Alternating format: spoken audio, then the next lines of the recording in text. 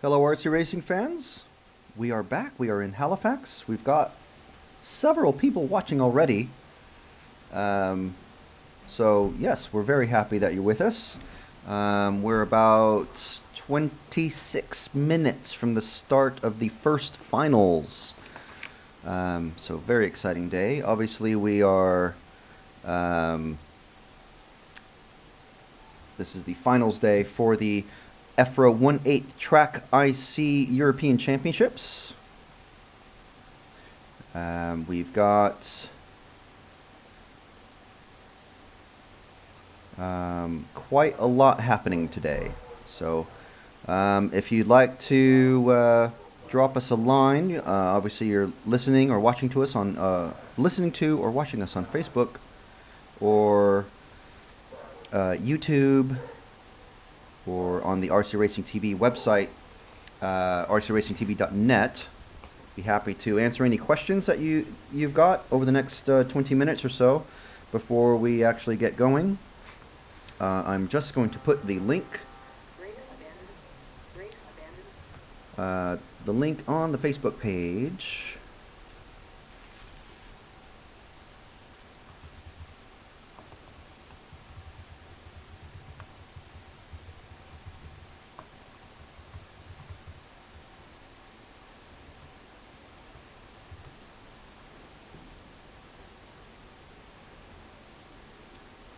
For the link. So if you go to Facebook, you can join the conversation, and we are happy to answer any questions you might have. If you go to rcracingtv.net or rcracing.tv, we've got some info there. Some inside info on how the tires are working, and so there's actually a little bit more information I could add to that web post about how the drivers are running in the tires before the runs, but I can go over that no problemo. Let's see, I'll actually add that while I'm chatting away here. Let's see here.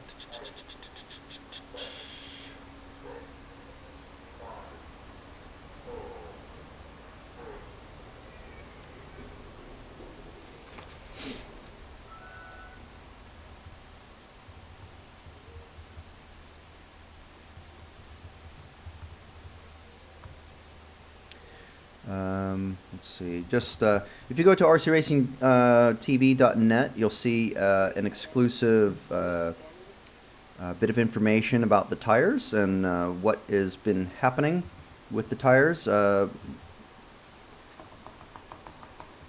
Basically, most people are pretty happy with the tires, the way the control tire is working. For Japan, people, the world's in Japan, the EFRA committee members that I've been talking with have said that at the moment I believe there's 4 different manufacturers that will be involved, so the logistics will be a bit more complex, but the execution will probably remain the same. I did suggest to them that maybe a durometer is provided, so that a durometer gauge, so that the drivers can see what the actual durometer of the tires are that they're putting on the cars. If you just read through the article, you'll understand exactly everything that I'm talking about. Basically, we did have there have been a couple of complaints here and there about the lack of consistency, and obviously, you know, there's manufacturing tolerances and everything like that. So. Not a huge deal. It does affect everyone sort of equally. Thank you. No, that's great. Thanks. And but overall, literally 9 out of 10 drivers that I've been talking with are very happy with how the tires have worked. So if you go to rcracingtv.net and just scroll down that front page, or you might have to scroll to the second at the end of the day, but it says there's a link or an article there called "The Tire Situation." So just click on that, and we've got some pictures, some insights from the various some current and former world champions, and we'll be happy to answer any questions that you have on there. There's already been a couple of comments, and I've replied to one of them, and so that just lets you know how it goes. So now I can just refer everyone to the website instead of going over it every half hour. So that leaves more time to talk about what's happened out on the track. Yesterday was pretty interesting. It was the second through fifth rounds of qualifying. Everyone had 5 rounds of qualifying after 3, was it 4 days? 3, almost 4 days, full days of practice. There were 3 days of 8 runs each, and then there was a further 3 runs of open practice without the control tire, and then there was a run of practice with the control tire, and then the first round of qualifying. That was Thursday. Yesterday was 4 rounds of qualifying. Today is all day. It's the finals. So yesterday we had some very big names. Well, one very big name not do so well for, well, I don't know. We'll leave it open to interpretation. You can interpret it however you like. Various theories coming through, but Lamberto Collari was in the 3rd fastest group of guys. Of course, the 9-time world champion, 7-time European champion. Last year he was competing with Robert Peach right up literally to the very last minute of the 45-minute finals, and here he is today. He's in the I'm gonna have to actually look down and down, see where he's finished. He's in the 1/4 final. He's not even in the semi. He 21st overall in qualifying time. And he goes from on the podium to 21st. On the podium last year to 21st. The other guys on the podium, Dario Balestre, he's sort of like, well, he's the TQ of the B semi, and Mark Green is TQ of the A semi. The other man that was on the podium, the defending European champion Robert Peach from Germany, he's 4th qualifier in the A semi. All right, so obviously Lamberto Collari was one of the big names to have a notable day for various reasons. We had Jens Grosskamp. He held the top qualifier position for a little while until the final group of drivers came out. Robin Daunt running the only, well, he's the top Motonica driver at the race. There are a few others, but he's the top one in the, I believe the only one in the top 2, and definitely the top 2 and possibly the top 3 groups qualifying yesterday. He was 2nd overall for the moment. I believe he's qualified 4th overall. I've got a screen. 5th overall behind Daniel Ialesi, and who's in 4th. And the fastest group of drivers, pretty much everybody went faster in Group 5 or in the 5th round of qualifying. And they are those guys. Well, the fastest group were Mark Green, Dario Balestre, Daniele Ialesi, Simon Kurtzbuch, who I'm going to have to just memorize it. He's running a Shepherd, and Silvio Heckler running a Mugen. Robert Peach, Kyle Branson, who's a UK lad, very, very quick. He's only 19, and he's straight into the semis with his, I believe it was his 3rd run. He didn't even use his 5th run. I think he crashed out of his 5th run. Francesco Tironi and Michele Romagnoli, these were the fastest group. And most of those guys are straight into the semis. So let's see, starting with the 1/4 B. the big names in this are Rick Brielnick, who is the top X-ray driver. Alberto Pico from Italy. I'm going to have to rewrite down what cars these guys are using. He's running a Mugen. One of the few Italian guys not running Capricorn. In the 1/4 A, we've got Oliver Mack, Adam Walker Catchbull, who from the UK, who leaped up from, what group was he in? He was in the 3rd heat out of 7. I believe it was his 5th round qualifier that catapulted him up into 19th. So he did really, really well in that 5th round qualifying. Lamberto Collari, of course, is qualified behind Adam. I've got Flavio Elias also in there. I know we're going to have one or two people rooting for him who are listening. And then in the Semi B, we've got second qualifier overall. We've got Dario Balestre, Daniela Ialesi, Simon Kurtzbuch, Francesco Terone. I'm assuming that's his correct spelling. I've been calling him Francesco the whole week. Francesco Terone, Micah Sullivan, Adrian Bertan, running a KM prototype car that I was allowed to photograph, but we can't show you the entire car, basically. We can only show you almost just the wheels. And Patrick Schaefer, he is running a Shepherd. And then in the Semi-A, we've got top qualifier Mark Green, Yillis Grosskamp, Robin Daunt running that Motonica, Robert Peach, the defending champion, Kyle Branson, the 19-year-old, Silvio Heckler, and Tim Wood from the UK running a Serpent. So, yeah. All right, so we're about 15 minutes away. We're actually at our official start time, so I'll go ahead and do all the housekeeping, get that out of the way. Well, not out of the way. We like to talk about our sponsors.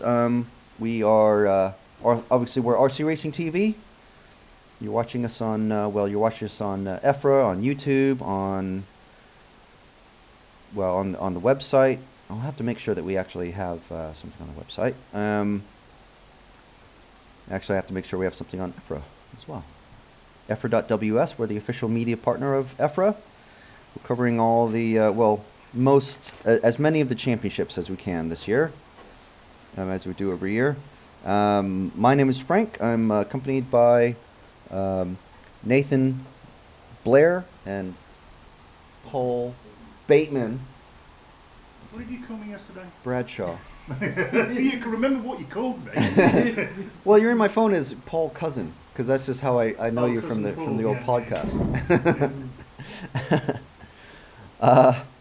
We're here in Halifax, England, accompanied by a few bugs from the local canal, and we're here at the EFRA 1/8 Track IC European Championship, where we've got drivers from all over Europe congregated in the cloudy climes of the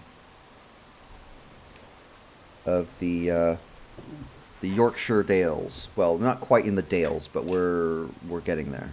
We're near it. So I'm literally, as I'm talking, I'm just editing the news on EFRA just to make sure that we're also on there. And we are brought to you by Protoform Race Bodies and Serpent Racing Cars. Proud to be sponsored by such illustrious names. And so, let's see. We've got a bunch of comments already. Good morning from Belgium. Good morning to Belgium. Good morning to Belgium again. Good morning to Portugal and Portugal again. And good morning to Athens. And good morning to Cortycraft 2000. Where are you from? You got to tell us. So, we've got quite a few more people watching.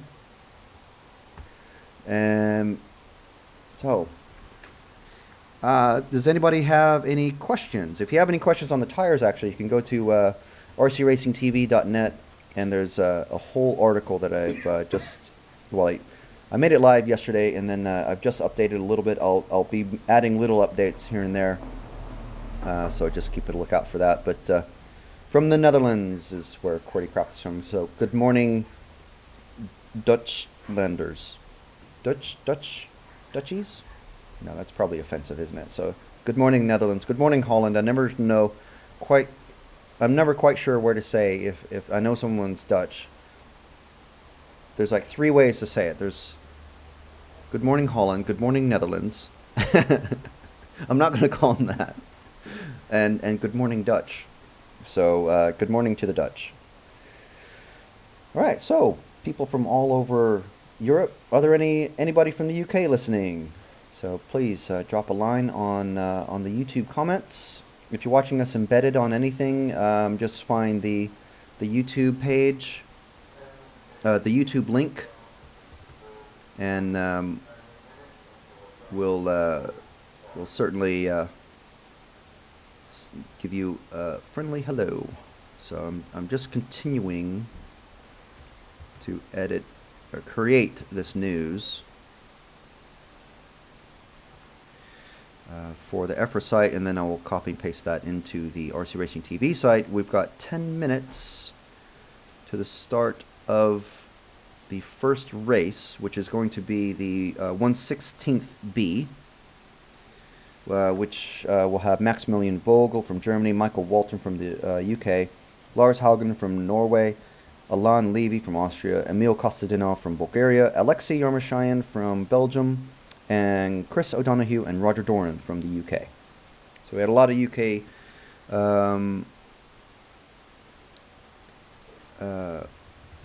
people watching us yesterday, so we're very happy to have you guys come along and tell us. Let's see, in Halifax. Coming along and tell us everything you know about these guys. Maybe a little bit too much information, and well, at least during qualifying and especially practice, we're happy to follow the anyone that you wished. But we will be tracking as much as possible the race action for during the finals, because obviously these guys are now going to be starting proper heads-up racing. Le Mans starts, and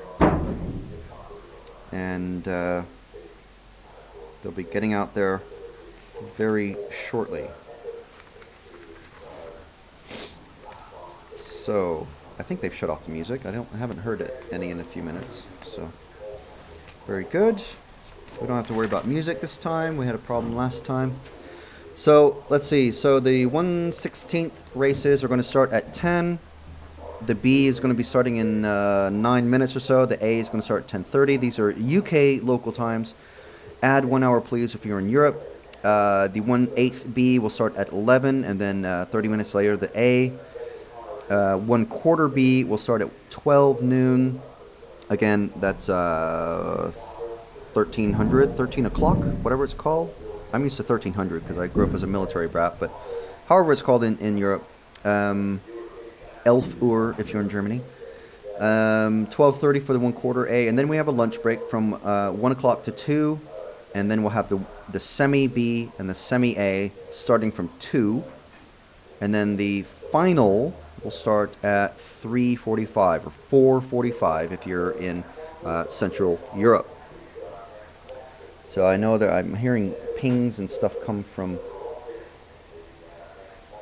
There we are. So let's see.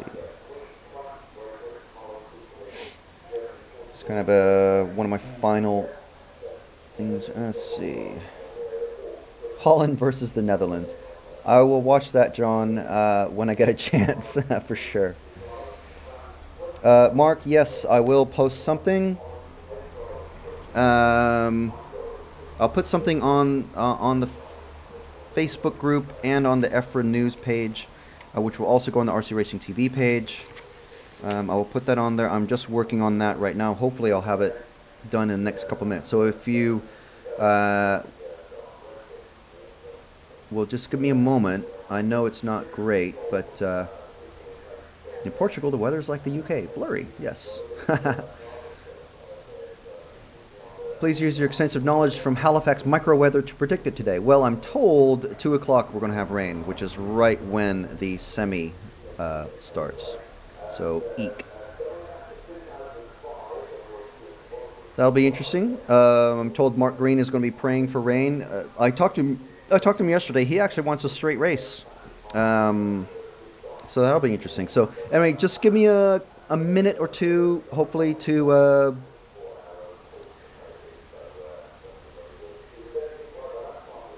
just finish off these news articles.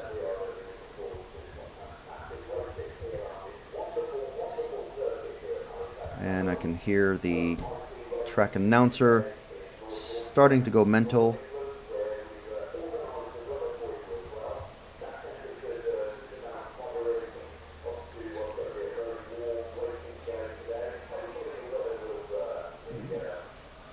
What's the weather saying? It looks like it's going to be clear. Ah, yes, we're expecting clear weather all day. That's according to the BBC. We're not going to be racing by 8. We're going to be completely done and out of here, and probably uploading the race edit, hopefully. Yeah, so we are expecting clear weather actually now.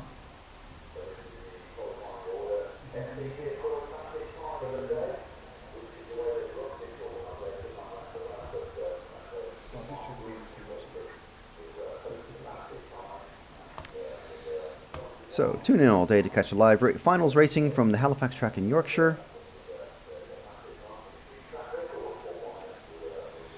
And see if Robert Peach from Germany can retain his championship, or if Britain's Mark Green can take his first international title.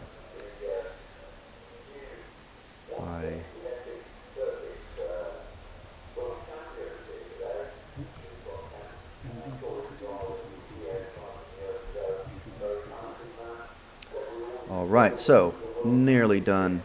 Sorry about this. I know there's lots of people watching now. So hello everybody. Please let us know if you have any questions.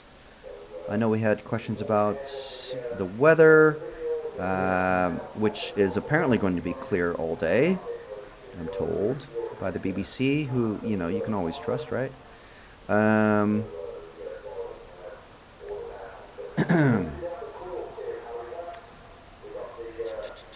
And let's see if there are any questions on YouTube.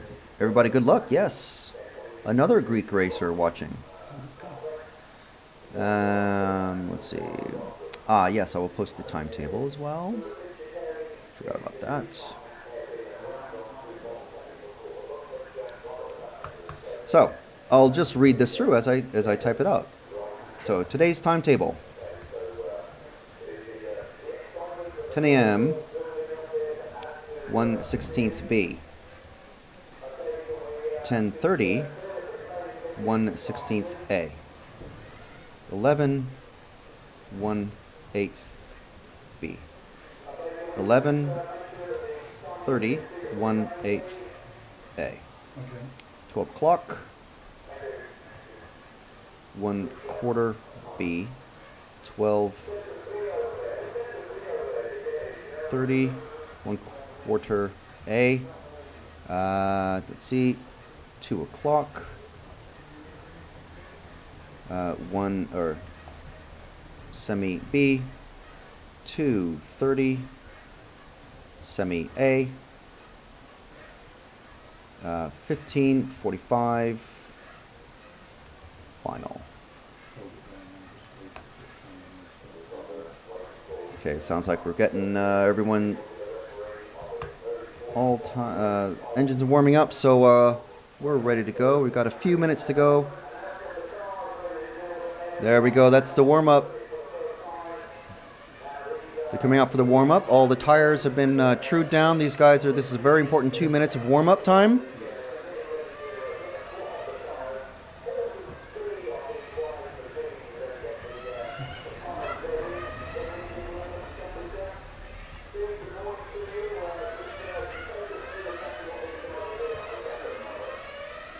All right, so I'm going to put my ears on so I can talk directly to Nathan, our cameraman, and then we will soon be on our way with the first of today's all-important finals.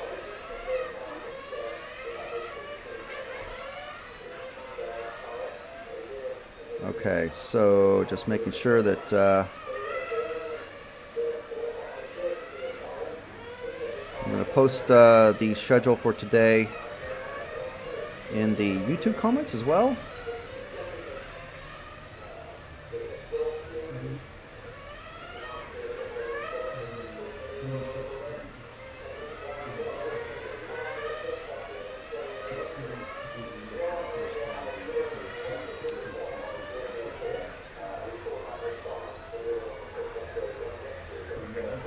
So on the track we've got 2 static cameras. The one that you saw just a minute ago showing the cars coming out of the pit lane, and that is also where the start-finish line is.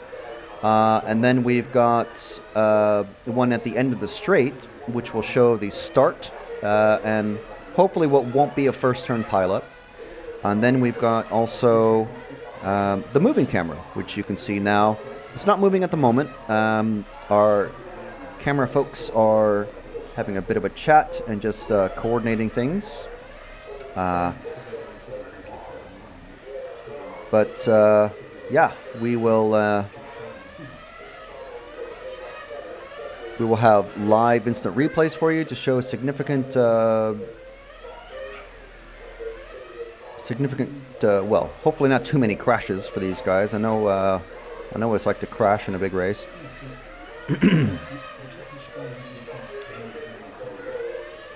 And we're getting ready to go now.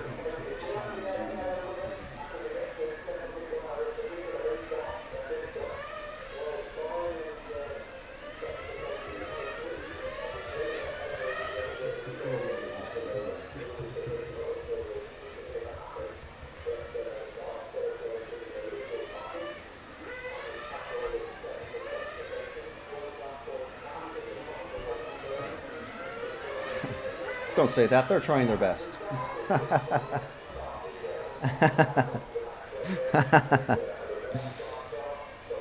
All right, so we're just not very far away now. A little bit past 10 o'clock on my clock.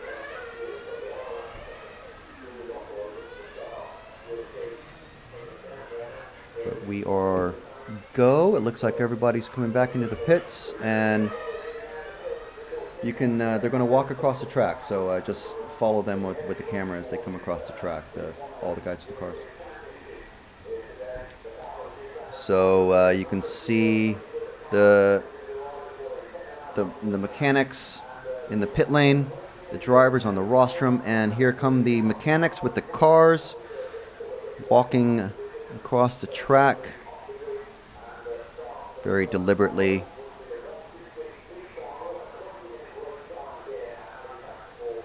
Let me see, the list of the finals, that's a good question.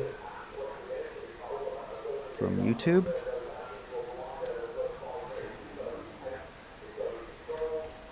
No, there's only 8 drivers in this race, but I believe the top 3. Is that right?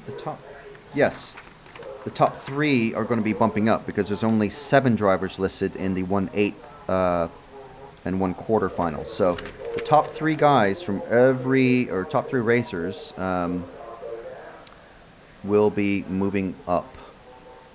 Unfortunately, Rui Nuno Gomez, I don't have a list of finals that I can conveniently post anywhere. So here we go, is another warm-up lap. I think they're only getting just the 1 lap. So that's the number 1 car of Maximilian Vogel. And comes back to his pit man. Someone misses a spot, ends up on the grass. That's not a good place to start. All right, so let me just bring up the live timing.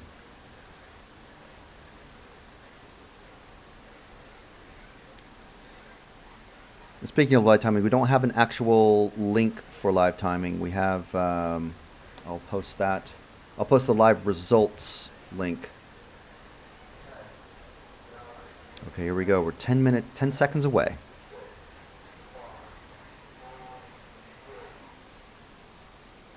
on the ground. Mechanic step back. Someone has jump started. Okay, we've got a 20-minute race on our hands now. There's already a bit of action going around the triangle circuit.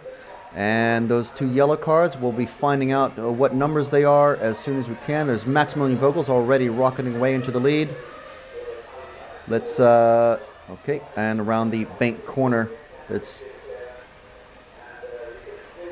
find out what numbers these cars are. I don't have a window. Maximilian's already got a pretty big lead. He wants to just maintain that and hold on to it so he can move up with the other, the second and third place finishers in this race, so they can move up into the 1/8 B. And here we go. There's Maximilian coming around the spoon corner, around the hairpin, and down the main straight. He goes into the bank corner. He's hitting about 60, 65 miles an hour, and a bit more action back in the pack. Let's drop back and let's see who's in second. I believe that's going to be the number 2 car of Michael Walton. Yes, that is Michael running in second. Can't tell you what cars these guys are running. I haven't actually spoken to them, but I'm sure we're going to see some pretty good racing action. Let's drop back and let's see who's in third. And he's in clear air. That is the number, is that number 3? Looks like the number 3 car of Lars Haugen. Lars Haugen from Norway, one of the few Scandinavian races that we've got here. And we are a minute and a half into this race. We've got, that's car number 4 that we're following. Sorry, that's Alain Levy from Austria. A minute and a half down, we've got Maximilian Vogel in the lead. He's on a 71 lap pace. He is destroying the rest of these guys. A full lap pace ahead of Michael Walton, who's in second. Alain Levy in third, who we are following now. And Emil Kostadinov, the car number 5. Looks like the big loser off that start is Lars Haugen, who's car number 3. He's running in 7th. But the running order at the moment is Maximilian Vogel, Michael Walton, Alain Levy, Emil Kostadinov, Alexei Yomershayan, Chris O'Donoghue, Lars Haugen, and Roger Dorn. So let's see, let's see what the gaps are. So Michael Walton is just about 2.5 seconds behind Maximilian at the moment. Alain Levy is quite close. Yes, second and third battle is heating up. So let's follow these guys around. Looks like Alain Levy, that car number 4, the yellow car, is definitely catching up to Michael. Let's see, they're coming down the straight. You can see our straight cam there. And as they're coming around the triangle curves and back onto the pit chicane, across the start-finish line right there in front of the timing booth. So here we go around the hairpin, and they are going back down the main straight, doing about 60 miles an hour or so around that bank curve. Let's see where Alain is making up the time to Michael. It seems to be he just has better overall pace. I can't tell quite yet.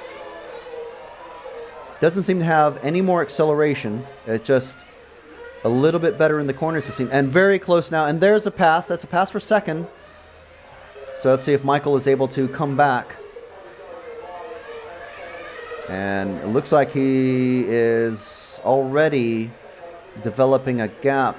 Alain is developing a gap to Michael. And that is, yes, let's go to instant replay. Here's the pass for second. Very close swipe there, and then Michael goes wide, and then Alain sweeps just under him. Very easy pass, and look at that gap now, back to Michael.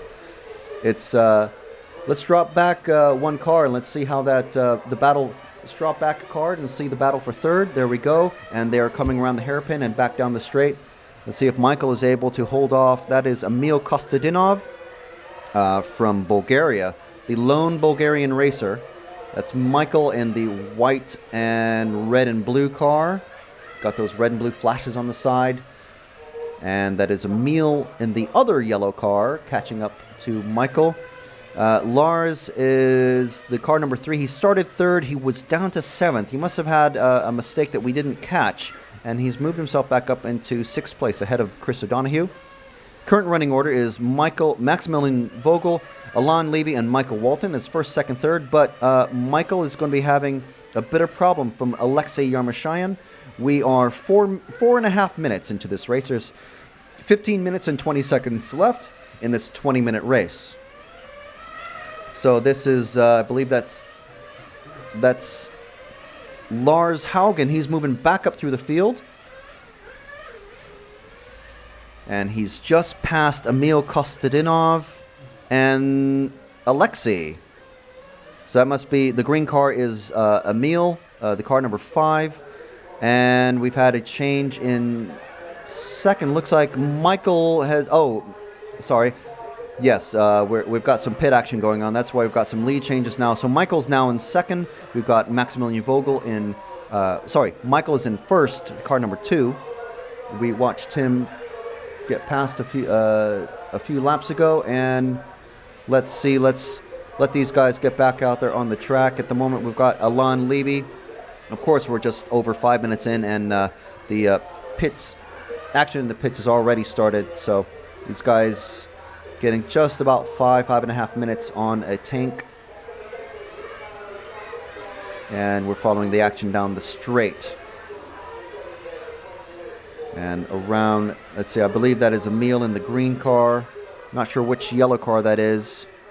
That is, I believe that's Alain in the car number 4. And I think that wasn't Michael. There's Michael there coming off the straight. So these guys, I believe that's, that's Maximilian in the green car. Yes, this is the battle for the lead.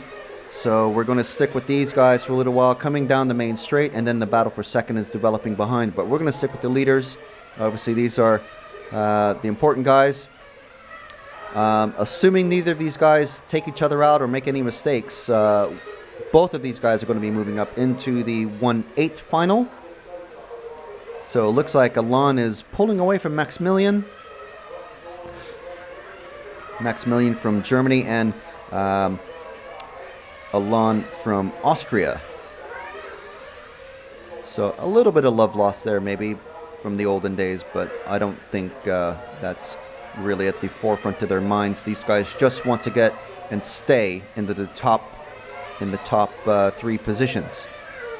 So that is Alain Levy and the car number 1 of Maximilian Vogel. Behind them we have Michael Walton and Emil Kostadinov.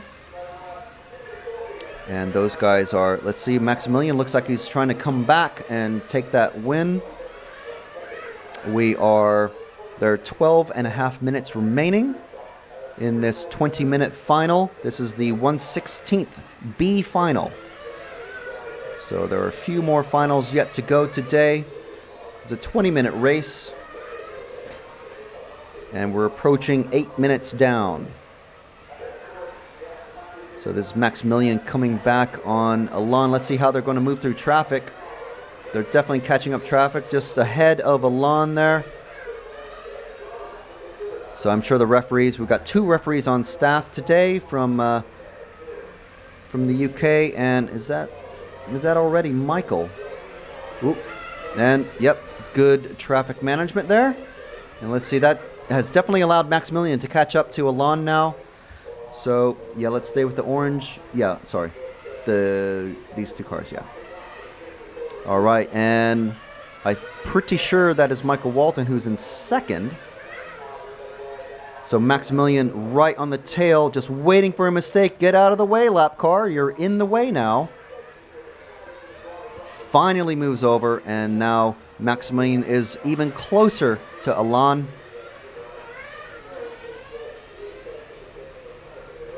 And coming around the triangle, around the hairpin, onto the pit chicane, and that's very, very close now. Spoon curve. Maximilian just sweeping very, very close to Alain's rear. There aren't any bumpers on the rear, but there's definitely huge bumpers on the fronts of these cars. It's shoved out of the way, but if Maximilian is a bit too vocal in getting past, he will be penalized. I've seen the stop and go box. It takes a long time to get through those pits. So we're just under 9 minutes remaining, or 9 minutes into the race, and we're approaching the second round of fuel stops. So let's follow whoever goes into the pits first. And let's see, so Maximilian has, as they've come out of traffic, Alain has been able to drop Maximilian just a bit. So let's see if Maximilian's able to catch up. coming around Spoon and around the hairpin, and this, it's getting definitely closer, much closer now. Maximilian, he's on a drive. He wants that win, even though he doesn't need it. There we go. There's the, they're both coming into the pits at the same time. Okay, and Maximilian has a bit of a slow stop, and there's Alain coming back out that elevated pit area, and Maximilian has lost loads of time to Alain in the pits. What happened there? I think he stopped short. So the pitman wasn't able to reach across, but a careful pit stop, and they're both back out on track. That's Alain well out in the lead. He's got over a second of a gap now. And let's see, actually on track is Michael Walton is in second, Maximilian Vogel in third, and Emil Kostadinov in fourth. Lars Haugen running fifth overall. He's going to have a job to come back up into the third position. So let's drop back to the green car. Sorry, let's stay, at the hairpin, follow the car coming out of the hairpin. These two. So that's Maximilian Vogel. His stop was so slow, he's actually now in fourth. So we're not sure what happened, but we believe it was just a short stop. So he hasn't pulled off there. It looked like he had, but it was just a wide line. So we're following the third and fourth place cars of Emil Kostadinov. This is a very important battle for position because it's the top 3 cars only that are moving up into the 1/8 B. This is the 1/16 B final, and we're watching Emil Kostadinov in that yellow car, followed as close as possible by the green car of Maximilian Vogel, who started this race in first position. So that's second, third, and fourth coming down the straight. So Maximilian Vogel wanted to get into that third position. I'm sure he didn't think he had it locked up. I know even the top racers don't think they have a spot in the final locked into position, because they do have to battle for on the track to get into the final. And there we go. There's another pit stop. That is Emil Kostadinov coming in for an out-of-sequence pit stop. There's 7.5 minutes remaining. So is he going to try to make it on just the one remaining pit stop? Is his we haven't followed him into the pits. I'd be very surprised if he's able to get 7.5 minutes out of a tank of fuel. Most of these guys are running about 5.5 minutes. So it'll be very interesting to see what happens. Let's see if this is Emil. He's running in fourth. Let's spot the green car if you can. So we're going to try and find Maximilian Vogel, who's now well into third place. Here we go. That's Maximilian getting a bit wild. And I think this is the battle for second now. If that's Michael behind him, I think. Nope, Michael's ahead of him. So that's just lap traffic that is behind him. So this is Maximilian Vogel. He's certainly in the third position. Emil is now 7 seconds behind Maximilian. So that out-of-sequence pit stop has kind of thrown things for a loop here with the timing. So we're following third place man Maximilian Vogel from Germany. He started this race in first, and he's hoping to finish at least third. As he's coming around the triangle curves, he's not stopping yet. There's 6 minutes to go, so we're going to be seeing a pit stop at some point.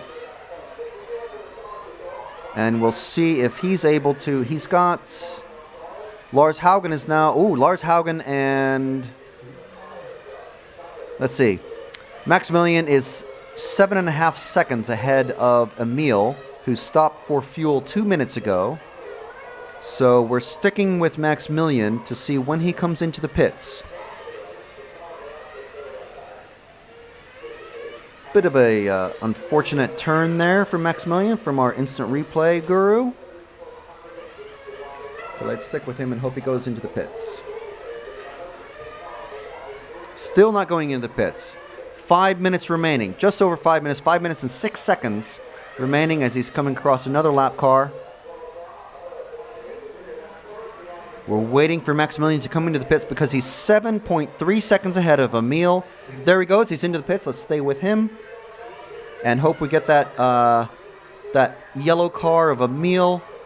A very slow and deliberate pit stop. I don't think Emil's anywhere. Nope, Emil has gone into third now. So who's this? I think this is Emil. We've got the running order with 4.5 minutes remaining. It's Alon Levy, Michael Walton, and Emil Kostadinov. Lars Haugen, who started in third, has moved into fourth ahead of Maximilian. So now we're wondering if Emil, who pitted at 7.5 minutes to go in the race, is he actually able to run 7.5 minutes on a tank? I'd be massively surprised if he is.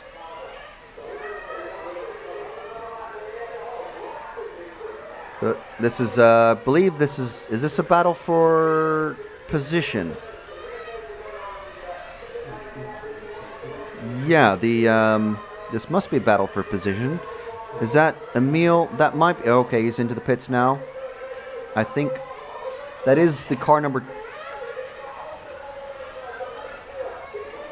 Didn't get a close look at the number. I think it was car 5. That's Maximilian Vogel.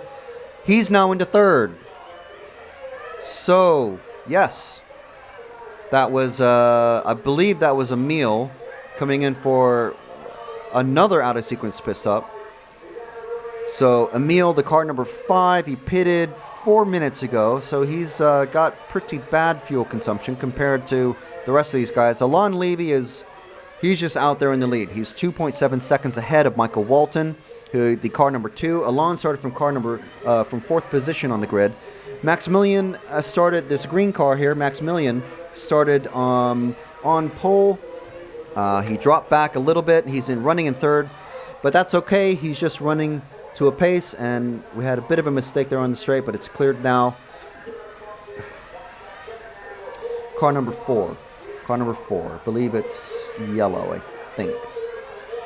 So we're going to be following. We've got 2.5 minutes remaining in this race. We're going to look for Alon Levy out on track. And it's this Alon coming around Spoon Curve and the hairpin. That's Alon there. He's 2.2 seconds ahead of Michael Walton, who we saw Michael in a bit of trouble earlier, but he's come through. Maximilian Vogel started on pole.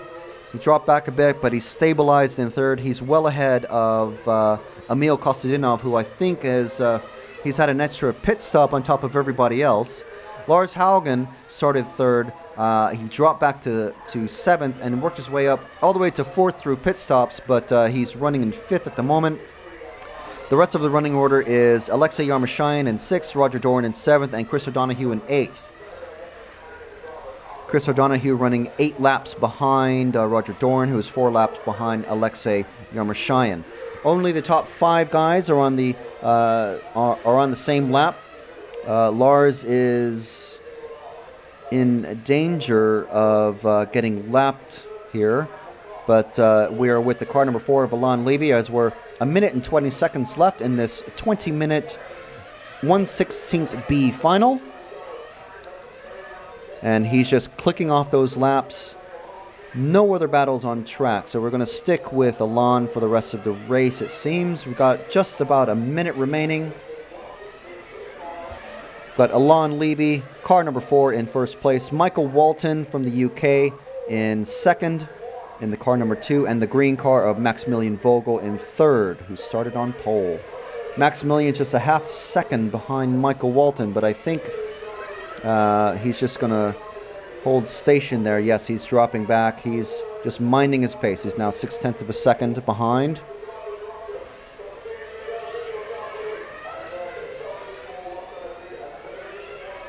Alon Levy now with a 3.5 second lead. Oh, was that Alon? I think Alon was involved with that, but was that Emil, the car number 5? Didn't see it as it came through, but we're going to go to instant replay and see what happens. So with the car number 5, there's only 7 seconds remaining. He's on his last lap. He's going to be able to finish this lap very easily. He's 3 seconds ahead of Maximilian. And we're going to follow him across the line. And there we go. Drop back and find the second and third place cars if you can. Oh, no, it's okay. It's okay. They've already crossed the line. They were very close as they were coming past. Oh, Maximilian Vogel did take the second place off of Michael Walton. So that was the battle coming down to the wire for second place. But of course, we were watching Alain Levy as he crossed the finish line in first. So the car number 4 of Alain Levy from Austria taking the win with 76 laps in 20 minutes and 10 seconds. Maximilian Vogel finishing ahead of the British driver Michael Walton. Those 3 will be moving up into the 1/8B. And Emil Kostadinov from Bulgaria taking 4th place. Lars Haugen from Norway taking 5th after dropping back all the way to 7th, working his way up back through the field, but of course being a tight battle to get through all the other cars. Alexei Yarmoshayan from Belgium in 6th place. Roger Doran and Chris O'Donoghue finishing 7th and 8th. All right, so pretty good start to the day, I think. Hopefully you guys enjoyed that.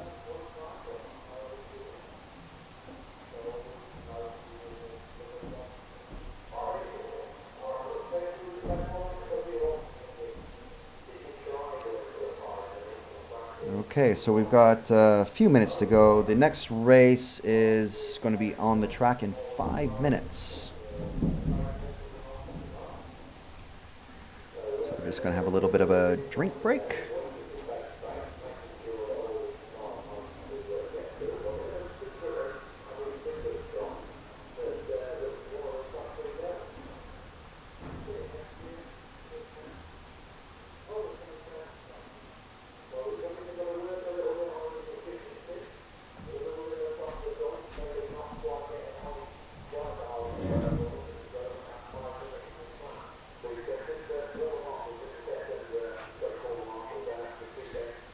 The marshals coming out on track. Bom dia a todos. Bom dia a todos yourself. I'm sure that means something polite. Any live timing results? We do have, I was going to post the link. I will put that now. We don't have actual live timing. We have live results.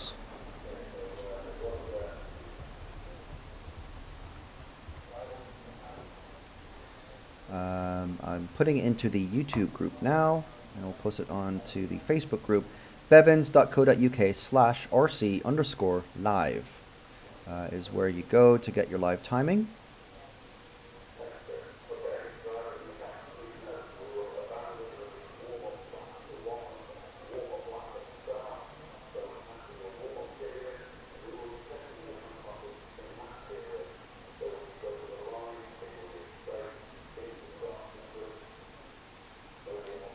Picture's gone.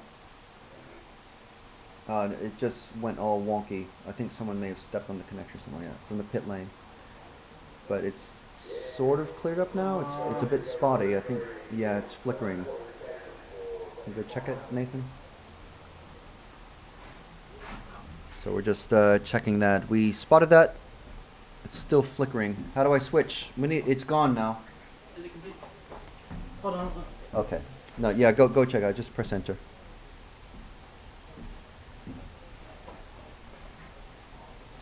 No, it's not. It's yeah. Sorry, it's on the moving camera now.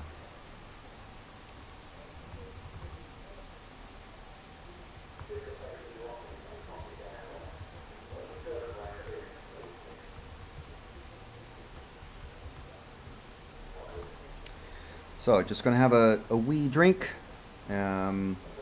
We'll be back in just a couple seconds.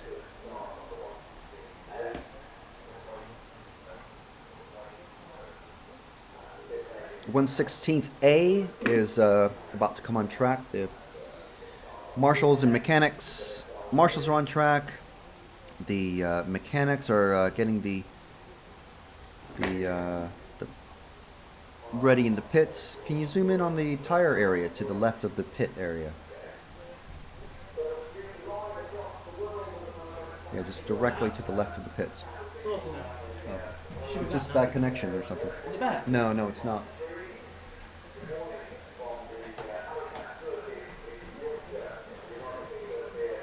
Go back to start.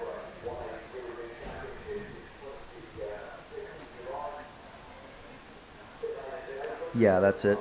So that's the tire cage, and if you pan right, It's still on, so go back to start. there's the driver's. Yeah, just zoom on the cars as they're coming out of the pit for the warm up. That's all. So these are the 1/16th A drivers who are getting warmed up, or they're about to warm up. The race organizers have just made the announcement that there's not going to be a formation lap like we saw in the 1/16th B in the last race. So it's just going to be this 2-minute warm-up period, and then they come into pits, get refueled, and then the mechanics carry the car back across the track, and then they go straight into the race. There's no formation lap once they're in grid position.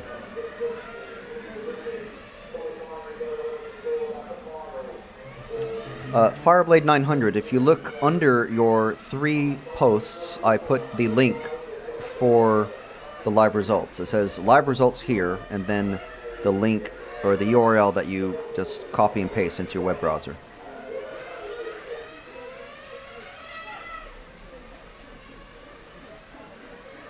It's not live timing, it's live results.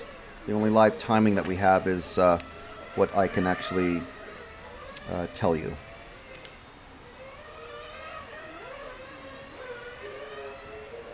And the reason for that is there's some issue with the FTP server or something that is providing the information.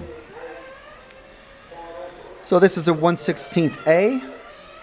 Yes, this is live, Intrepid 106. We're delayed by about 20, 30 seconds or so, but yes, effectively live, yes. We are live.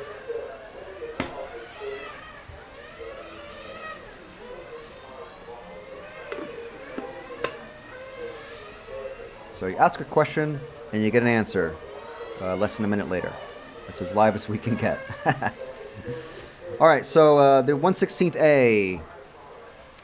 We've got Neil King from the UK, Jason Frost also from the UK, Anthony Abasset from France, Marcus Lidner from Sweden, Michael Klausner from Austria, Richard Waters from Great Britain, Andrew Mollett also from Great Britain, John Withington from the UK, and Joe Diacono from the UK. Apparently John and Joe are the only ones using 40 megahertz frequencies. So that's interesting. Yeah, I don't know why the finals results are not being updated. So it's unfortunately nothing to do with us. I do not know.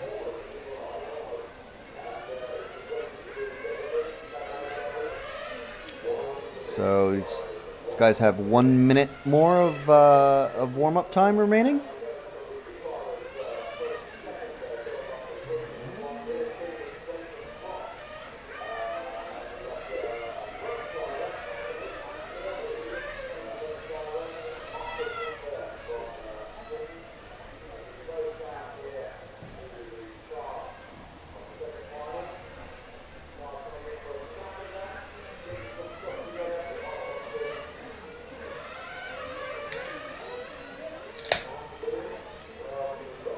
Should have had a more substantial breakfast. I'm hungry already.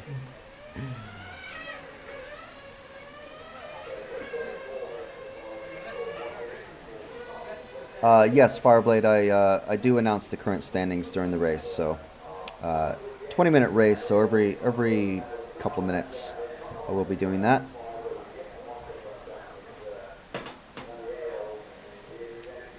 And we've got a Marcus Lidner fan.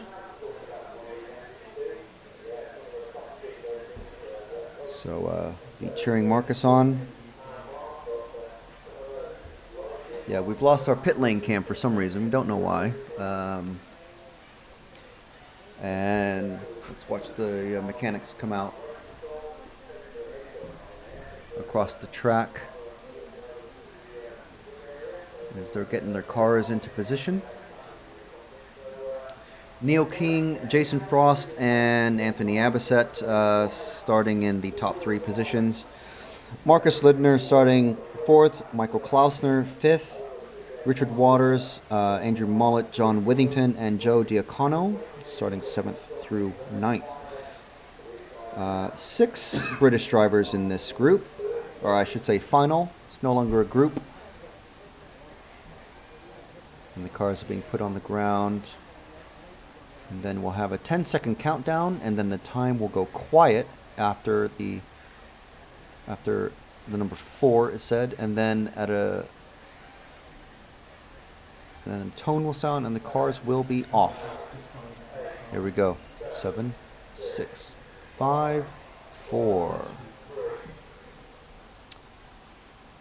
Oop, already a jump start again from the final, but no, it's okay.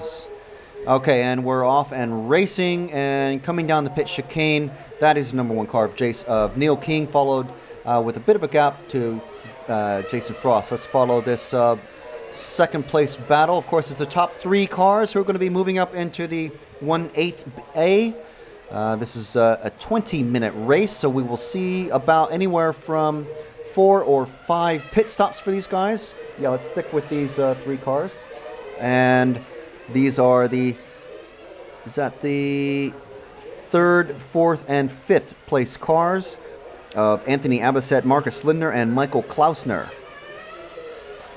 As they're coming around the hairpin and onto the main straight, obviously these guys very closely matched because, and we've got a race on for 3rd. This is obviously the all-important 3rd, and we've got someone going into the pits. What's going on here? For fuel? Is he run low already? Let's get back onto the racing action though, and let's follow that battle. That is Neil King, Jason Frost in 2nd, and 3rd place of, I believe that's Anthony Abisset. They've got a nice gap between them. So let's see, I believe this is Neil King running. No, there's a car ahead. Car number 1, yes, Neil King. So I apologize, well, not in advance, but I apologize for not knowing these guys' paint schemes, but we are working through it. We don't have a window, so I can't actually see these cars when they come past. We have to rely on the same images that you're seeing. So it's obviously a tight battle for the last place position, or as I like to call it, the battle to not be in last place.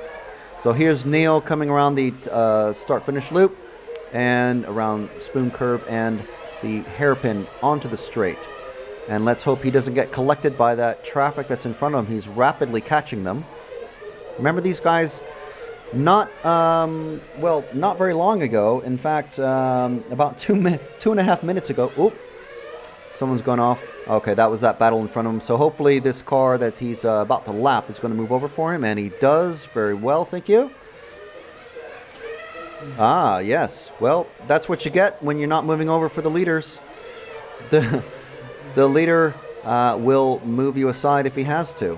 So this is, well, they're all British drivers, those guys who are running at the back. So hopefully they'll be able to shake hands after the race. So this is Neil King, well out in lead. He's got almost a 2-second gap to Anthony Abisset, the car number 3. Car number 4, Marcus Lindner, is almost 4 seconds behind Anthony Abisset. So no real battle for 2nd and 3rd yet. We might have a developing battle for 3rd place with Michael Klausner and Marcus Lindner. They're separated by a 1.5 seconds. But at the moment, with 3 minutes down, we've got Neil King in the lead, Anthony Abisset in 3rd, Marcus Lindner 4th, Michael Klausner in 5th. Marcus Lindner in 3rd, Michael Klausner in 4th, John Withington, Richard Waters, Joe Diacono, Jason Frost, and Andrew Mollett.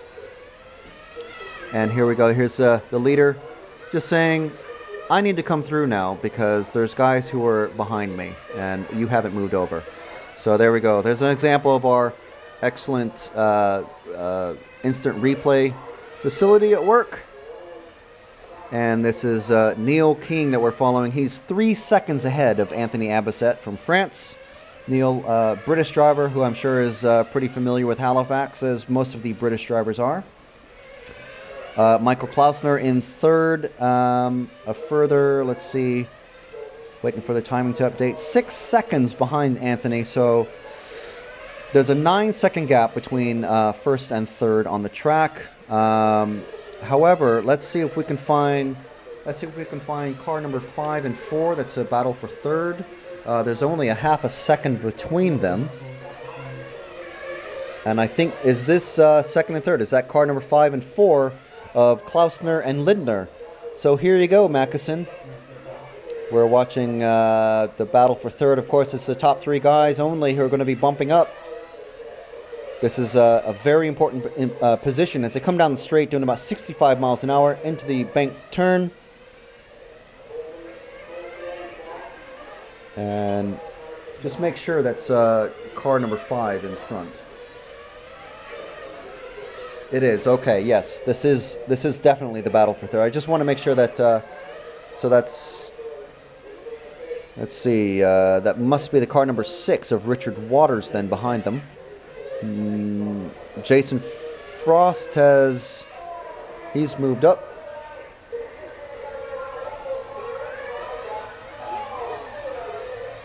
Yes, 5 and 4, they're coming down the straight. Bit of a hiccup for one of them as they came through the spoon curve, and that's his lap traffic, who's ahead of them, I believe, who needs to move out of the way. And you need to get out of the way if you're car 6 of Richard Waters, who's holding them up. He needs to move over. Where's the referees? Ooh, that's and just a tap and gets out of the way. So that's a pass for third place. We're following the battle between cars number 5 of Michael Klausner, who presently in third. Actually fourth now because he just got past, and Marcus Linden, the car number 4, who's now in third.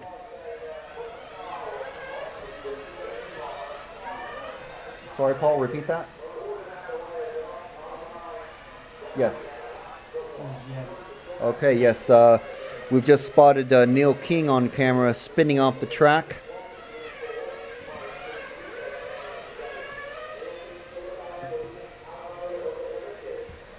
Yes, please. Yeah, there's a second and a half between them. So here we are. This is the battle for third once again. There's a bit of a gap now, especially as there's now a car between them. Let's see if... Okay, and we're seeing the Neil King spinning off.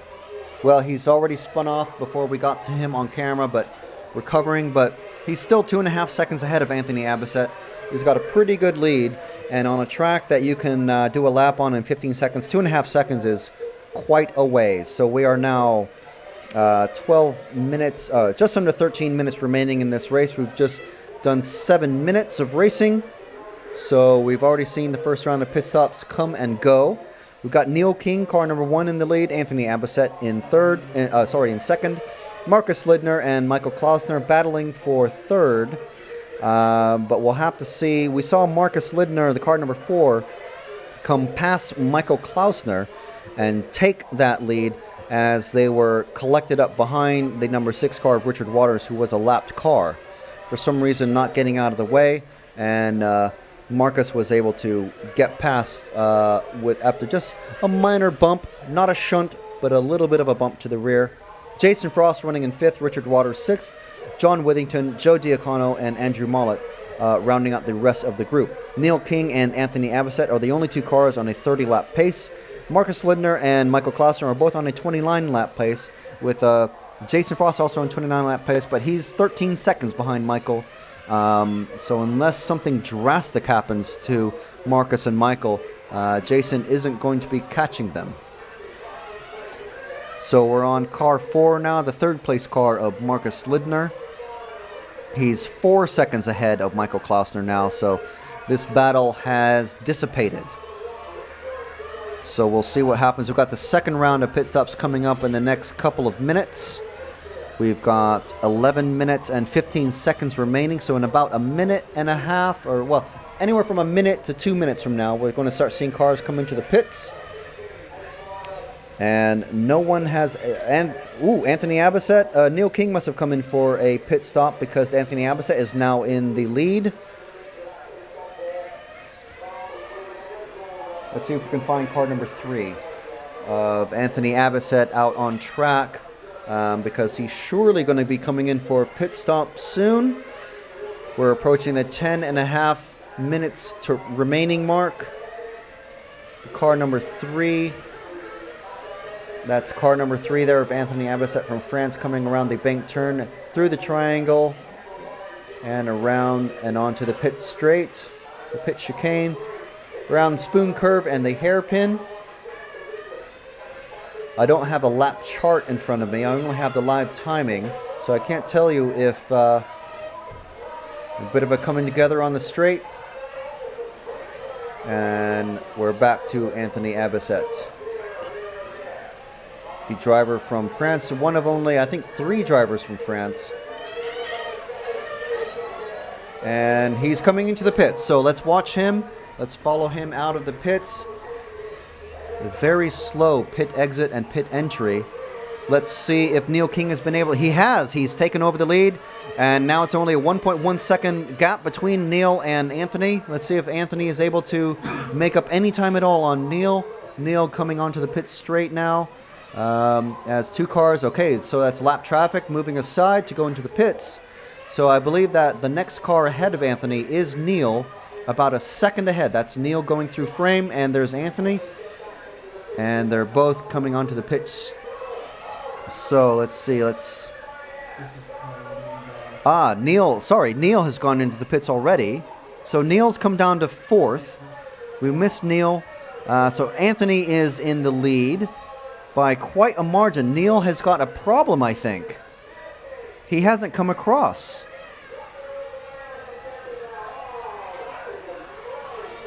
This is the leader, the car number 3 of Anthony Abbassett. Neil King has dropped down to 6th position. He had a 53-second lap.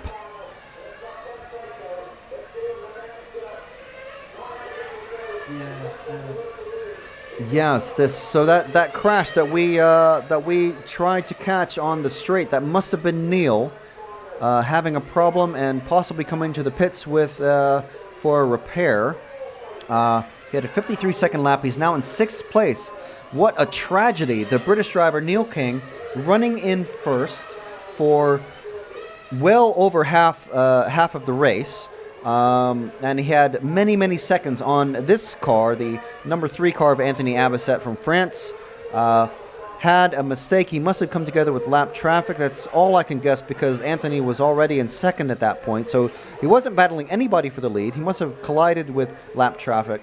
Had a mistake on the main straight, and now he's running in 6th position after having a nearly a minute lap. He's running 4 laps behind Anthony Abbassett after being off the track for over a minute, and now he's missing again. He hasn't crossed the timing loop. So tragedy for Neil King, solidly in 1st place and certain to move up into the 1/8 B final. And now Anthony Abbassett has taken over that lead position. Marcus Lidner in 2nd, some 6 seconds behind. Michael Klausner another 4 seconds behind. So we're back to about a 9 or 10 second gap between 1st and 3rd. But unfortunately for Neil King, he has pulled off. I couldn't tell you if that's bad luck or just bad driving on the part of some other drivers, but definitely, well, certainly bad luck. But we car 2 is, yes, car 2 of Jason Frost he's a lap behind car number 5, 3rd place car, Michael Klausner. So no major battles on the track. It looks like Neil has pulled off. Tragedy, definitely for Neil. And he had the fastest lap as well. He was so far in the lead. And so it's our first major upset of the day. I'm sure we'll see more. But for British drivers on the home track, definitely not what the home fans want to see. So we've got Anthony Abbasset, the car number 3, in first position with 6 minutes remaining. Marcus Lidner in second. Michael Klausner in third. Those three are a full lap ahead of the fourth place car of Jason Frost, Richard Waters, John Withington, Joe Diacono, and Andrew Mollett. Neil King has pulled off. So these top 3 cars of Anthony, Marcus, and Michael will be moving up unless something major happens, and I'm not wishing that on any of these guys after the work that they put in all week. Unless something big happens, these guys will all be moving into the 1/8 A final. This is the 1/16 A final. There's 5 minutes and 15 seconds remaining.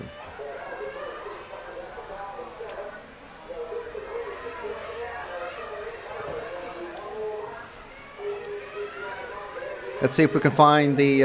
Let's see if we can find car number 4 of Marcus Lidner. Marcus from Sweden. So I think, yes, that is the car number 4. This is Marcus. He's running some 4.6 seconds behind Anthony Abbasset. And the final round of pit stops. A very slow pit entry and a very slow pit exit, which is what the drivers want. And there's a big, well, a brick barrier on the side that keeps them in line.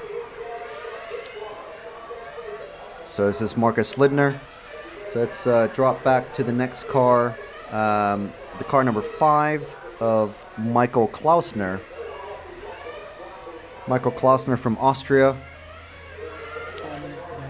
4 minutes remaining, and we are looking for, was that, who was that making a mistake coming onto the straight?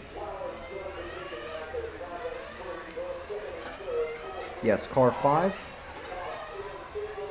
So there's car 5 of Michael Klausner on track. He's coming around the triangle curves onto the pit chicane and around Spoon, and let's see what happened here. Oh, went upside down. Who was that? The car 9 of Joe Diacono. He's running in 7th place. 3 laps down. 5 laps down from the leaders. So only the top 3 cars are on the same lap. Anthony Abbasset on a 62 lap pace, as is Marcus Lidner and Michael Klausner. They're separated by about 10 seconds on track, so we've got 3 minutes to go. If we had any longer, I'm sure we'd see Anthony Abbasset start to lap or come up on the number 5 car of Michael Klausner.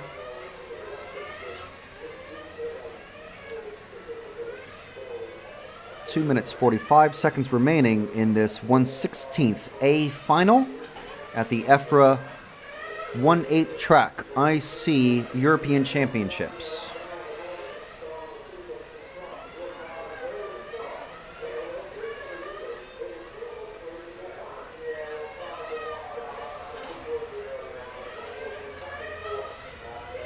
So now we're just under 2.5 minutes remaining. Marcus Lidner has caught up a tiny bit to Anthony in first, but yeah, that's just they're working through traffic, so the times will vary a bit, but they're still anywhere from 4 to 6 seconds apart, the top 3 guys. Anthony Abbasset, Marcus Lidner, and Michael Klausner.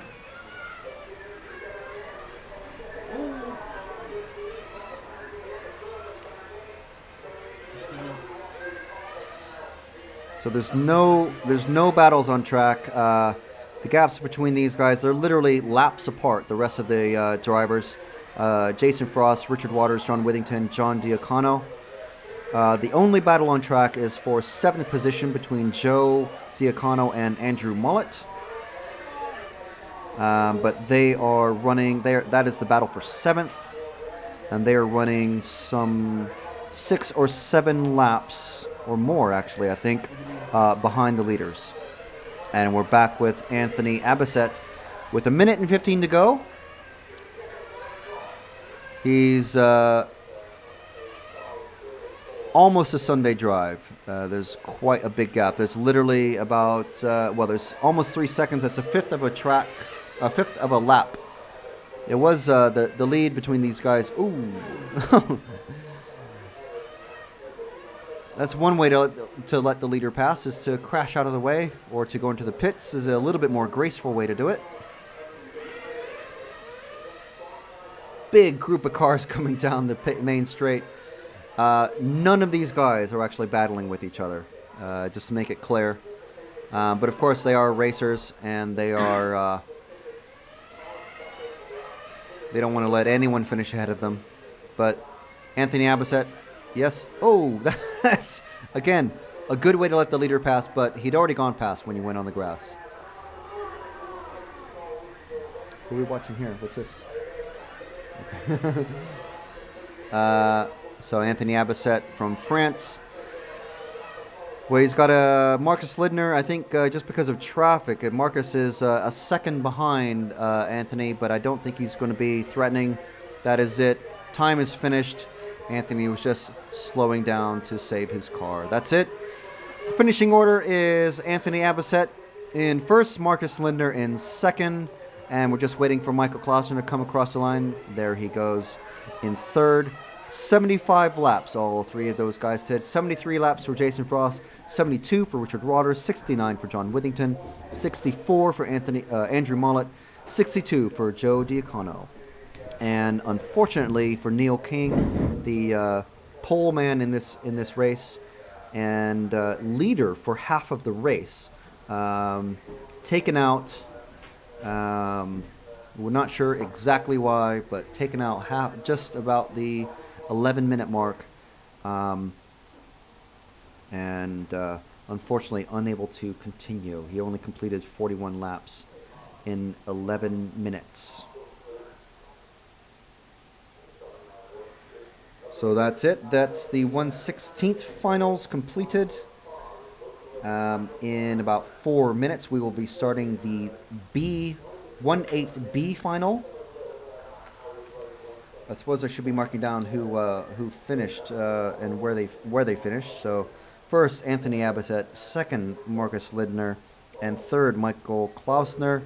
These guys started third, fourth, and fifth, strangely.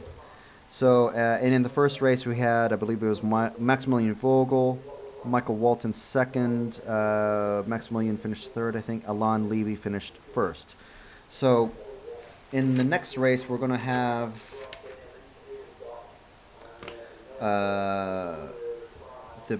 the guys who qualified directly into the 1/8 B are Andrew North from the UK, Matteo Rinaldi from Italy, Andrew Hastings from the UK, Richard Hicklin from the UK, Marco Vanni from Italy, Sabrina Lechner from Switzerland, Philip Sting from Germany, and joining them will be Maximilian Vogel, Alain Levy, Michael Walton, and Maximilian Vogel from the 1/16 B, because 3 drivers move up in every final.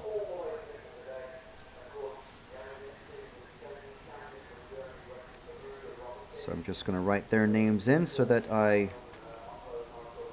we know the car numbers. We got car number 8 is Lon Levy. Car number 9 is Michael Walton. And car number 10, or 0, of Maximilian Vogel.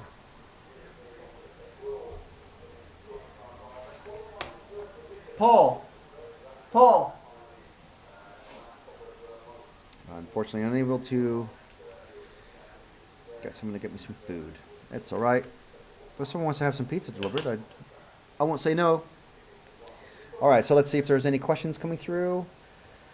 Any chance of some pit lane action? Close-up, drivers, cars, etc. Yes, we are working on the pit lane cam.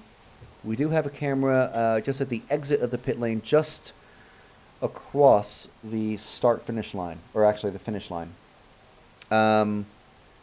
and our camera guys are working on that as I speak. And when there's a significant pit stop of someone that we're following, yes, we will follow them into the pits.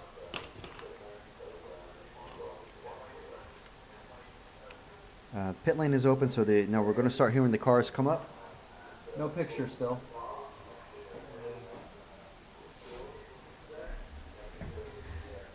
The 1/8A is going to have, let's see, car number 8 is going to be Anthony Abisset, who we just saw running, or winning. You saying it was flickering before it went? Yeah. Car number 9 will be Marcus Lidner. And car number 10 will be Michael Klausner. I'll get you on the phone.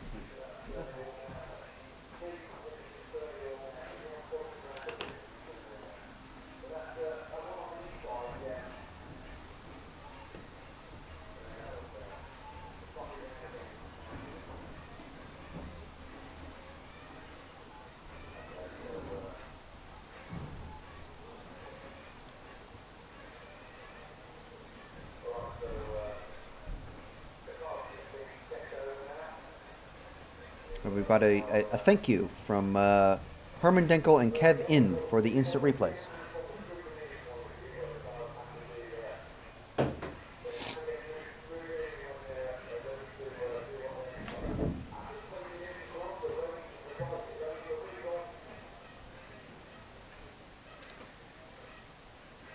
So just sharing that thank you with Paul, our instant replay man. Nathan going back up top. Looks like Nathan's going to be doing the B's and Paul will be doing the A's.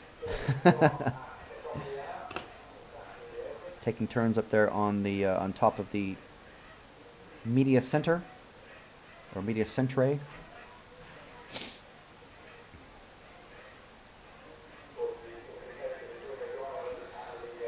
So this is the 1/8B final. Another 20-minute race. And once again, the drivers are Andrew North, Mattia Rinaldi, Andrew Hastings, Richard Hicklin, Marco Vanni, Sabrina Lechner, and Philip Sting, with Alain Levy, Michael Walton, and Maximilian Vogel moving up from the 1/16th B.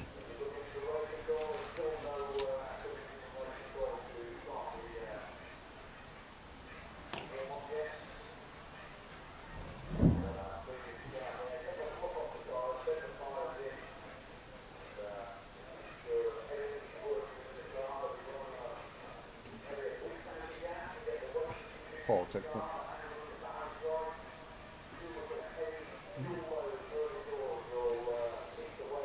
So we've got, I think it's almost 3 times as many people watching now as we have actual drivers on the track.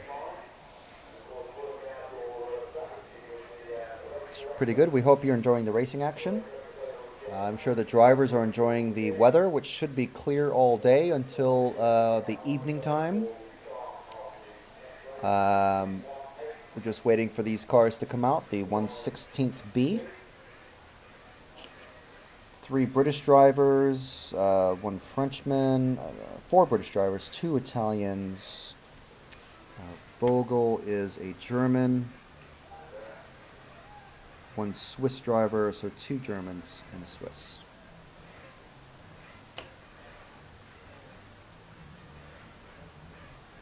So if anyone is curious, we've got on the rcracingtv.net webpage, we have a complete breakdown of how the control tire works.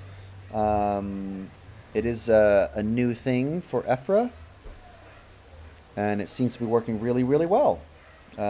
Nearly everyone I talked to, bar one, was very happy with it.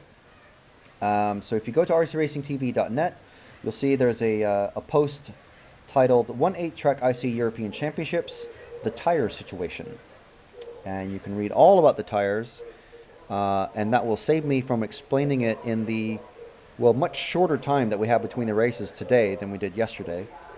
Between qualifying, I think there was like 5 minutes of quiet time almost. It was like at least 3 or 4 minutes. So the track is open and they are off and running. So There's Maximilian as a familiar green car. I'm sure he's the only green car out there. Yes. Oh, and someone already getting collected at the end of the straight. Don't go on the grass.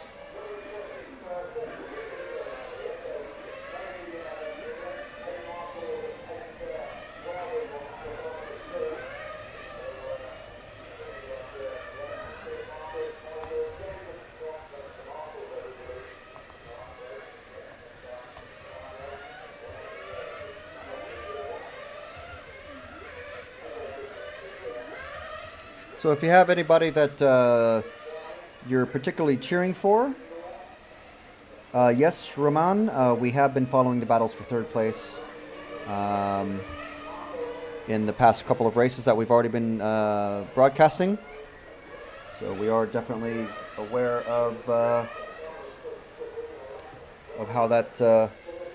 how these develop. That does mean that we do miss the battles for the lower spots. Which, if you have a friend or know someone in the race who might be battling for 5th or 6th or something like that, yeah, we probably won't be able to follow them, because we are certainly most interested in who wins and who comes second, and very important 3rd place position. Seta Junior Fasti. That's an interesting name. This is not the 1/4 yet. This is the 1/8 B final. It's going to be a 20-minute race. All of the sub-finals are 20 minutes, and this race is 20 minutes. The final will be 45 minutes.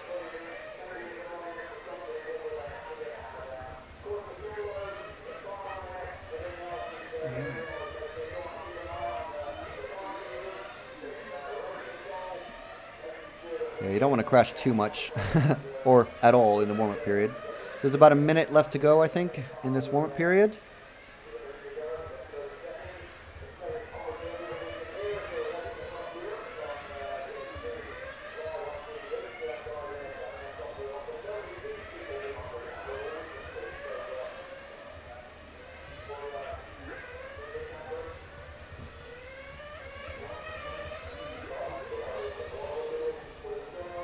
One minute now. 1 minute to the start of the race. So we'll get maybe a couple more laps of wearing in on those rear tires, and then they'll come into the pits, get refueled, and the mechanics will collect the cars, and then they'll walk across the track to the starting positions that you can see on the main straight there, on the side of the main straight.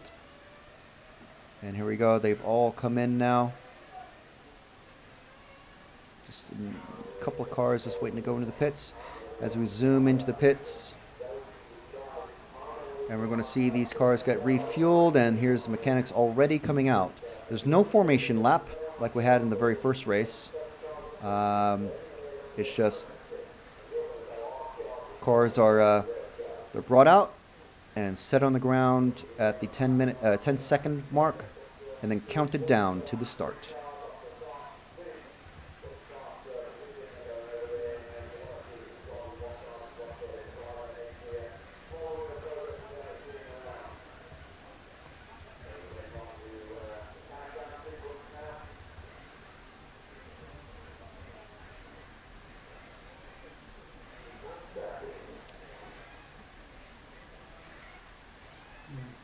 Yeah. Okay, and here we go. Everyone is ready. We've got 10 cars in this race. This is the first final that we've got 10 cars in. The top 3 cars from the 1/16th B have moved up. That is Alon Levy in car 8, Michael Walton car 9, Maximilian Vogel car 10. So here we go. There's 8 seconds left to go in this before the racers start.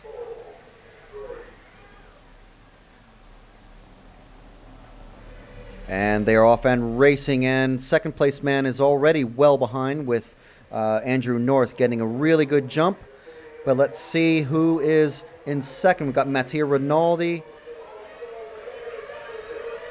It's a big traffic jam towards the end there. Let's see that my live timing has not started to populate. So there goes Andrew North for his first flying lap with Mattia Rinaldi second, Richard Hicklin third, Philip Singh fourth, Sabrina Lechner, Alan Levy, Maximilian Vogel have moved up, Michael Walton as well, Marco Vanni and Andrew Hastings, the big losers there. That was Andrew Hastings who got a very slow start, and he's crossed the line once, and he had a very slow lap that time, 42nd lap for Andrew Hastings. The car number 3. Looks like he's already lost 1 lap, so let's see how he moves through the field. Andrew North in first. He's on let's see what is. He's on his 3rd lap, as is Richard Hicklin in car number 4. Mattia Rinaldi, car number 2, in 3rd. So this is the battle for the lead. This is Andrew North and Richard Hicklin. There's about 2 seconds between them as they came onto across the start-finish line last time. Let's see what the gap is now. There's a very small gap between 3rd and 4th in this race so far. Still just about 2 seconds between them. Yes, we are with the leader, Andrew North. From the UK, Richard Hicklin has... what's happened to Mattia Rinaldi? We missed what happened with him, but Richard Hicklin from the UK again is moved up into 2nd. Philip Sting from Germany is in 3rd. Sabrina Lechner and Alan Levy, Maximilian Vogel, Michael Walton, that 5th, 6th, and 7th group moving up from 8th, 9th, and 10th. So they're enjoying things at the moment, but let's see if they're able to move into the top 3 spots. Marco Vanni, Mattia Rinaldi, and Andrew Hastings rounding out the rest of the field in 8th, 9th, and 10th. All right, and this is the car number 1 of Andrew North, and he's got Richard Hicklin he's made up a 2nd behind him. Richard Hicklin in that green and white car, and another 2 seconds behind him is Philip Sting in car number 7 from Germany. Let's drop back to the battle for 3rd with car numbers 6, 7, and 6 on the track.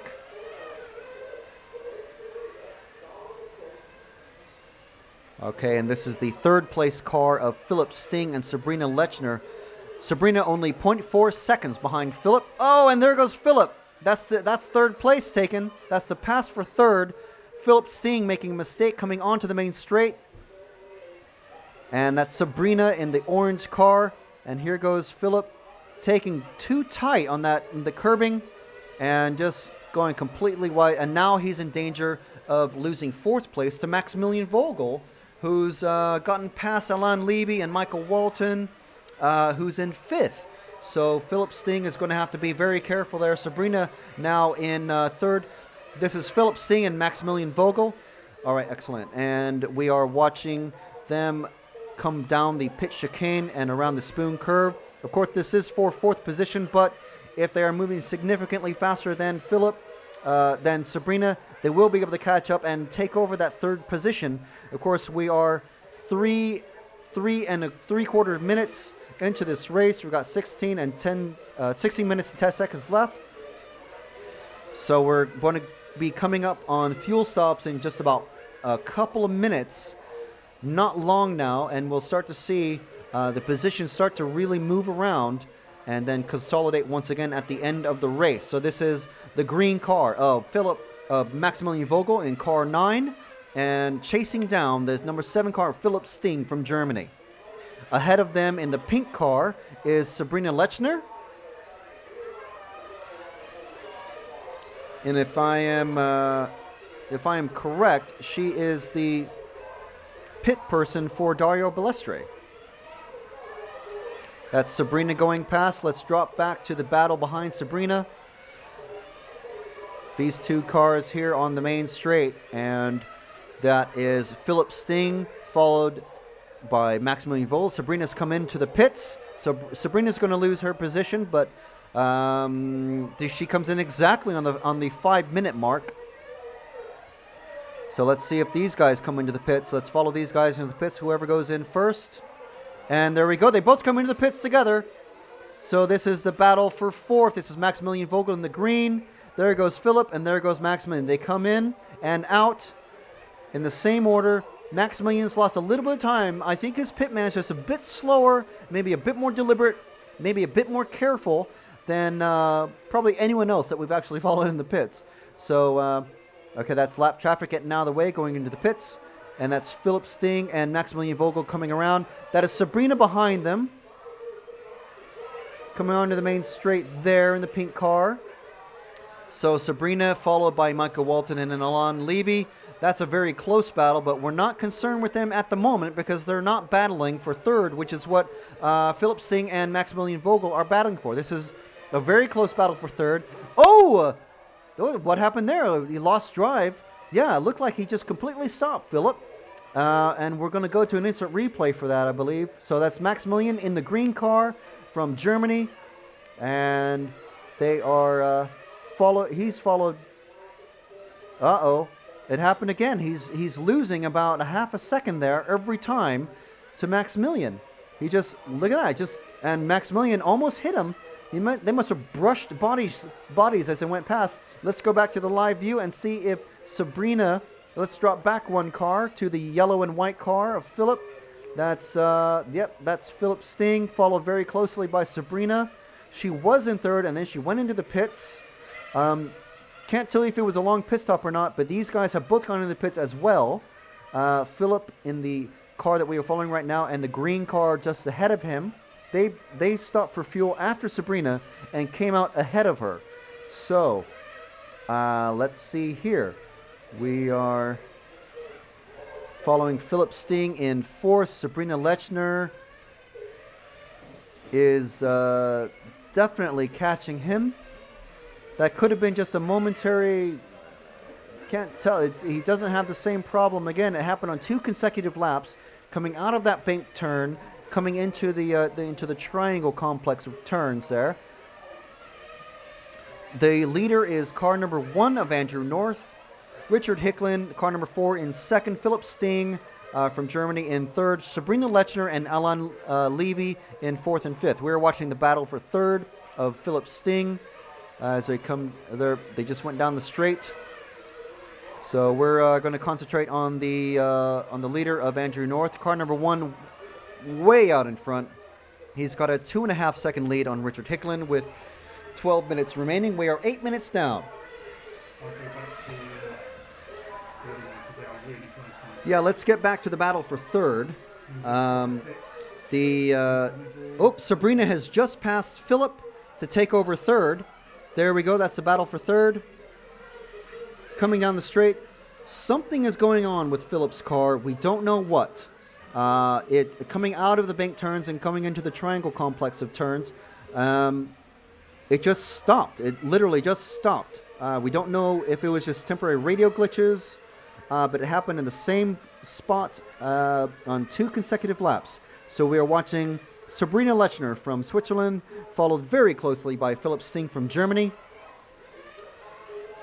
Both of them, Sabrina started in 6th and Philip in 7th, and they are battling for third. So they're battling for the final bump-up position to go into the 1/4 A final. Sorry, the 1/4 B. And they're coming down the straight, doing about 60-65 miles an hour, out of the bank turns, into the triangle curves, around and onto the pit chicane, past the start-finish line there, around Spoon Curve, and then the hairpin, back onto the tight turn to go back down the main straight. So this is Sabrina, followed by Philip Sting, and we've got 10 minutes and 40 seconds remaining in this race. So I think we're going to see Sabrina come in possibly on this lap, maybe the next. She came in almost exactly at the 5-minute mark. Okay, so not this lap. That's the raised pit entrance. Sort of a very slow entrance and a very slow exit. So these guys are battling. Oh, Sabrina takes a tight line there, loses quite a bit of space to Philip, and it's a battle down the pit chicane across the start-finish line. So I'm sure Sabrina is well aware of the position that she is in. And she's going to come into the pits? She's coming into the pits. They both come into the pits together. Let's stick with these guys. Widen out so we can see both of them. And there goes Sabrina. They come in and out in the same position. Philip makes a bit of a mistake coming out of the pit. And who's that with him? Is that the leader? I think that's possibly the leader of Andrew North. Sabrina's got a big gap back to Philip now. We've got the current running order is Andrew North, Richard Hicklin, Michael Walton, who's just gone into the pit, so he's losing time now. So Marco Vanni, I think Richard and Marco are going to be going into the pits to let Sabrina and Philip come past.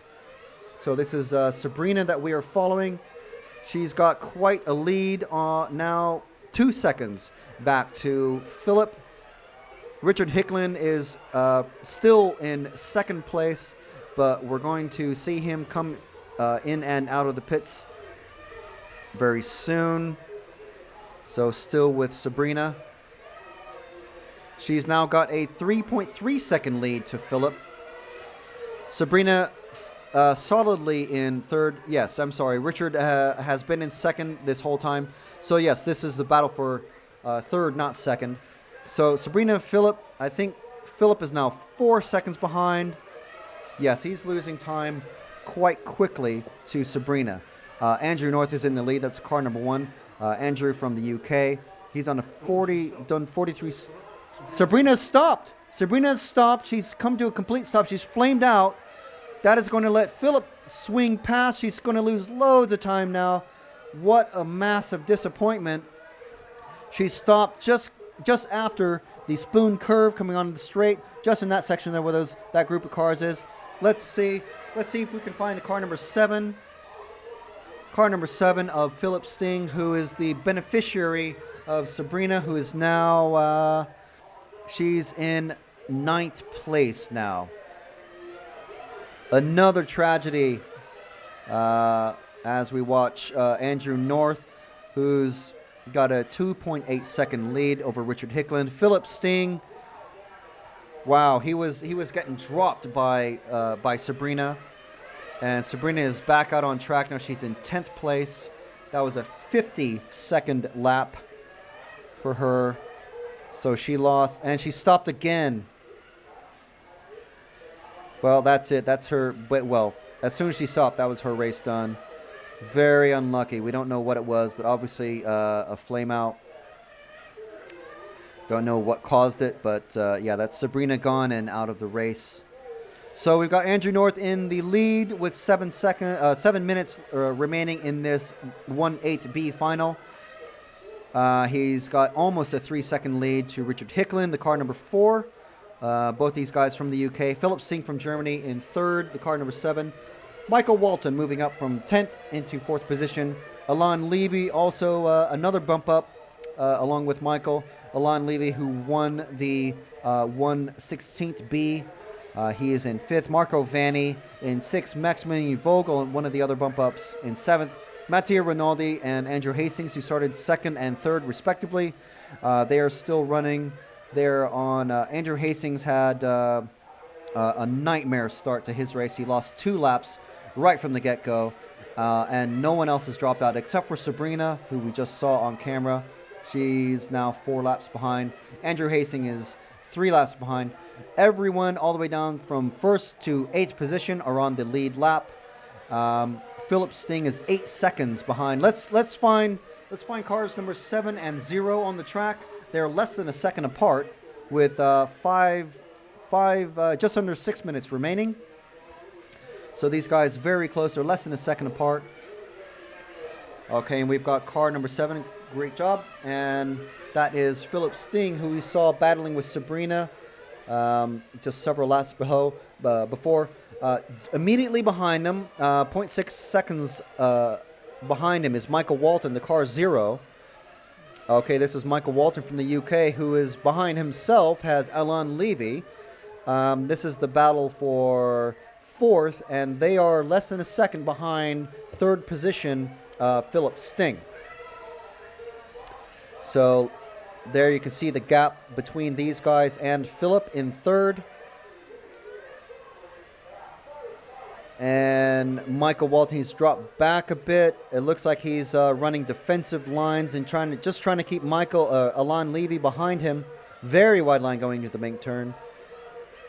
That allows Alon to catch up just a bit. We've got just under 5 minutes remaining. We're going to see another round of pit stops. Is that... Yeah, that's Michael. So Philip has gone into the pits now. Michael Walton in third. So let's keep track of where Michael is on track. Is this... Let's see, who is this? Car number 7 of Philip Sting. Yes, okay. So Michael's gone into the pits. All right. And that has allowed Philip to come back out into third place. Marco Vanni has now moved into fourth position.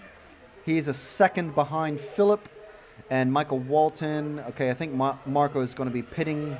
However, that will allow Michael Walton and Alain Levy to move back up into fourth and fifth positions. So we're following the German Philip Sting. Yes, and there goes Michael Walton. Marco's gone into the pits and come back out, and Michael Walton and Alain Levy resume their battle, just a half second apart, and they're 2 seconds behind Philip Sting, who we're following right now.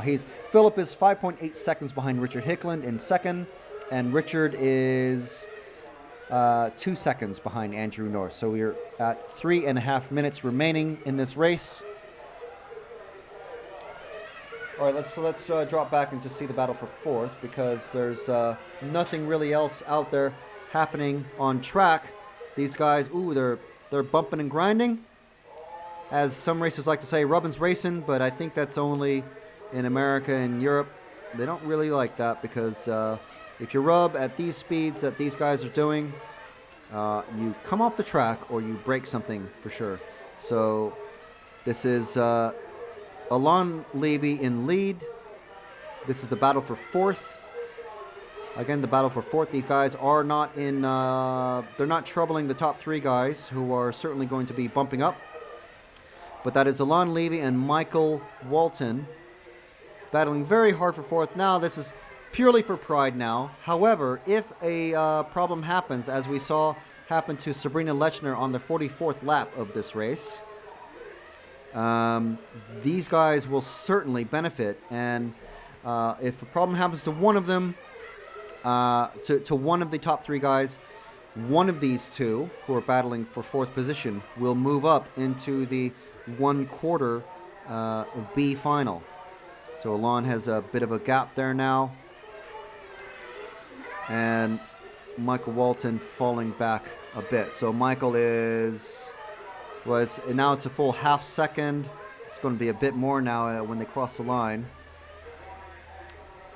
Now it's 1.2 seconds, so he's doubled the gap there. So Andrew North well in the lead. We've got 1 minute and 45 seconds left remaining in this race. We've got Andrew North, the car number 1 from UK. He's on his 69th lap. Richard Hickland on the same lap. He's 1.5 seconds behind. And Philip Sting from Germany. Yeah,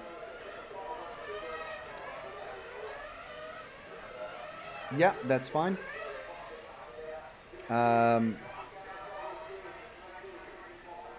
So Alain Levy is who we're on now on screen. He's a second, 1.5 seconds. So Michael Walton's definitely fallen back now.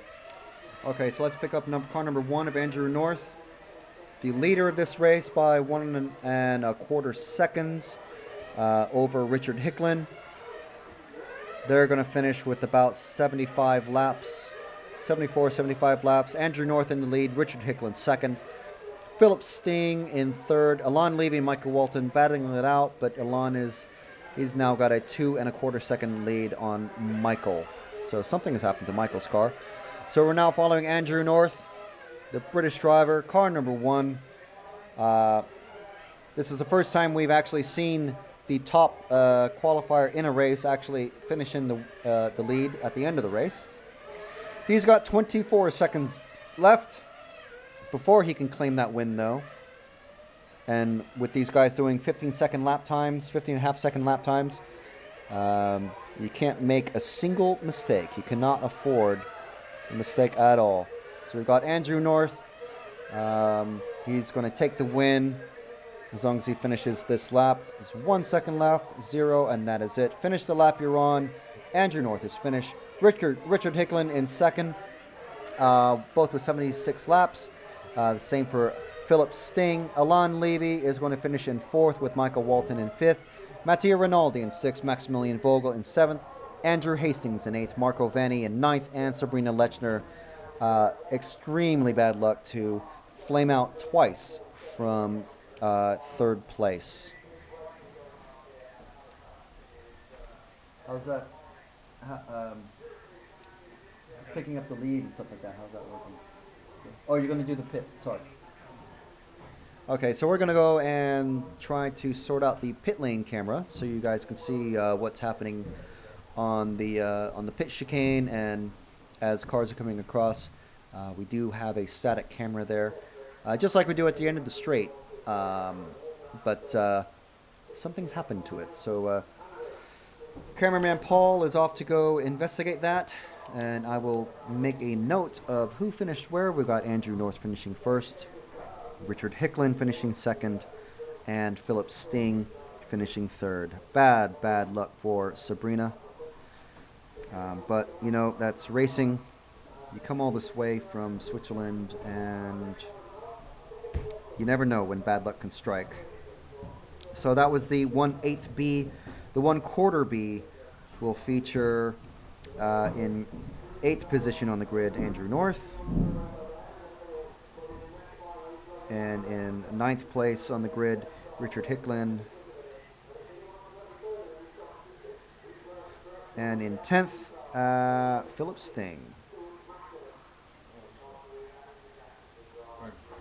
Philip? Yeah. We have a bit of problem with the comment you wrote on the tires, and Oh. I would like to have an explanation on that. Oh, Is that okay? Yeah. Yeah, sure. Okay. Yeah, it's not I mean, I'm just translating what he's saying. Yeah, yeah. Okay, it's not a persuade from him what is has been written. Okay. Because he said, why has been written these things to me? And the press, I believe, should have come to me, make an interview. I could explain the problem that I had during this, not to write on that on the web. Okay. This is what he's saying. Yeah. Okay. Can you make an interview after? Yeah. Definitely. Because also ask comment and so on. This is, I mean, It's not an accusation, but it's nearly.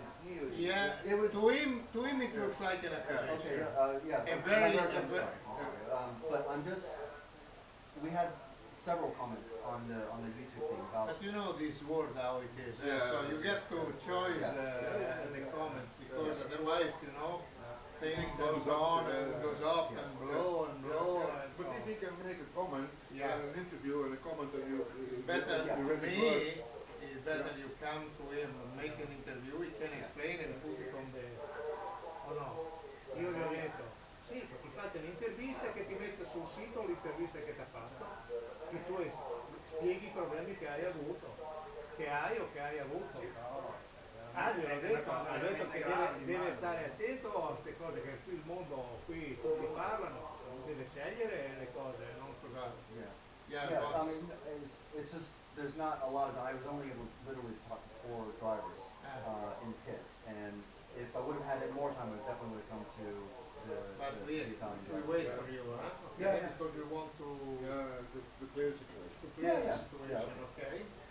Ha detto che non ha avuto tanto tempo, è andato solo da 4 piloti, però gli ho detto guarda che ti aspettiamo, prima di fare una cosa del genere. Ma glielo detto. Yeah. I think maybe the first time that we'll have an opportunity though is after the race, after the final, because we have talking all day. But there is a break. Oh, yeah, I mean, yeah, there sorry, is a sorry, yes. coming During that the break, time, during the coming break. that time, because after the race is too late. So come during the lunchtime, Lunchtime, so I make it I'll come please, find you. because because he's saying to me is, I mean, I do not appreciate what has been written, and it's gonna against myself and my past and so on. Okay? We'll wait for you. Okay? Yeah. Okay.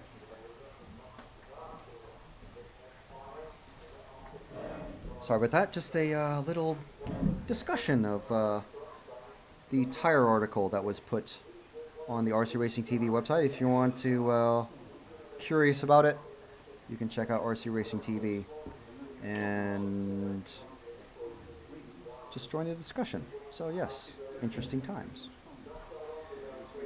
All right, so let's see.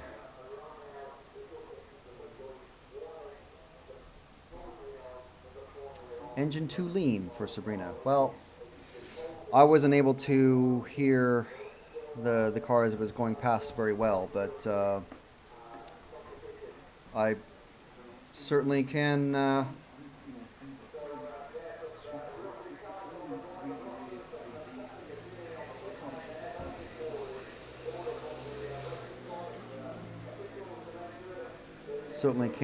empathize for sure. All right, so we've got not long now before the 1/8A comes out.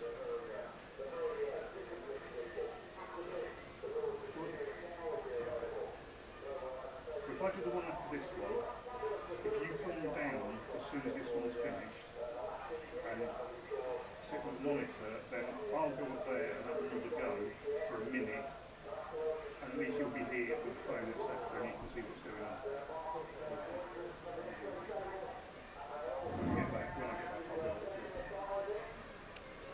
All right. So this is the 1/8A coming out. We've already seen lots of exciting action in the last race, the 1/8B.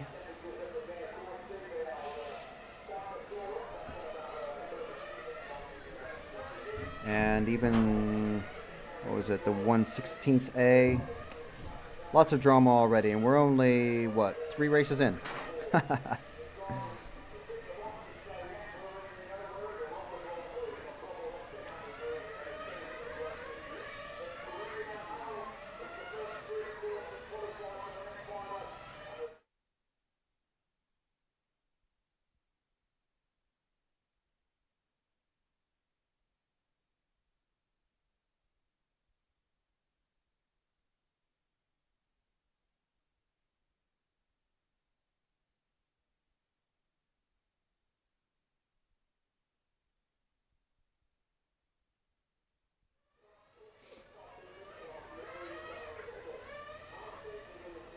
All right, so yes, this is the warm-up period, 2-minute warm-up period for the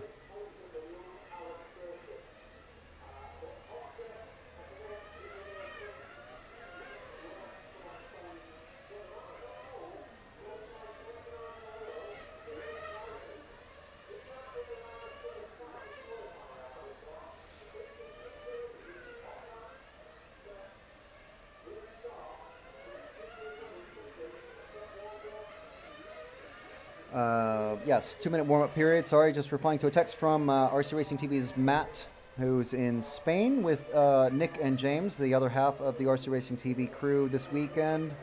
They're in Spain at the Large Scale Off-Road Euros. And while I'm at it, let's do some housekeeping. We've got,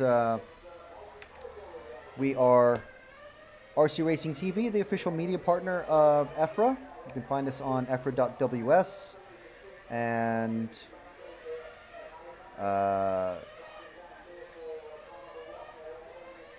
EFRA.ws, RCRacing.tv. We're on YouTube, obviously, and Facebook. Just search for us on those sites. And we are sponsored this week by Protoform Race Bodies and Serpent Racing Cars.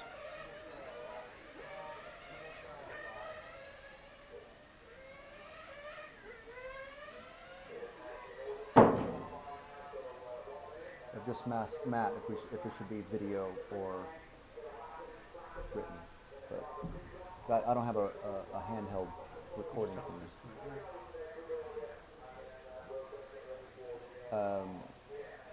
Yeah, but we'll have to grab the big camera to plug it into.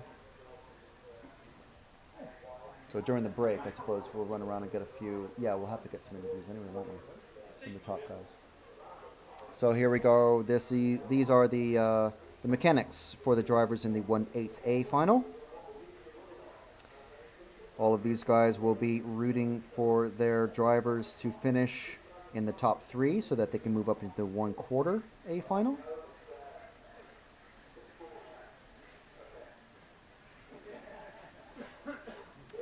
There's no formation lap. Once they come out on the grid, these 10 cars will be, there'll be a bit of a countdown from 10 down to 3, and then the countdown will go silent. And then we'll have the start tone.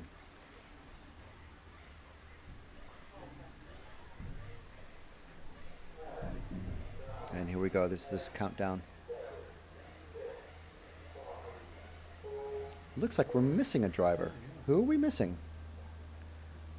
We don't actually see the timing. Car number 6 of Carl Dransfield missing. He didn't even run his last qualifier yesterday. Okay, so we are off and racing. We've got Steven Corpus and Alex Thurston, the 2 pink cars out there. Alex is only 14, and look at him, already challenging for the lead. This is the first challenge for the lead that we've actually seen. All the changes for the lead that we've seen in the day so far have come from crashes and just misfortune. This is the first actual challenge for the lead, so we're going to stick with these 2 pink cars of Steven Corpers and Alex Thurston. Alex Thurston, bit of a mistake coming onto pit straight there, and now he's going to be pressured by third place car Oscar Cabezas, and another mistake coming around the bank turn as he's going into the triangle curves and down the pit chicane. That's Oscar Cabezas smelling blood of Alex Thurston, and we'll see what happens here. Alex just needing to calm down a bit. This is only the 3rd lap that he's on, and he's crosses the track for his 4th lap. So the running order right now, Steven Corpers way ahead. He's got a full straight ahead. Alex Thurston is the pink car that we are following right now, with Oscar Cabezas following him down the pit chicane and around the spoon curve and around the hairpin. So it looks like Alex has straightened himself out and just kind of shaking his head a little bit mentally and is back on form. So he's off to hunt down Steven Kuipers. Steven Kuipers from Belgium, one of the 2 or 3 Belgian racers that we have here. Alex is one of the 3 British drivers in this race, and we've got Oscar Cabezas from Spain following Alex. Okay, let's drop back down and see the battle for 3rd. Drop these 2 cars, yep. And this is the battle for 3rd between Oscar Cabezas and Martin Hootie. Okay, it looks like they've spread out even just a bit more. So we're following Oscar Cabezas. That's Martin Hootie a little bit in the distance. I think he made a mistake and dropped back about a second or so. And that's the pink car of Alex Thurston in 2nd. If it stays like this, and it may or may not, we are approaching 3 minutes complete of this race. There's 17 minutes remaining. Plenty of time for lots of drama to happen, as we've seen in the last couple of races. So let's move up and catch the pink car that's in 1st. End of the straight. Crossing start-finish line now, sorry. He's way ahead. There he goes around the hairpin. Yes, this is the leader of Steven Kuipers. He's got a 4-second lead on Alex Thurston. Oscar is 1.1 seconds ahead. Martin Hootie is 1.5 seconds behind Oscar. So the running order with 16.5 minutes remaining is Steven Kuipers, Alex Thurston, Oscar Cabezas. Who's crashed? Is that the leader? The leader's crashed out. And that, now it's very interesting indeed. So we've got, and he's gone up again. So he's lost time to Oscar. And he's got Martin behind him. Sorry, no, Martin's ahead of him. So we've got Alex Thurston in the lead. Let's find the battle for the lead. There's 2 cars ahead of these guys. Coming on the pit straight. There we go. That is Alex Thurston and Oscar Cabezas. It's gone from a battle for 2nd. It's now a battle for 1st. Go. And here we go. Here's a replay of the crowd. Ooh, just clips it a bit wide. Engine's still running.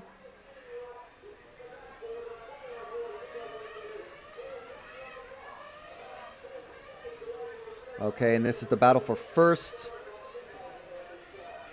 Excellent, excellent race already, and we're only 4.5 minutes in. We got 15.5 minutes left to go.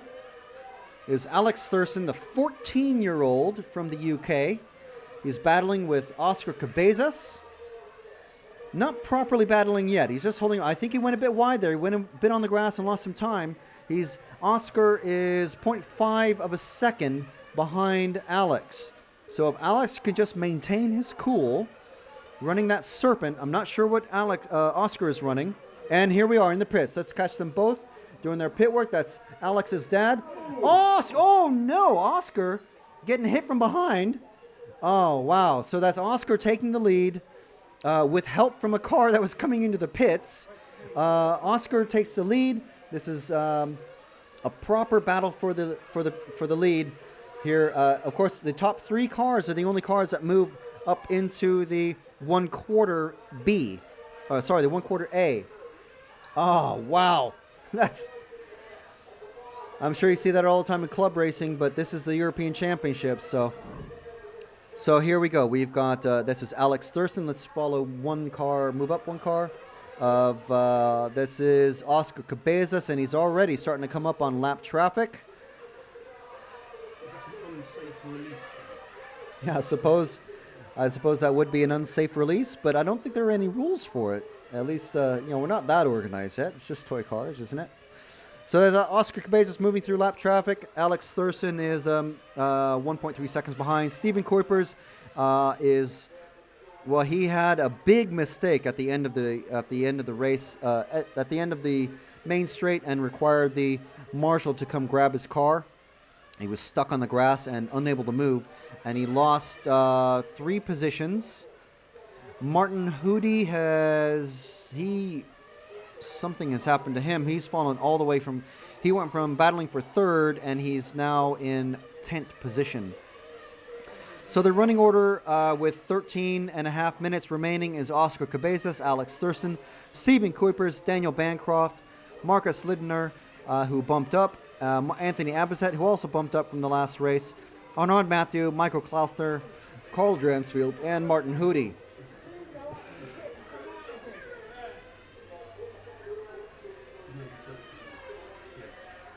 Who was that? Yes. So, yes, we did have a penalty for unsafe release for Oscar Cabezas, and that handed the lead to Alex Thurston. Okay, so let's zoom out and watch both of these guys. The pink car and the white and blue car. These cars, that's the battle for lead that we can see on screen now. That's Alex Thurston, who's taken back the lead after a drive-through penalty. Give me a tap on the shoulder or something like that. I just got confused. I wouldn't have. Right. So that's Alex Thurston, the 14-year-old from the UK, who knows this track fairly well, obviously. That's Oscar Cabezas in 2nd from Spain. And behind them, 3 seconds behind them, is Stephen Kuipers, who, after that crash at the end of the straight, where he required a turn marshal, let these guys, plus Martin Hootie, pass. He has seemed to slow down. He's lost another half second in the last lap. So he's in danger. Yes, he's already been passed by Daniel Bancroft. But we're sticking with the battle for the lead.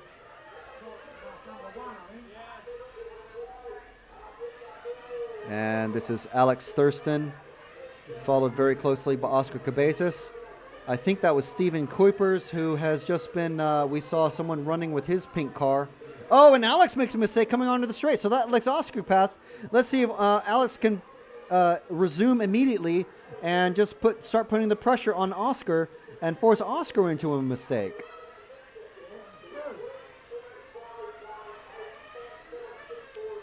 So the lead is now belonging to Oscar Cabezas. It looks like he's actually starting to gap Alex. I think that may have put Alex off his stride a bit. Here's the mistake. And it's just coming out of the turn. He just goes wide and onto the grass, but he maintains his momentum and continues on. And that's Oscar Now with a 1.5 second lead over Alex. Let's see the battle for third between the cars 5 and 9.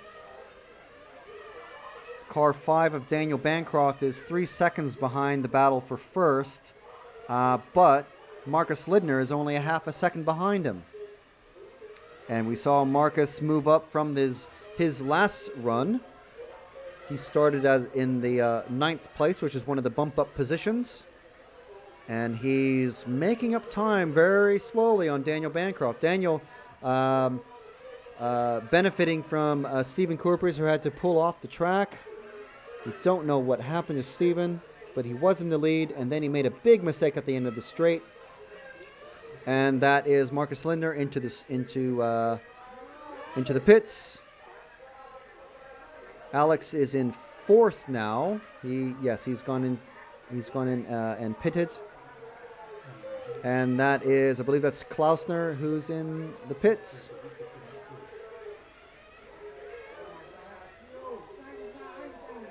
I think Alex is still stuck. Yes, Alex is stuck in the pits. He's gone back to 9th. Disaster for the young Brit.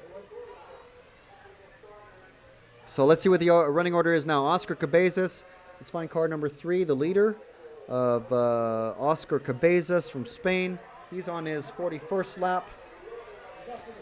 He's just on a 15:01. Oh no, he's pitted. His fastest lap time is a 15:01. Here's car number 3 of Oscar Cabezas. Daniel Bancroft in 2nd. Anthony Abisset, who's one of the bump-up positions from the last race, is in 3rd. Michael Klausner, another bump-up, in 4th. The bump-up positions seem to be quite lucky for everybody so far. 8th, 10th, and 9th in this race are now in 3rd, 4th, and 5th. So, of course, 8, 9, and 10 are the bump-up numbers from every heat. From every final. So we've got Oscar Cabezas, Daniel Bancroft, Anthony Abisset, Michael Klausner, Marcus Lindner, Arnaud Mathieu, Martin Hootie, Alex Thurston, and Carl Dransfield, who are running on the track. Oscar, Daniel, and Anthony, I believe, are the only ones on a lead lap. On the lead lap, I should say. Stephen Coopers is the only one who's dropped out. Alex Thurston had a very long couple of laps, and his last lap was pretty long as well. So he is in 9th place, unfortunately. So we are with Oscar Cabezas. Let's drop back and find car number 5 and 8. There's 1 second between them, the 2nd and 3rd place. That is Daniel Bancroft in the car 5 and Anthony Abisset in car 8. They're running just about a second apart.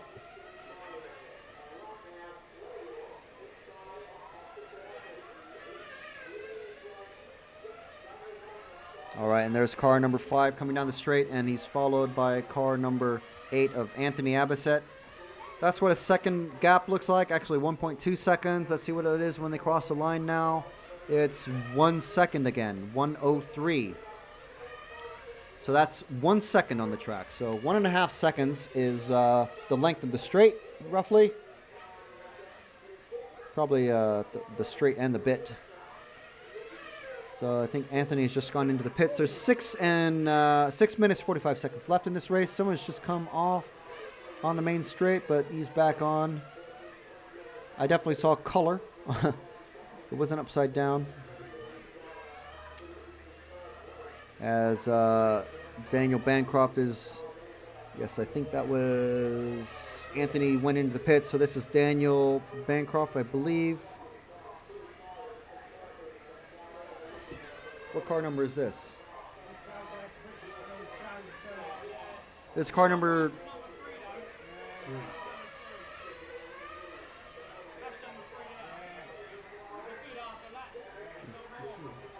I think this is... Yes, this is car number 5, the 2nd place car of Daniel Bancroft. Oscar Cabezas is a few seconds ahead of him on the track. Just waiting for the timing screen to update. 8 seconds ahead on the track. And 1 second behind Daniel, who is on screen, is Anthony Abisset. So, let's see. Running order with 5.5 minutes remaining is Oscar Cabezas, Daniel Bancroft, Anthony Abisset, Michael Klausner, Marcus Lidner. These guys are the only ones on the lead lap. There's an 8-second gap between Oscar and Daniel, a 1.5-second gap between Daniel and Anthony. And then fourth place, Michael Klausner, is 3 seconds behind Anthony. And we're just at 5 minutes remaining in this run.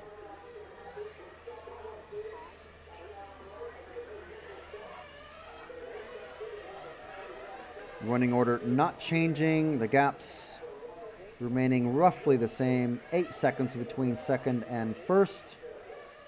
And then another 1.5 seconds roughly between... Oh, no, now it's 8 seconds between second and first. So Anthony must have come in for a pit stop. So it's Spain's Oscar Cabezas in the lead. Daniel Bancroft in second from the UK. Anthony Abisset from France, who bumped up at least once. So we on 5 and 8? Yes, 5 and 8. This is they're just a half second apart now after a round of pit stops. This is the final round of pit stops. So this is going to be a battle to the end for second place. So let's stick with these guys and see if anything happens. Hopefully no bad luck. Let's just see some good clean racing out there.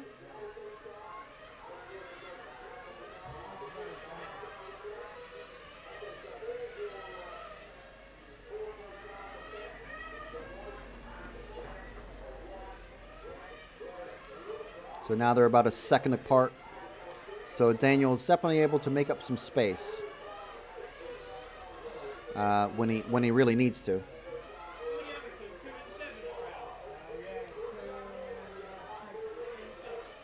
So we've got 3.25 minutes remaining in this race.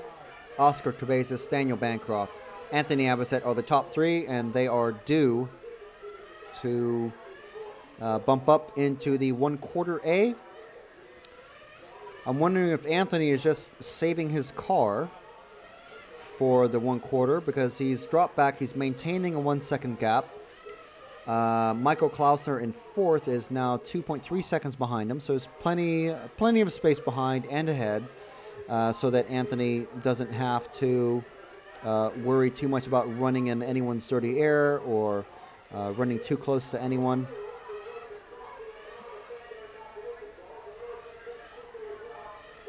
So the running order with 2.5 minutes remaining, still Oscar Cabezas from Spain, Daniel Bancroft from the UK, and Anthony Abisset from France, with Michael Klausner, Marcus Lidner, Martin Hootie, Arnaud Mathieu, Carl Dransfield, and Alex Thurston running on the track. Stephen Kuipers, who top qualified this race, unfortunately pulled off. We don't know why. He did make a big mistake at the end of the main straight, so that could have been a contributing factor. Because just a few laps after that, he let about 3 cars pass, and just a couple of laps after that, pulled off. Not sure if he flamed out or if he'd broken and just decided to pull off the car because it wouldn't have been worth continuing. So we've got a 1.5 minutes remaining in this race. The 1/8 A final.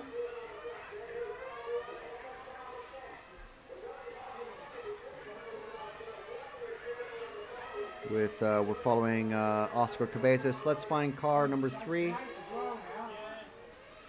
The leader of Oscar Cabezas out on track. As we see the main pit cam, not the main pit cam, the main straight cam.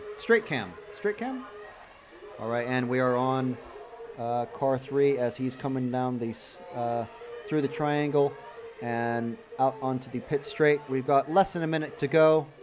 Oscar Cabezas has been out in the lead for the majority of this race. It was Stephen Kuipers and Alex Thurston battling for the first few laps, and then Alex was falling into Oscar's clutches, and then Steven made a big mistake at the end of the straight, let Alex, Oscar, and Martin Hootie past. And then I guess in his zeal to get past, something happened. I don't want to say he made a mistake or got caught up by somebody, but he definitely came off the track after only 30 laps. And unfortunately, the pole position so far today has been the bad luck position because no one who started in first has finished at all, I think. So, 10 seconds remaining. Alex Thurston has pulled off now. And we've got Oscar Cabezas, who we are following on screen. He's going to take the win. Daniel Bancroft has already crossed the finish line. Not too far from getting lapped. And so the finishing order is officially Oscar Cabezas on 76 laps, Daniel Bancroft on 75, Anthony Abisset on 75, Michael Klausner in fourth, Marcus Lidner, Martin Hootie, Arnaud Mathieu, and Carl Drensfield. And that was the 1/8 A final. So that was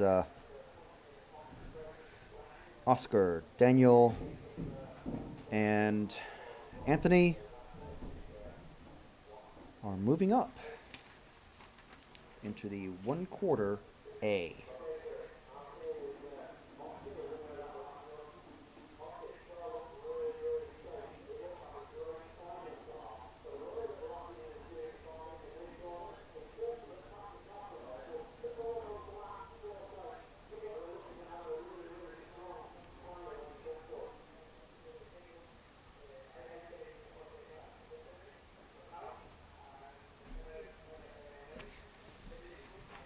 All right, so we are set to start the 1/4 B, which will feature the guys who qualified directly into it are Daniel Sieber from Germany, Rick Brilnick from the Netherlands, Andrea Pirani from Italy, Tobias Hepp from Germany, Nicholas Johansson from Sweden, Neil Diver from the UK, and Alberto Pico from Italy.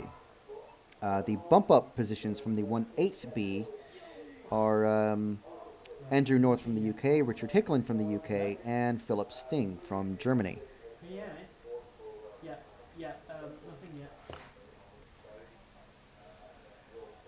All right, so let's see if we have any... Cabezas is running a Motonica. All right, cool, thank you.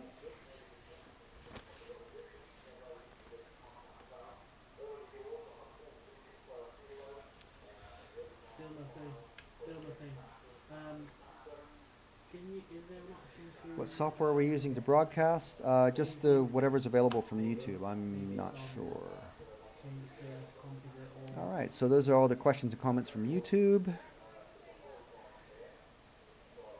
Right. Okay. So just going to take a bit of a break while the race winners in that last group, in that last 1/8 A, are talking to the race officials. Oh, okay. I guess they're getting interviewed. So just a little bit of a break, and we'll be back very shortly for the 1/4 B final.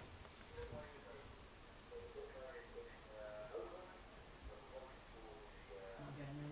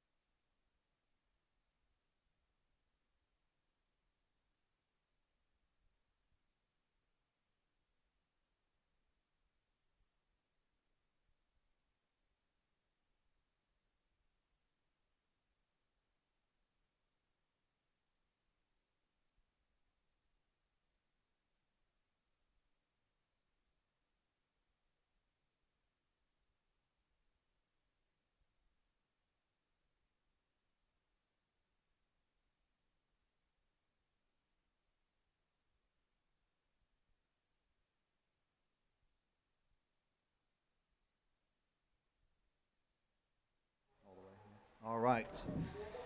All right, so we're back. Very quick comfort break. And we are watching the warm-up period for the 1/4 B final of the EFRA 1/8 Track IC European Finals, European Championships.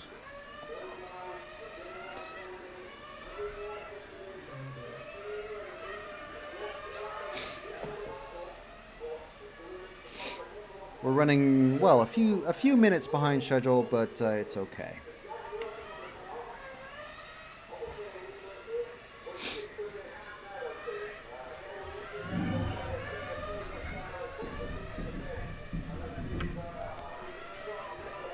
Race officials know what they're doing. And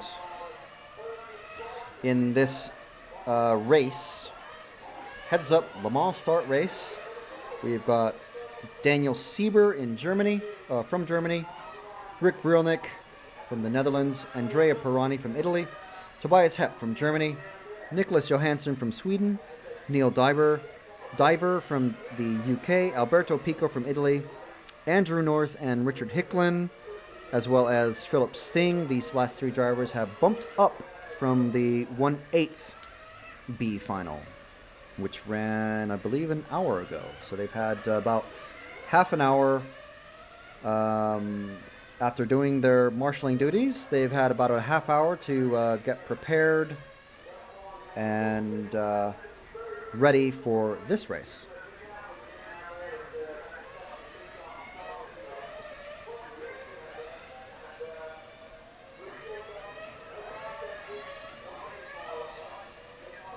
So we are just after noon here in the UK, 1 o'clock European time.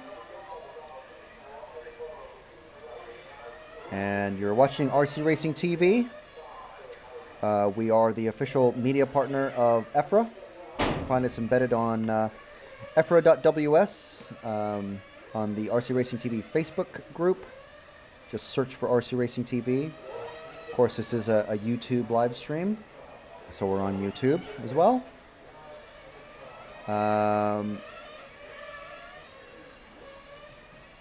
Yes, and it looks like the final results from the various finals that have run so far are already on the link I posted earlier. We don't have live timing that's online, but we do have the live results. It's weird. It's just flashing through the black. It's like it's completely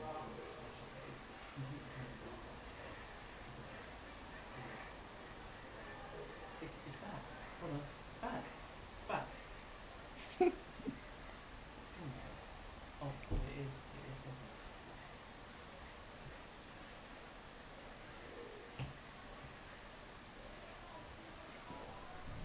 Yeah, I think so, probably.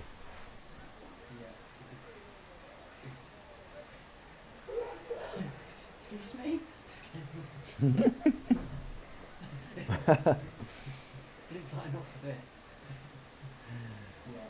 So our camera guys are sorting out the pit lane cam. We had some issues with it yesterday, and I had a few issues with it, so it's inoperable at the moment, but we will have it back for the remainder of the finals after this final. So this is the 1/4 B, and we are oh, something happened. What happened now? Something happened. False start from somebody. Will this affect fuel? Probably not, because the marshals will have the mechanics that are out there. The mechanics that are there, they have fuel bottles, so they should. Actually, I'm not sure if they're allowed, but I think they do. Ooh, uh-oh. Car 1 is, the mechanic for Car 1 is run back across the pit lane, across the track. The race is abandoned. Oh, he flamed out. The race has been abandoned.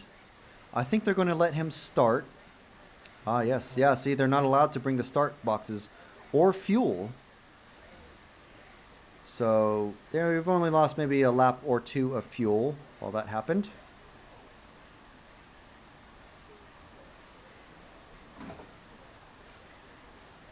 maybe 3 now. So we've got Paul up on camera. We're going to have another. Well, we were going to have a countdown. Then these guys have stood up. We've only got 9 cars in this race. I don't actually know exactly who's on track at the moment because the live timing doesn't start. The live timing that I can see, sorry, it's not available for anyone else. Oh, sorry, we do have 10 cars. Okay, so that must be an 11th spot.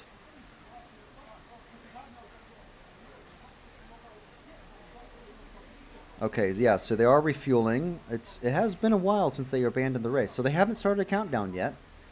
This is here we go. Here's the countdown. The 1/4 B, about to start. 5, 4, 3, and we wait for the tone.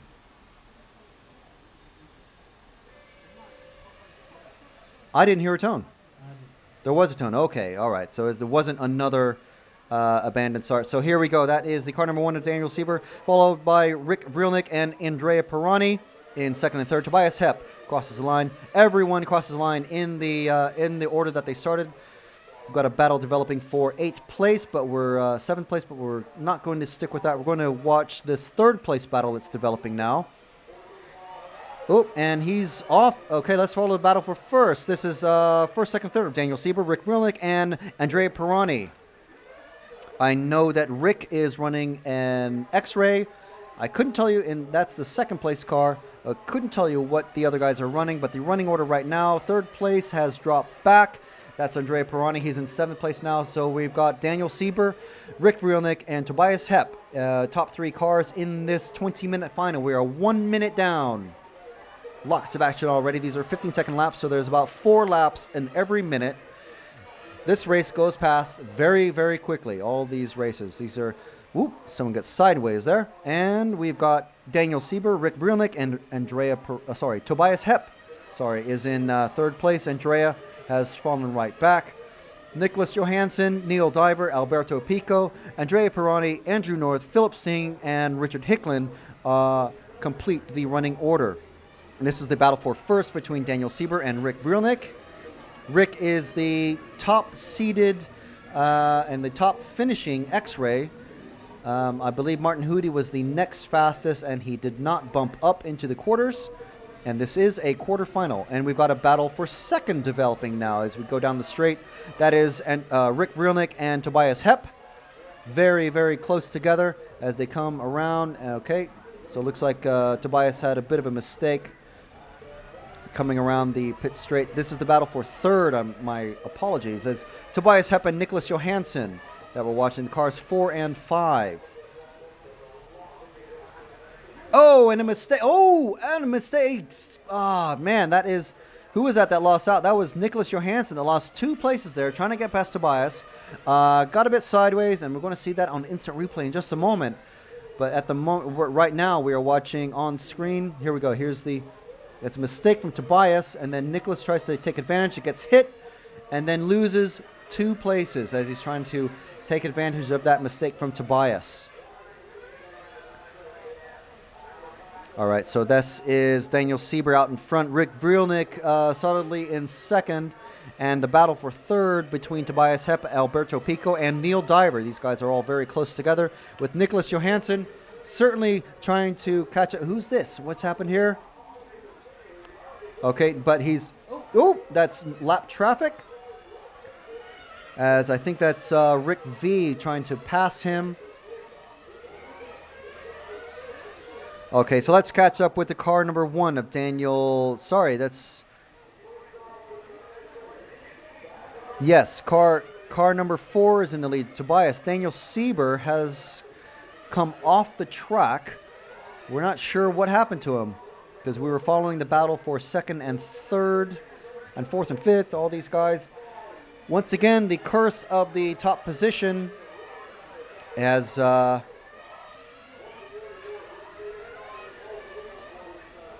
affected what car number? So we've got car number 4, Tobias Hepp, in first. Car 7 is in second place. Car 7's in second. So that should be Tobias Hepp just in front of him. Yes. That's car number 4 and 7. This is a battle for the lead.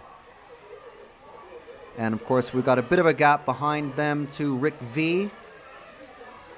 And, ooh, oh, very nice pass there.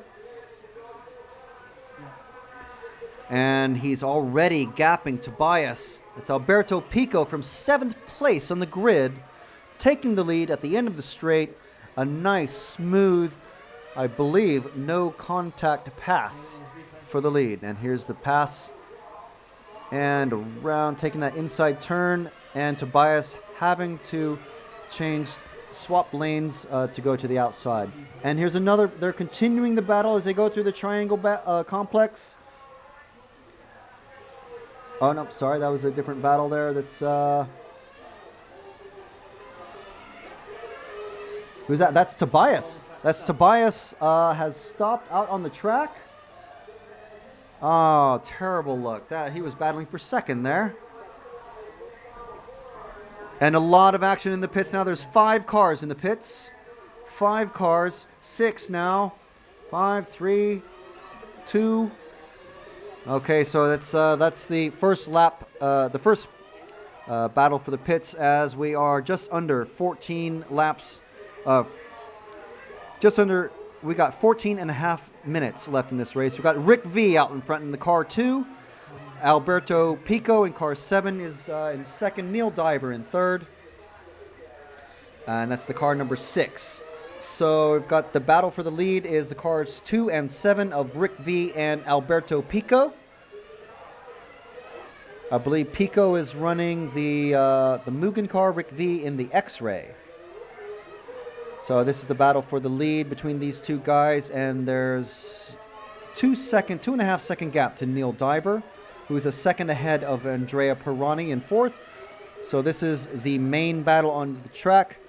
And we will follow these guys for a few laps and see what happens. Rick V seems to be pulling a gap on Alberto.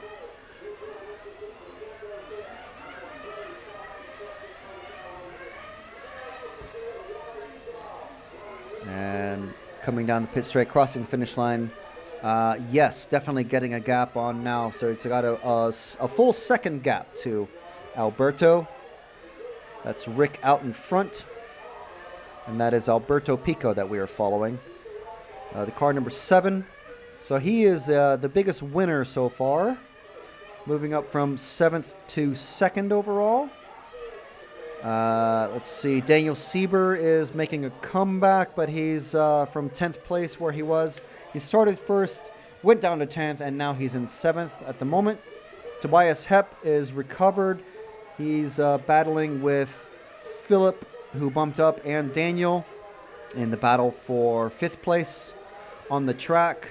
But we are following Rick V and Alberto Pico as there's quite a big gap now. It's 1.25 seconds between them, and then another 2.9 seconds back to Neil Diver. Now, of course, we're not even halfway through the race yet. Plenty more action to come, I'm sure. We've seen lots and lots of drama for race leaders, top 3 finishers, and many more, of course. Now, this is, of course, the finals. Everyone here is packed close together, very close on time. So there's no big disparities of someone who's massively faster than anyone else. This is the number 2 car of Rick V. Rick Vrilnik from the Netherlands. And he is a full second ahead of Alberto Pico, who is 4 seconds ahead of Neil Diver. Let's drop back to car number 6 and 3 of Neil Diver and Andrea. That's the battle for 3rd. Oh, and a mistake. Who was that? Okay, well, this is the battle for 3rd that we're watching now. This is the car number 6 of Neil Diver and Andrea Pirani. Just a 10th between them. Oh, sorry, that was Rick V who made a mistake. So that's Rick V. Yes, that was Rick V who made a mistake. That let Alberto Pico. Andrea Pirani is now in 2nd position. Where did he jump up from? Yes, number 7 of Alberto Pico is in the lead.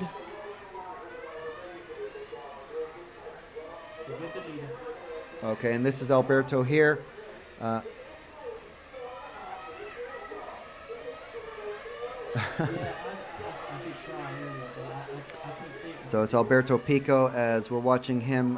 He is leading Andrea Pirani by 5 seconds. Rick Brilnick is 1.5 seconds behind Andrea. Rick is in third. Neil Diver in fourth, 1.5 seconds behind Rick.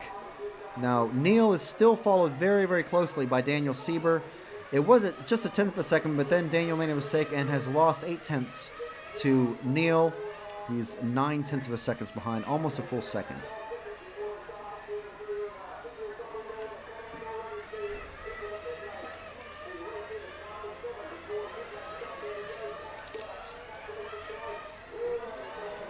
So the running order with 10 minutes up to go is Alberto Pico, Andrea Pirani, Rick Brilnick. That is the top three. If the race were to end now, that would be the top three guys that would bump up. And we've got the second round of pit stops just starting. That's Alberto Pico. He is still... Nope, Rick V is just past him for the lead. That's Rick just in front of him. Yes, this is the battle for the lead, but Rick is surely going to come into the pits. If not this lap, it's got to be the next lap. Nope, not this lap. So let's see if he comes in the following lap here that he's on now. Rick V in the lead. Alberto Pico, the car number 7, following him down the main straight and around the bank turn. Let's see if Rick goes into the pits now. No. So we didn't keep track of what times that he went into the pits on. So let's see if he goes into the pits now. No. And he is pulling away from Alberto Pico. That car number 7 from Italy.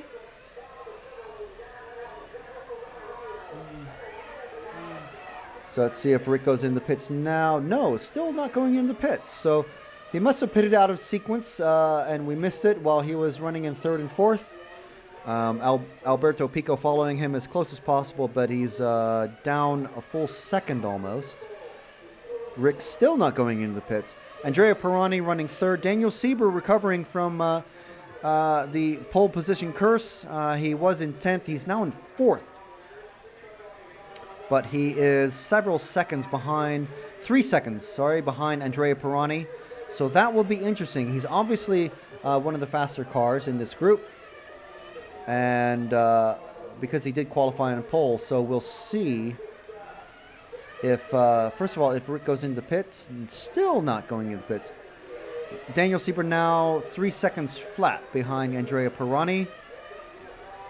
So he seems to have gotten stuck there. Let's see, he's just crossed the line again. 2.93 seconds. If he continues this rate, he'll catch Andrea in 30 laps, which makes it very tight at the end of the race. But that remains to be seen. 2.3 seconds now is the gap. Okay, Rick V is into the pits. Daniel Sieber is just caught up to Andrea Pirani by 0.6 of a second. So this is Alberto Pico that we're following. Daniel Sieber crosses line. Okay, we're going to have, in about 2 laps, we're going to have a battle for third, which will be fascinating because it's the final bump up position. So that will be cars number 3 and 1. They've just crossed the finish line. Come around Spoon. And that is Daniel Sieber at the end of the straight. And he is catching Andrea Pirani at a high rate of speed. It was a 4-second gap 3 laps ago. It is now a 1.3-second gap. So that is Andrea Pirani just going into the bank turn there that you can see. And we are following them. I'm sure they've already come in for their pits, for their second pit stop. And in about a minute and a half, because we're 6 minutes and 20 seconds remaining in this race, we'll be seeing them come into the pits for their final fuel stop. Daniel Sieber is on a mission to break this bad luck streak of the top position, the number 1 cars not finishing, much less winning. It's still a 1.38 second gap. Let's see what it is when he crosses the line now. It's a 1.25.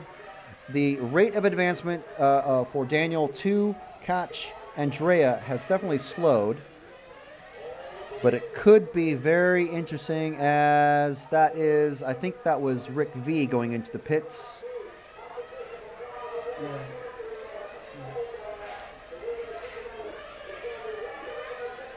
Haven't seen, okay, Rick V's just come out.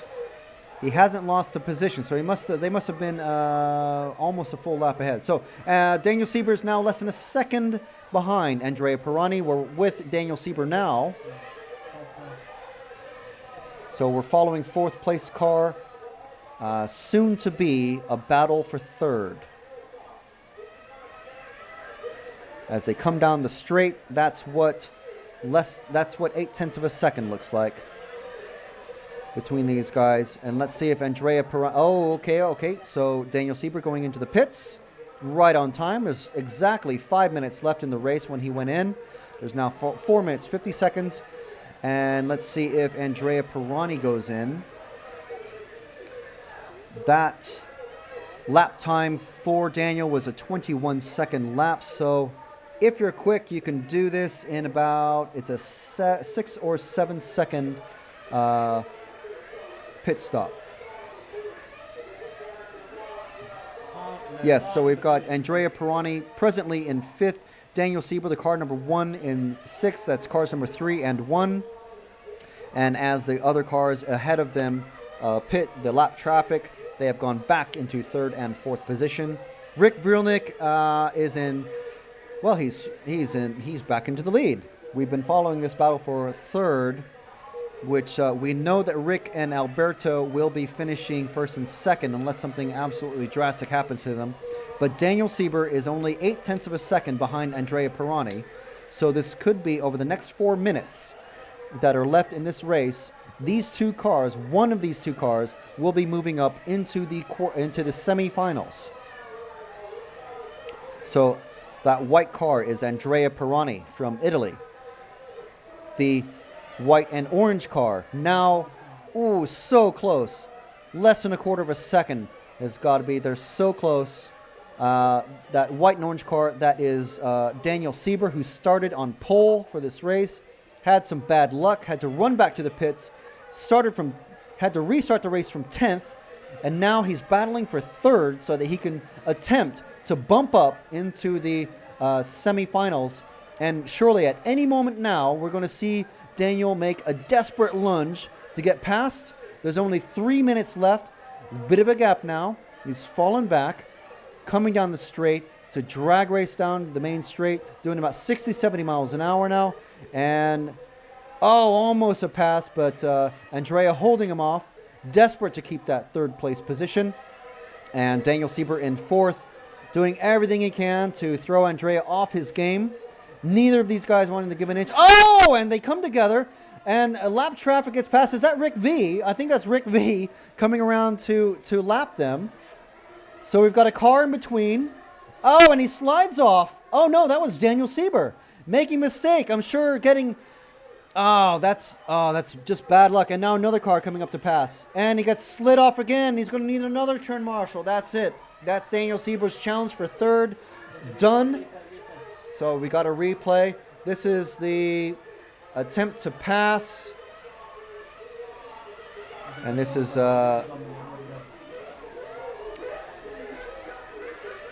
Okay, so that's just not good for Daniel. Okay, so now we are back onto the leader, which is Alberto Pico. He's been going back and forth with Rick Vrelnick from the Netherlands, swapping 1st and 2nd. So not only has Daniel Sieber had to start from 1st, restart the race, start a comeback from 10th position, battling for 3rd with Andrea Pirani. The battle between them has allowed Nicholas Johansson to move up into 3rd. So Andrea Pirani is 1.28 seconds behind Nicholas with a minute and a quarter to go. Here's the mistake that we just saw from the instant replay. So this is Alberto Pico, the car number 7. He's going to be loving it. He moves up from 7th into 1st position. He started the race from 7th. Rick V started from 2nd, and he will finish 2nd. There's less than a minute to go now. Just about 45 seconds. Nicholas Johansson from Sweden in 3rd place, ahead of Andrea Pirani. Andrea Pirani and 6th place driver Daniel Sieber were battling for 3rd, and some persuasive arguments on the track, shall we say, allowed Nicholas Johansson to slide right past them. Do we have that pass? Yeah, we're about to have it on the replay, I think. So we've got 10 seconds remaining. Yeah, hang on. 10 seconds remaining. We've got Alberto Pica, who we're following, the car number 7 from Italy. Rick Vrielnik is going to take 2nd. Of course, these aren't technically official yet, but they may as well be. This is Alberto Pica crossing the finish line. Rick Vrielnik taking 2nd with 76 laps. Alberto on 77. Nicholas Johansson on 76 laps, finishing 2.5 seconds ahead of Andrea Pirani. Neil Diver in 5th. Daniel Sieber in 6th. Tobias Hepp, who was battling for the lead for the first several laps, finishes 7th. Then Philip Sting, Richard Hicklin, and Andrew North. And here we go. This is the replay of Daniel Sieber's attempt, and that's Nicholas slipping right past them under the radar because Andrea was just holding off Rick, doing all sorts of defensive lines, and that allowed Nicholas to slip past. So let's see, that's Alberto Pico, who started from 7th, finishing in 1st. Rick Vrielnik finishing 2nd, and Nicholas Johansson finishing 3rd. So these guys will bump up into the semi-final Bs.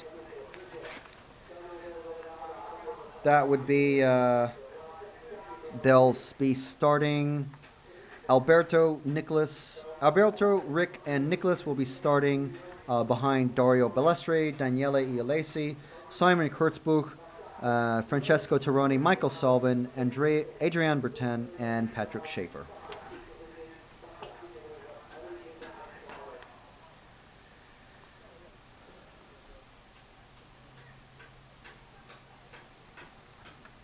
It's gone dark, that pit cam. It's just. Yeah.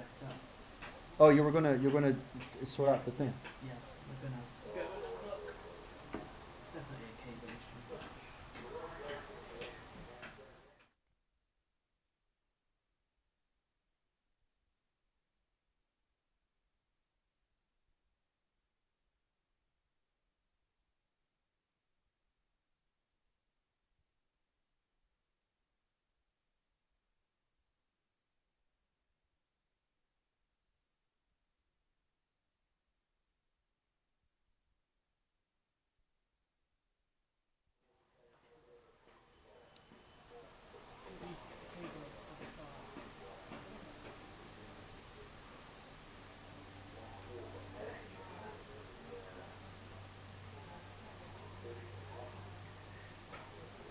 Okay, yes, just a couple of comments on the YouTube group, or YouTube page.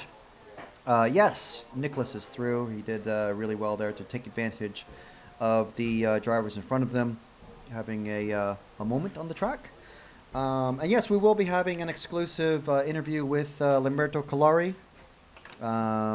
He doesn't speak any or much English at all, but the Italian team manager. We will be having an exclusive interview with Lamberto to find out just his views on how this championships is going for him. So we'll be talking with him, getting his views. Obviously, seems to be quite a touchy subject,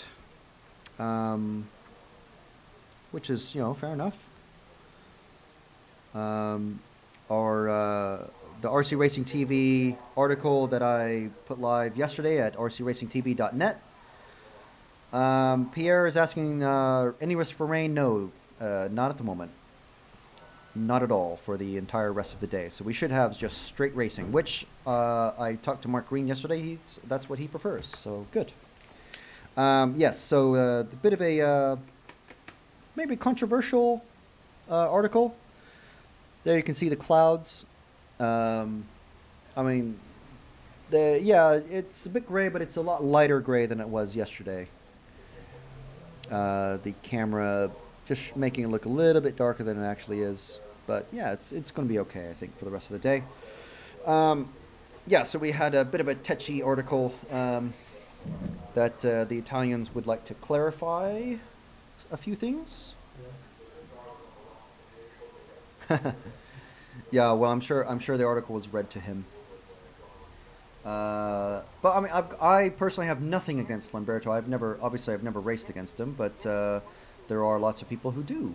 Just like there are people who, some of the people that were at the 1/10 off-road Euros last weekend, there were people who have issues with the drivers who were in that race. So it's racing. There's always going to be personalities and driving styles and techniques that clash.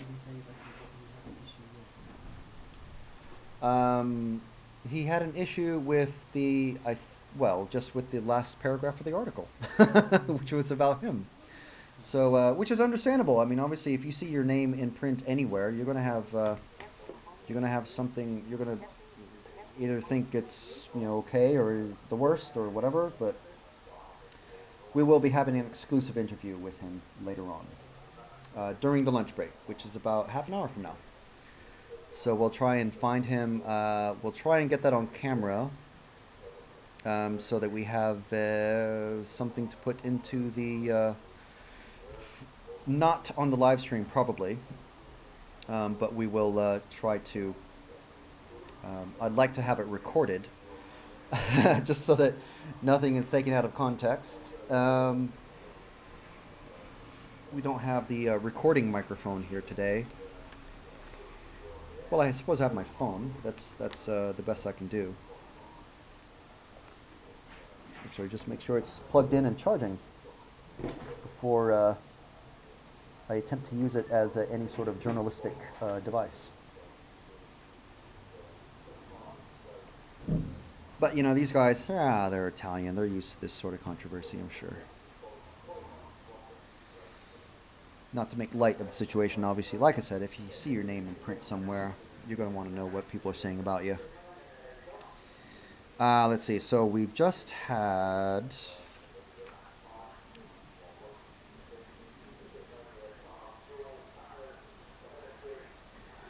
I'm going to write in the drivers who are going to be bumping up into the Semi-B. That will be Alberto Pico,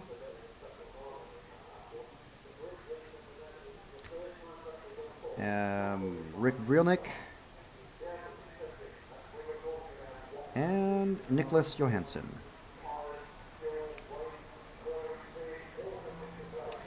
So the cars that you can maybe see or just hear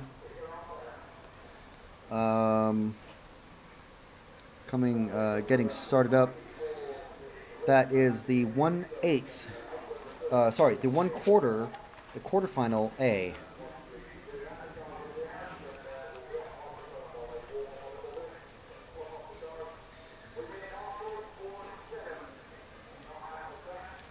So we have some pit tours in action from within the actual pit area. Unfortunately, no, we don't have a remote camera that can do that.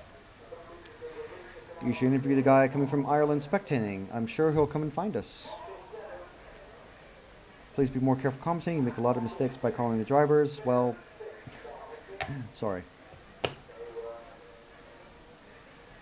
So this is the 1/4 A. We've got Michele Romagnoli from Italy, Oliver Mack from Germany, Adam Walker-Catchpole from Great Britain, who did a fantastic job in qualifying, the last round of qualifying to move up. Lamberto Collari, who we will be talking with. Hopefully has a good run, so he'll be in a good mood after this run. Carlos Paraco Harris from Spain, Flavio Elias from Portugal, Tony Gruber from Germany, Oscar Cabezas from Spain, Daniel Bancroft, from the UK, and Anthony Abisset from France. Unfortunately, Bart, I don't have a window that I can see out of, and for me to actually go out and look at a track, I'll lose about 15 seconds of actual on-track time, which is an entire lap. So by the time I get back to my seat, and that doesn't even allow me any time to identify the cars as they're coming past. So I have to rely on a very tiny video window that's showing our YouTube live stream. So my apologies. We're doing our best. Yeah. Why is it? Oh no, it just goes to that size for some reason. I wouldn't want to mess with it. Yeah, well, it's got full screen view ticked.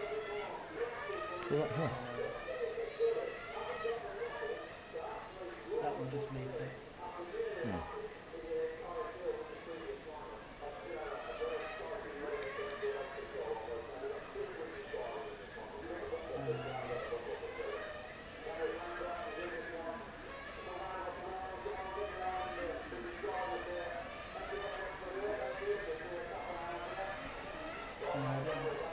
All right, so these guys have a 2-minute warm-up that they will be running.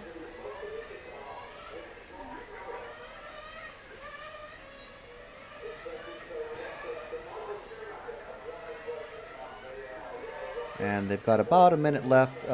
They will be announced, the referees will announce who's doing what. And Bart, yes, I know I may have said that Rick V's driving 2 different color cars, but he's one of 60 plus drivers, 60 or so cars that are out here. And we're doing our best. That's all I can say.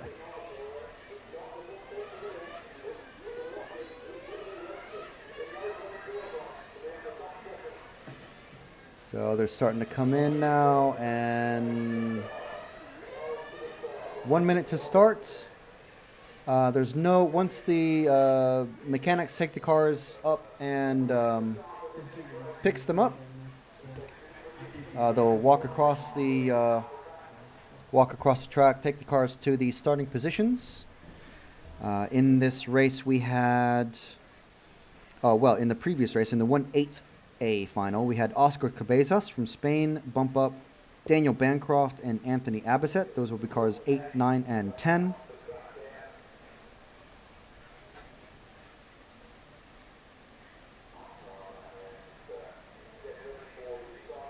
It doesn't look like we have a full grid, does it? Here we go. We're starting to get a few more.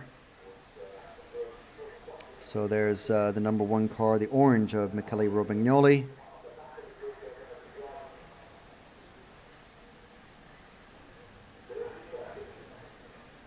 Can we try a start from the start lane camera?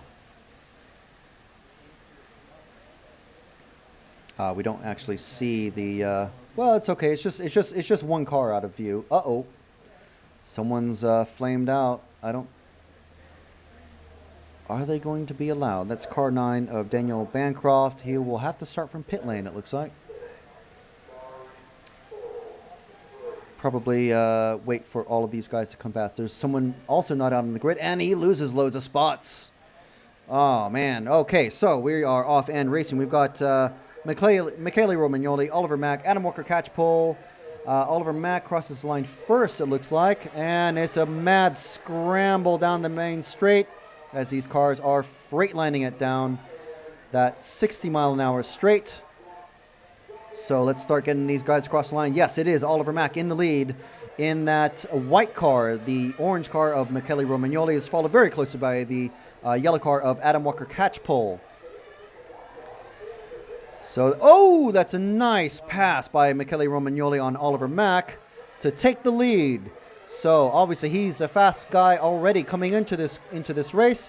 So let's see if he's able to stretch out a gap. Of course, the top 3 cars are going to be bumping up into the semis. And we've got Michele Romagnoli, Oliver Mack, A bit of a gap between those two. Adam Walker Catchpole and Lamberto Collari on a mission to bump up into the semis. Oh, and a dead car on the side there. But that's all right. We're sticking with the leader. That's Michele Romagnoli. And I believe he is running, I've got my notes somewhere. He's not running a Capricorn, I don't think. He's running a Shepherd. One of the few Italian drivers not running a Capricorn. So let's see, what cars are these? This is the battle for fourth between Lamberto Collari and Carlos Parejo.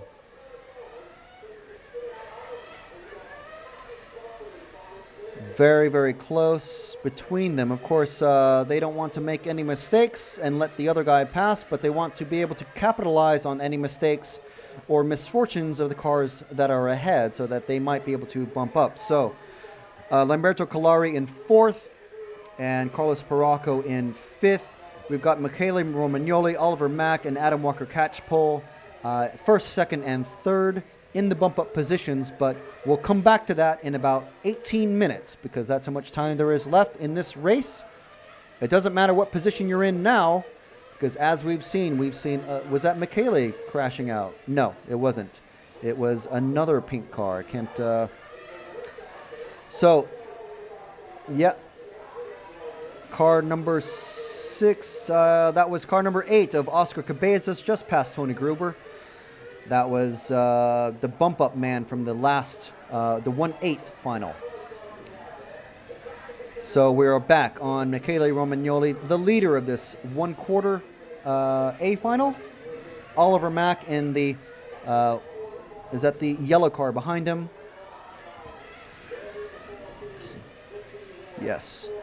Car 1 of Michele Romagnoli, Oliver Mack the car 2, car number 3 of Adam Walker Catchpole, and about a second behind him is Lamberto Collari, and 0.6 of a second behind him is Carlos Parejo Harris. So we've got 6 minutes and 40 seconds left in this race. In about a minute and a half, we're going to start seeing these guys come in for fuel, getting about 5 minutes or so per tank. And if you look at the size of these tanks, you'll be amazed how quickly they go through fuel. But if you see the speeds that they're doing, you will not be too surprised. These engines are very thirsty. Very thirsty indeed. Especially compared to the off-road versions of these engines, which are go twice as long, but they're not on throttle as much. So anyway, we are at 16 minutes to go. Michele Romagnoli is only 0.6 of a second ahead of Oliver Mack. Adam Walker Catchpole is a second behind Oliver. Lamberto Collari is now 2 seconds behind Adam. And he's pulled a gap to Carlos of about a second, 1.2 seconds now. And is that... Okay, there's our first pit. I think that's the car 0. Very slow getaway. Very, very slow getaway. That's the slowest getaway I've seen. Okay, so crossing the start-finish line, that's Michele Romagnoli in the orange car. The white car of Oliver Mack, and then the yellow car of Adam Walker Catchpole. There's the leader, second, and then a bit of a gap back to third. Oliver Mack now coming into the pits. Let's follow him. Let's widen out. That's second place man. Let's see if that's third place man. So that's first, second, and third in the pits. Fourth in the pits. Oh yes, there's a pass for the lead, or pass for second in the pits. That's Adam Walker Catchpole moving up into second. Oh, sorry, that wasn't Lamberto that came into the pits. He's continued on, and he is presently in the lead. But he will be passed, yes, as he's gone in the pits now. Michele Romagnoli in first. The pass for second was made in the pits by Adam Walker Catchpole. He is now in second, the car number 3, and the car number 2 is now in third. Lamberto has stayed in fourth, Carlos in fifth, and Lamberto has got Carlos, what he was, 1/10 of a second behind. Carlos must have made the pit stop at about the same time, so he was 1/10 of a second, now it's 2/10 of a second. So we've got Adam Walker Catchpole about 3 seconds behind Michele Romagnoli. 2.8 seconds. 0.3 seconds behind Adam is Oliver Mack. Let's stick with the battle for second. That is the battle for second there. That is Adam Walker Catchpole and Oliver Mack in the white car. Adam is in the yellow car. Adam from the UK. Oliver is from Germany.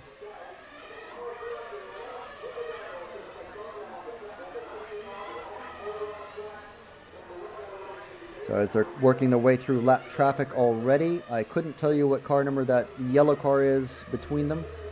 Ah, that's the number 9 car of Flavio Elias from Portugal. And now they are past Flavio and working their way across the start-finish line, around Spoon Corner and around the hairpin, and once again going down the straight. About 60 or 65 miles an hour these cars are doing. They're only 0.6 of a second apart on the track. And let's see here. We've got the running order at 13 minutes remaining. We're 7 minutes down. Is Michele Romagnoli, Adam Walker Catchpole, Oliver Mack, Lamberto Collari, Carlos Paraco Heras, Oscar Cabezas, Tony Gruber, Daniel Bancroft, and Flavio Elias.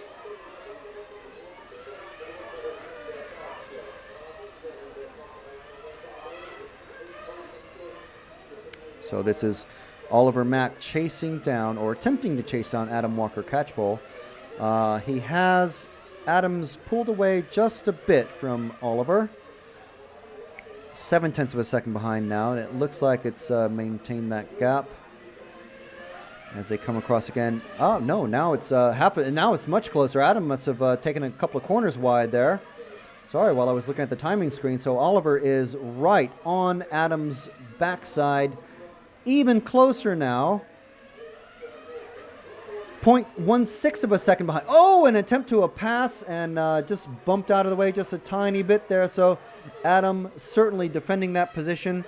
It is only the battle for second. Oliver, if he stays in this position, Oliver is not being caught by Lamberto, so he doesn't have to go for the pass here. But he may as well, I suppose. These guys are racers. It's in their blood. They certainly want to do the best they can in their race. And of course, if Oliver is able to get back past against Adam, he will start in 9th place instead of 10th in the semifinals. So it looks like Adam has gotten his head down and built up a tiny bit of a gap. These guys slipping and sliding. And, well, it looks like they're slipping and sliding. They're just extreme steering inputs because these cars are very steering sensitive. Adam building up, getting a bigger gap now as they go down the straight. It's really hard to tell. These guys are so closely matched. It's really hard to tell where Adam is making up the time. They're taking different lines in every corner. But now it looks like Oliver's maintaining that gap. It was 0.4, so it is now 0.31. He's getting back a tiny margin of time, just like literally just the blink of an eye.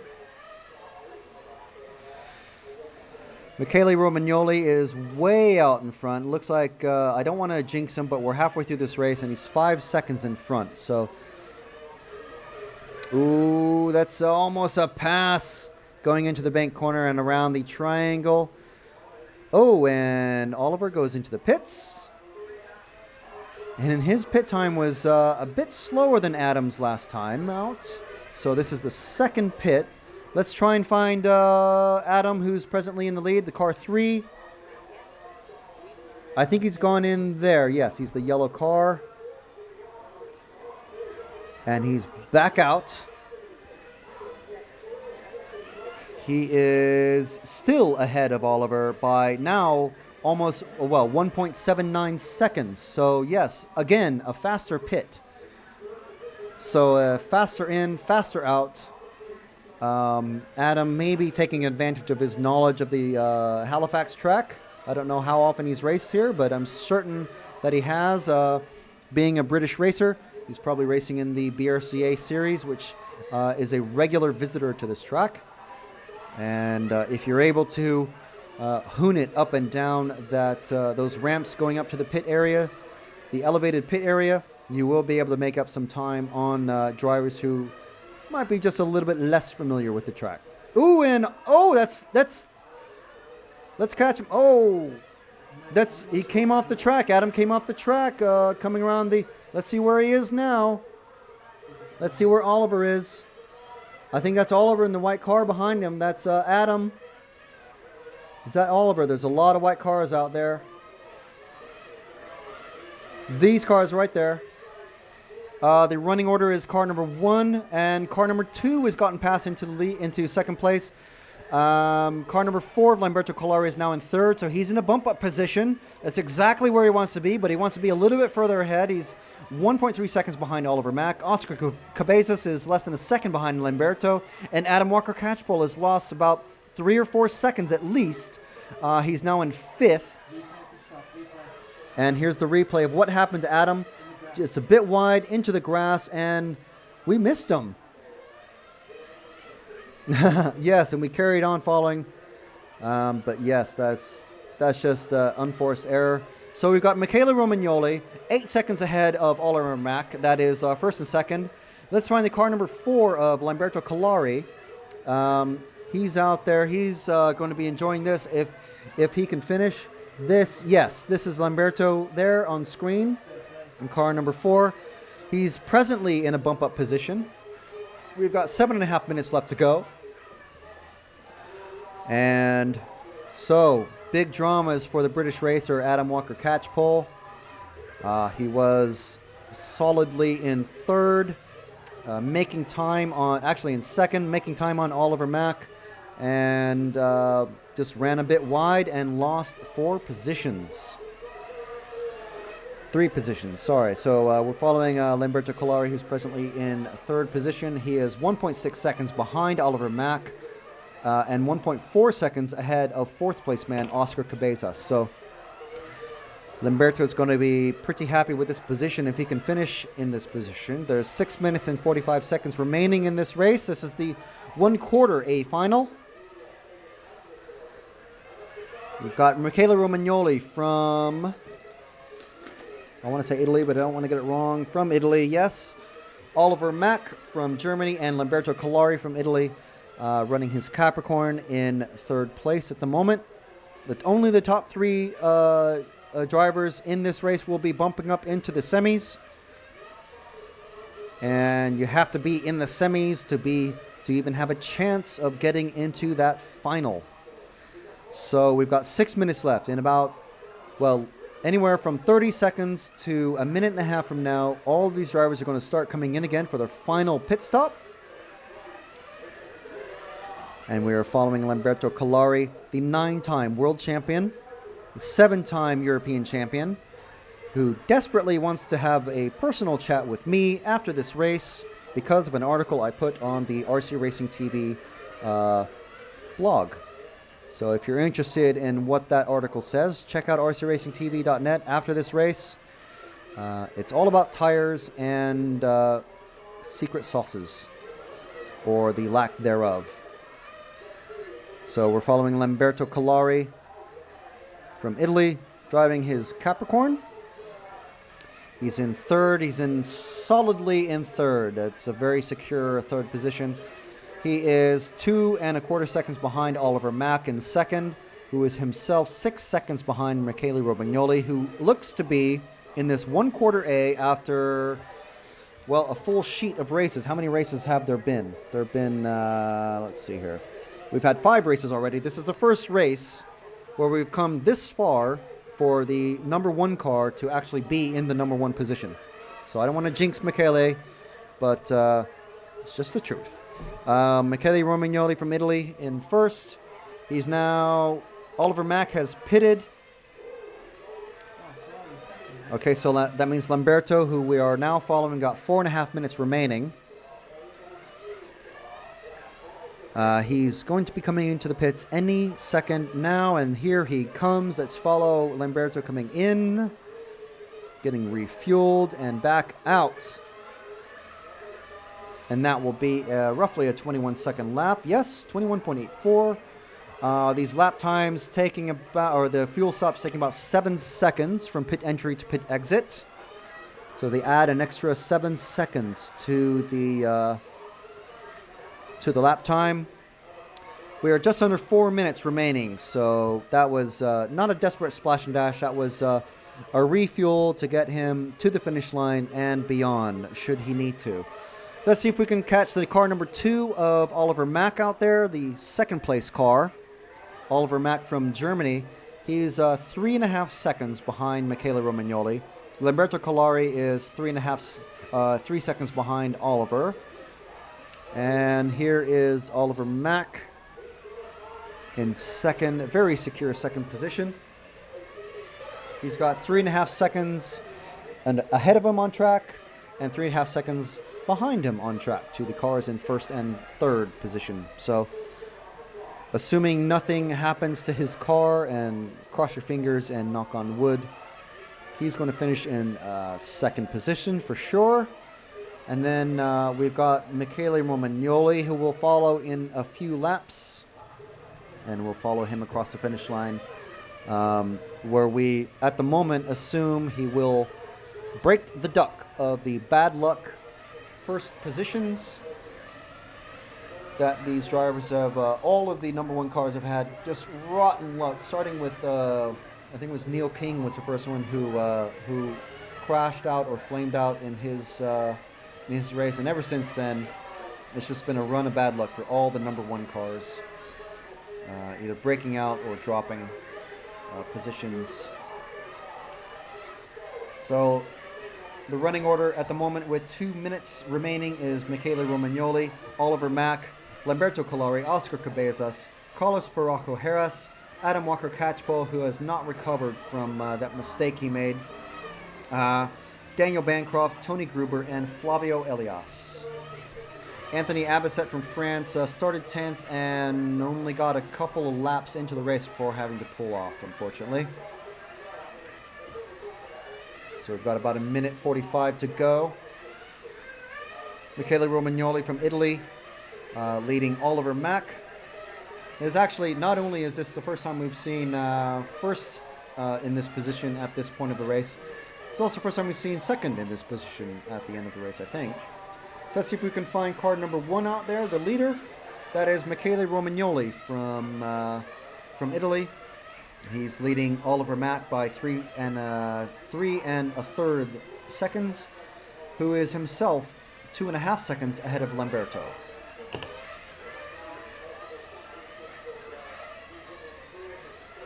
And here we are, the bright orange car of Michele Romagnoli. He's got 1 minute to go before he is assured of a bump-up spot into the semifinal A. So he's got to be pretty happy that he's broken the bad luck streak. Although, yeah, I was about to say I don't want to speak too soon. I must say, as we've come on through the finals, the guys, they haven't just automatically crashed when we're following them. So the commentator's curse hasn't really affected these guys. So 20 seconds left to go. That's this lap to finish and potentially one more. As Michele comes down the main straight into that bank turn through the triangle and around the hairpin onto the pit chicane. And he's not finished. He gets to continue on literally his victory lap because Oliver Mack, second place behind him, has crossed the line after time has ended.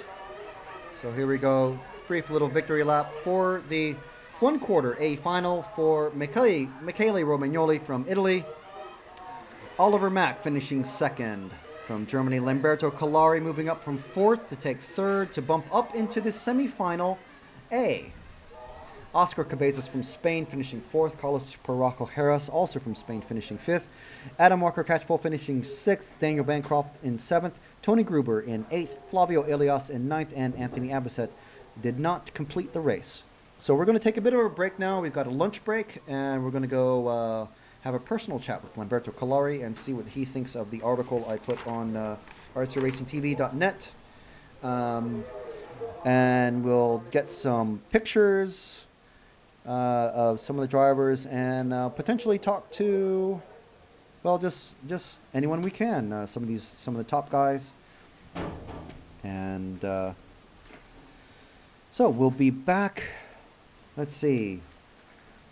The semifinal A begins at 2 o'clock UK time. That is 3 o'clock Central European time. That will be Dario Balestre, Daniele Ialesi, Simon Kurtzbuch, Francesco Taroni, Michael Sullivan, Adrian Bertan, Patrick Schaefer, Alberto Pico, Rick Vrielnik, and Nicholas Johansson. I'll answer a couple of quick questions if there are any on YouTube. Let's see.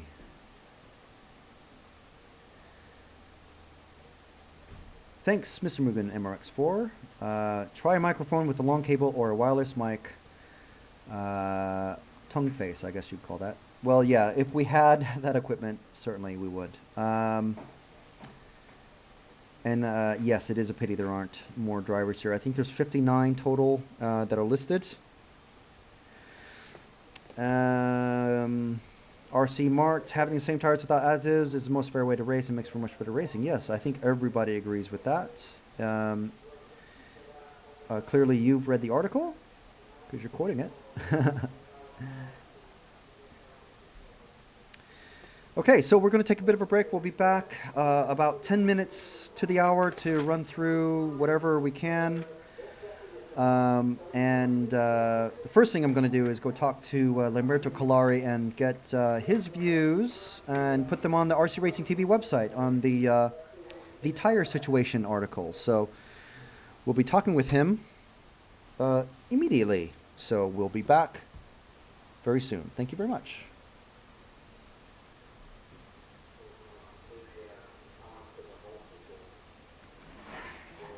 And then can you fade this down?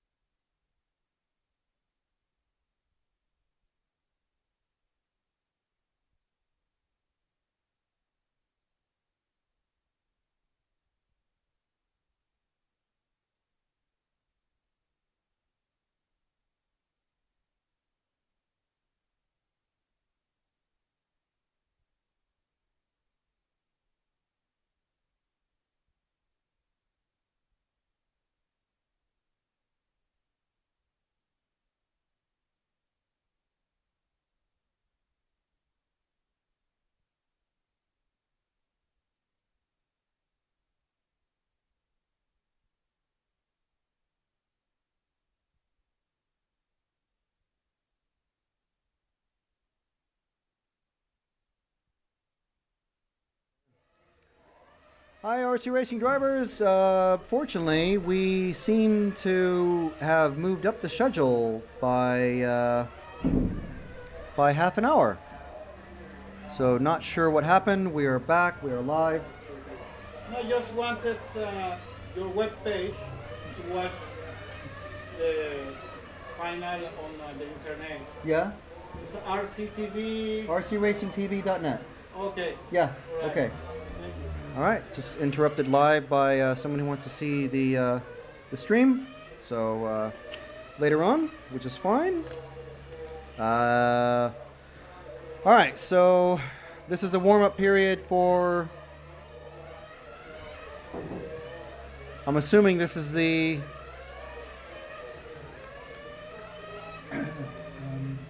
It's semi B, yes. See if I recognize any cars. You're seeing the new and improved, revitalized. Oh no, someone's stepping on the cord now. It just went dim. It's getting dimmer, dim and bright, and dim and bright.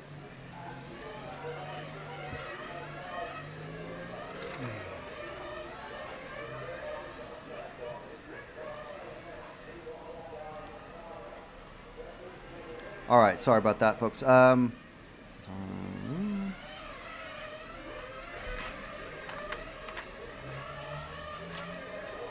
could have sworn the schedule says 2 o'clock, but apparently it says 1:30. I don't know. So we're back. Unfortunately, we're at the far end of the pits, so hopefully you guys that have gone off to get some lunch yourself, you are listening, and if you come back at 2, we'll certainly miss the you'll certainly miss the this race which will come up, which is the Semi B. I was in the middle of typing up the my interview with Lamberto Collari.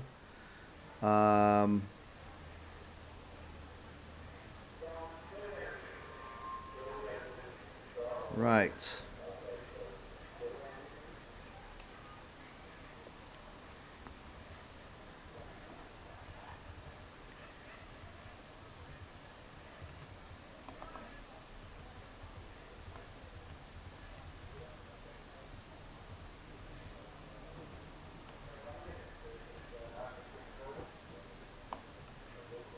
Oh, we've got a delay called, so I'll just take a brief break here while I finish typing up the interview that I was in the middle of when the car started running.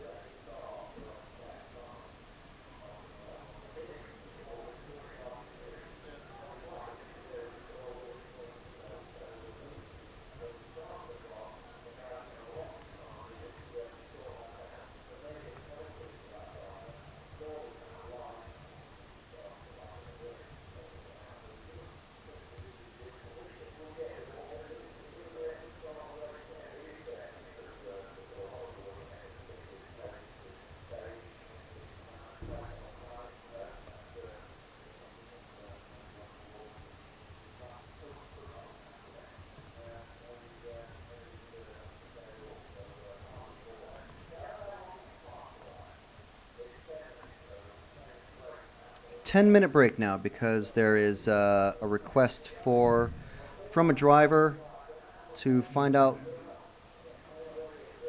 Yeah, it's 10-minute break. So actually, I'm going to run off and find out what is going on with the schedule.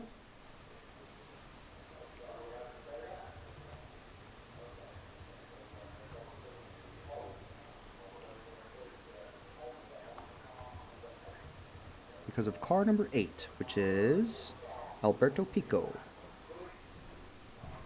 You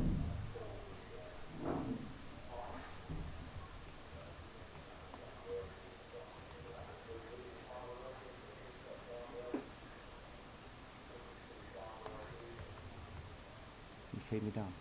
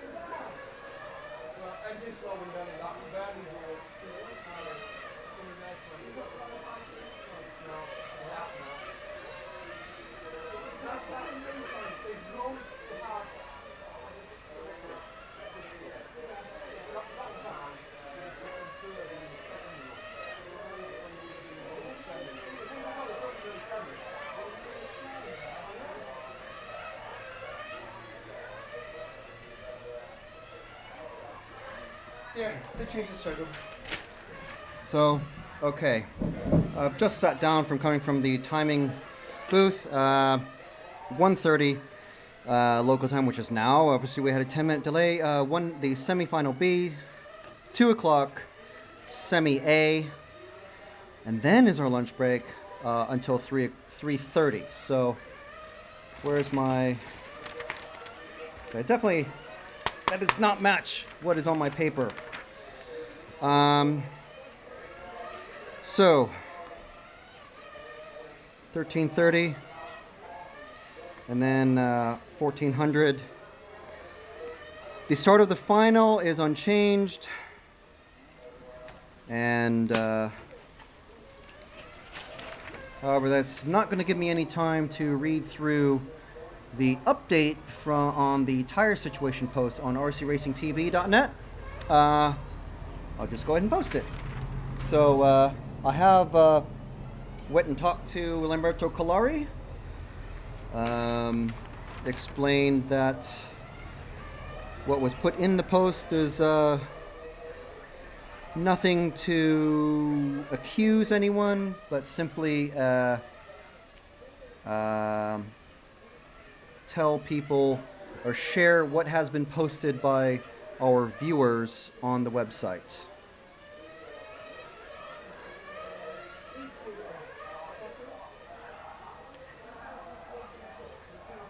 Sorry, on the YouTube stream. So we are just a few minutes away.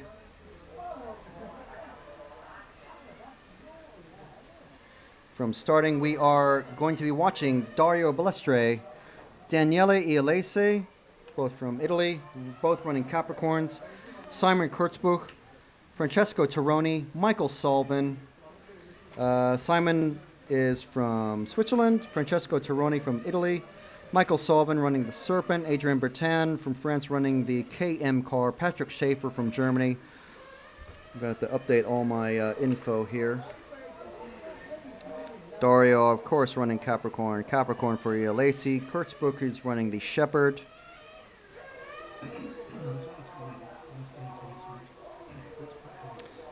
Tironi running the Capricorn. Sullivan running the Serpent, of course. Bertin running the KM. Schaefer running the Shepherd.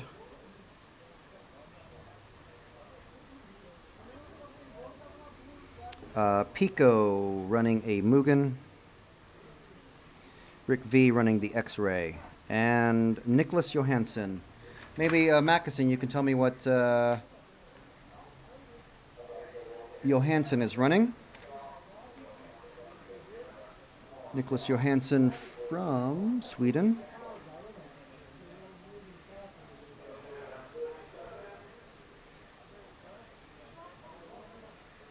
And here we go. We are just about 12 or 15 seconds away from the start of the Semi B.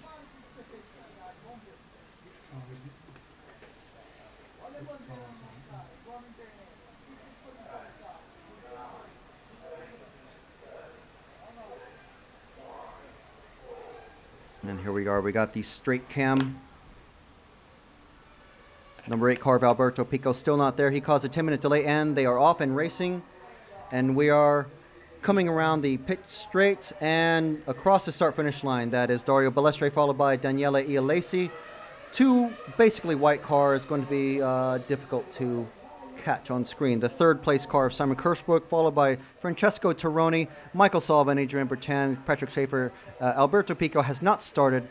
Dario, everyone coming through in number order except for Michael Sullivan, who's gotten past Francesco Tironi. And we're watching Balestre open up a gigantic gap to Daniele Ialese. who has got Simon Kirschbuck all over him. And very close behind him is Francesco Tironi. Michael Sullivan and Francesco Tironi. Okay, let's drop back to the battle. Let's see that battle for fourth place. There we go. Going into the bank turn.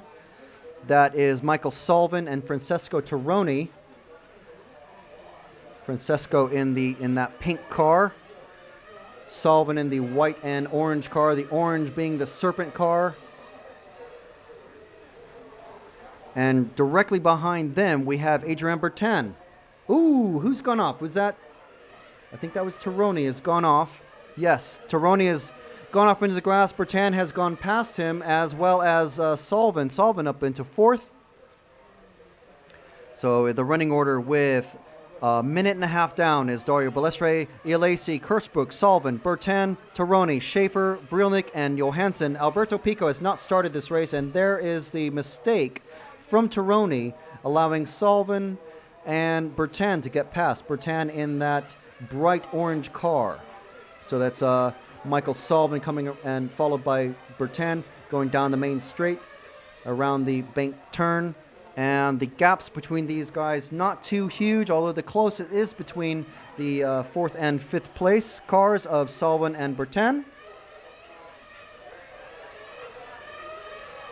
And we're still with Sullivan in that. Let's move up one car and see Simon Kirschbuck in that number 3. He's got that red and blue and yellow car, primarily yellow car.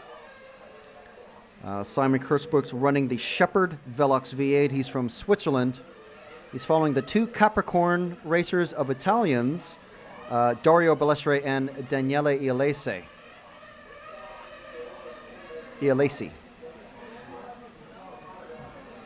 So let's move up.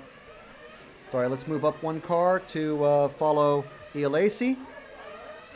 Dario, of course, running Daniele, running his own engines, the IDM. Coming across the start-finish line around Spoon Curve and around the hairpin once again down the main straight. And it looks like Balestre has a full straight lead. That's a 2.5 second lead, more than a full straightaway. And everyone getting spread out now. The running order with 3.5 minutes down is Dario Balestre, Daniele Ialesi, Simon Kirschbuck. Michael Sullivan has moved up from 5th into 4th. Adrian Bertin has moved into 6th to 5th. Francesco Tironi has dropped from 4th to 6th place. He's 1.8 seconds behind Adrian Bertin. Patrick Schaefer stayed in 7th. That's where he started. And then the bump-up positions. Nicholas Johansson, the car number 10, is in position 8. Rick Vrilnik from the Netherlands in his X-Rays running in 9th place. Alberto Pico called a 10-minute delay to the race so he could get repaired. But unfortunately, he was still unable to start. So let's move up one car and follow the car number 1 as Balestre comes out and he's pitting. That's only about a 4-minute run time. Someone else has just pitted.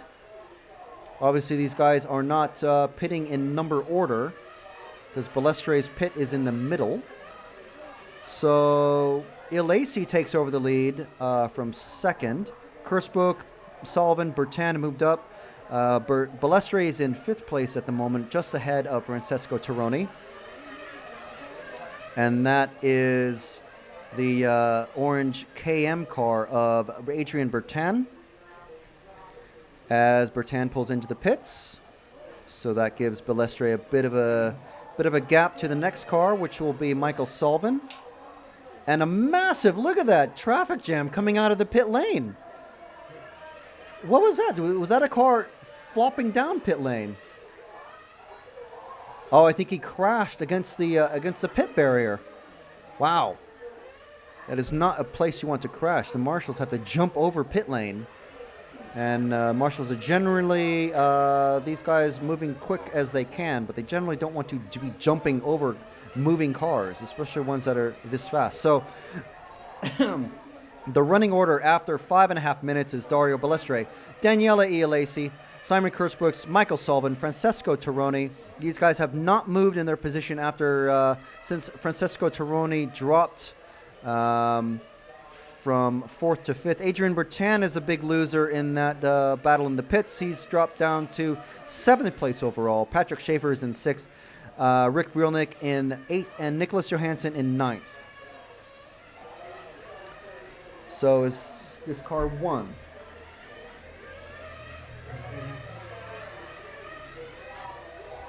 Yes, we are still following Dario Balestra. Let's drop back to car number 2 of ELAC, also running the Capricorn. I think that's car number 9 of Rick Vrielnik. ELAC is in a white car.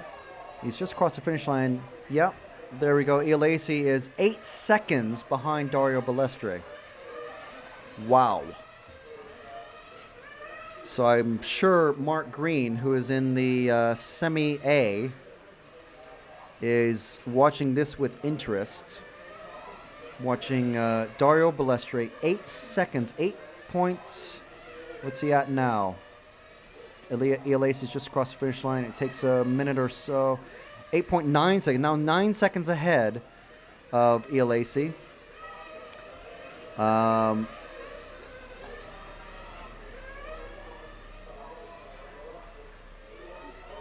So we are. Who's this? Car number. Oh, who was that? That was. That's a lap traffic.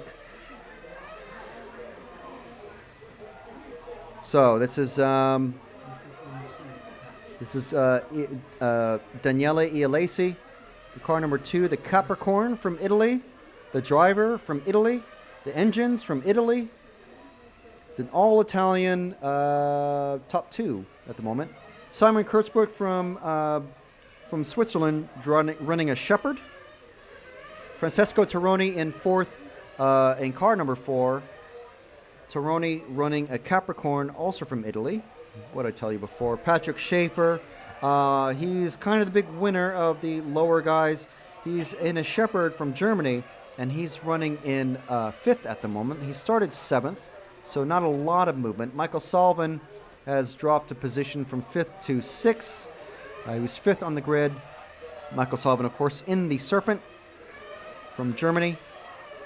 Adrian Bertan in that KM car.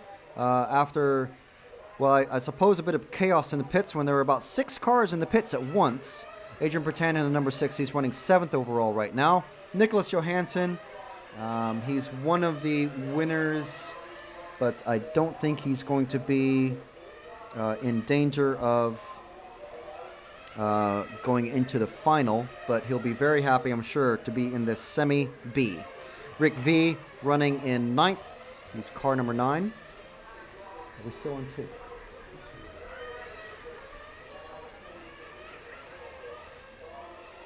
Okay, I think that's Rick V behind ELAC there, but we're following the car number 2 of ELAC. Many seconds up the road from him is Dario Balestre. I think Balestre came in for a pit stop because now there's only a 2-second gap between Balestre in the lead and ELAC. And we're coming on 10.5 minutes remaining, so we're right in that second pit stop window.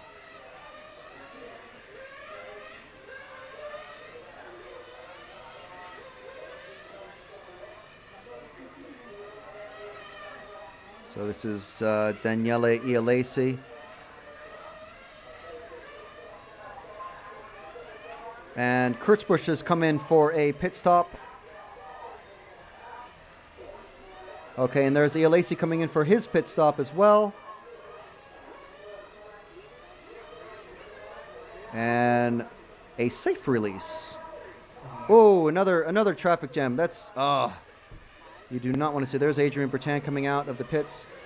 So who are we on now? Is this car number 2 still? Okay. Let's try and catch car number 1, he's probably just crossed the finish line there. I think he's the white car in that group. There we go. There's Dario Balestre. And I'm hearing a lot of moans and groans. Yeah, moans and groans as the cars from 4th to 7th place, I believe, have crashed into each other on the straight. But we're not following those guys. We are with Dario Balestre, who is blistering the track or blistering his tires. Trying to think of a punny way to put it, but there is no punny way to put it. He's about, is he 8 seconds, 9 seconds now? 11 seconds ahead of Daniele Ialesi as he passes. He has just lapped Simon Kurtzbuch, who's in 3rd. That's how fast Dario Balestre is running. So that orange and yellow car that Balestre just passed, that's 3rd place, and he'll be coming up on his countryman Daniele Ialesi very soon. I think this is Rick V in his X-Ray, flying past that yellow car that's coming up. I want to say that it's not Salvin, it's not Bertan, it's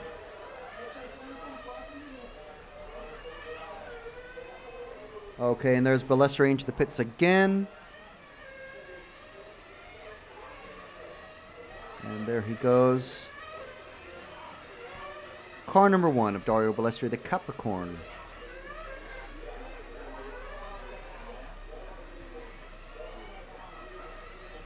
All right, Daniel Ialesi. Even with that stop, Daniel Ialesi is 5 seconds behind Balestre. Simon Kurtzbuch in 3rd is 4.6 seconds behind Ialesi. Salvin is behind Kurtzbuch by 1.79 seconds. Of course, now we're on dry running. I believe these guys are now going to go on they will qualify for the final. They'll be placed in the final according to their fastest, according to their race times. So that's laps in 20 minutes, and then the tiebreaker being the time. So the semis are going to be decided. So we might see it's going to be 10 cars in the final, as we have 6 minutes and 45 seconds remaining.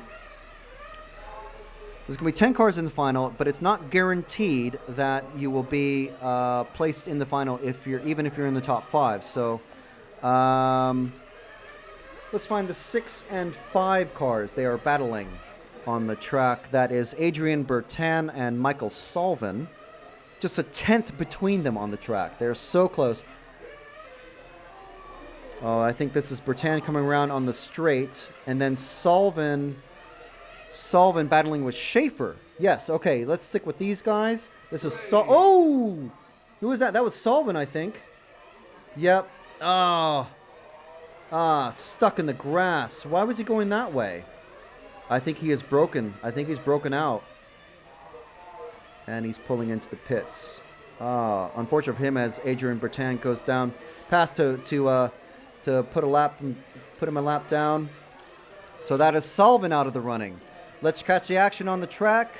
We've got the number 6 car of the bright orange car of Salvin.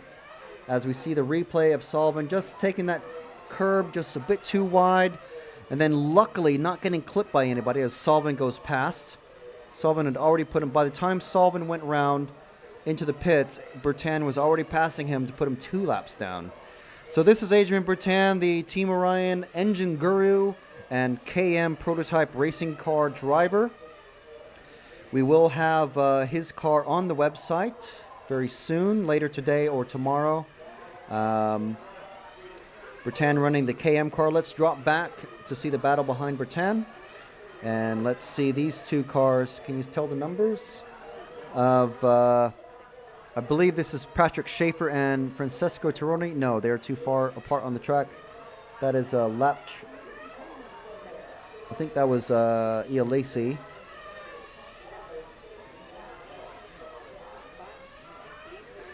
So the running order with 4.5 minutes left to go is car number 1 of Balestre to car number 2 of Ialesi. Car number 3 has just passed Adrian Bertan to take 3rd. Bertan in 4th.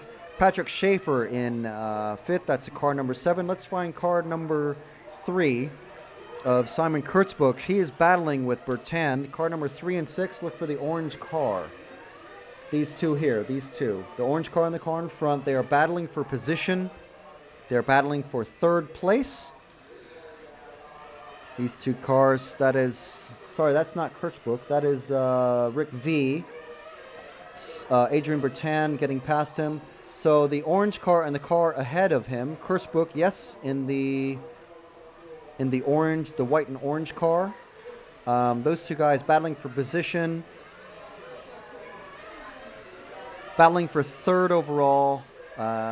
Everyone, let's see. Balestre is the only one on 63 laps. Everyone else from 2nd down to 7th are on 62 laps. Everyone on the, let's see. Rick V is the only one a complete lap down. He's way down. So that is Bertan and the car in front there going past the straight cam. That is Simon Kurtzbuch. Behind Bertan on the computer timing is Patrick Schaefer. Then we have Francesco Tironi in 6th, Nicholas Johansson in 7th, and Rick V in 8th. Top 4 are Dario Balestre, Daniele Ialesi, Simon Kurtzbuch, and Adrian Bertan. And we have 2.5 minutes remaining in this 20-minute semi-B. We apologize if you're just coming back to us, expecting for the race to start at 2. The time was changed on us, and because we are so far away from the timing, the actual timing computer, we weren't informed. We apologize for that. This race started at 1:30, and then there was a 10-minute delay for Alberto Pico. We have 2 minutes remaining as we're watching Adrian Bertan in 6th place. Let's find car number 2 of Daniele Ialesi.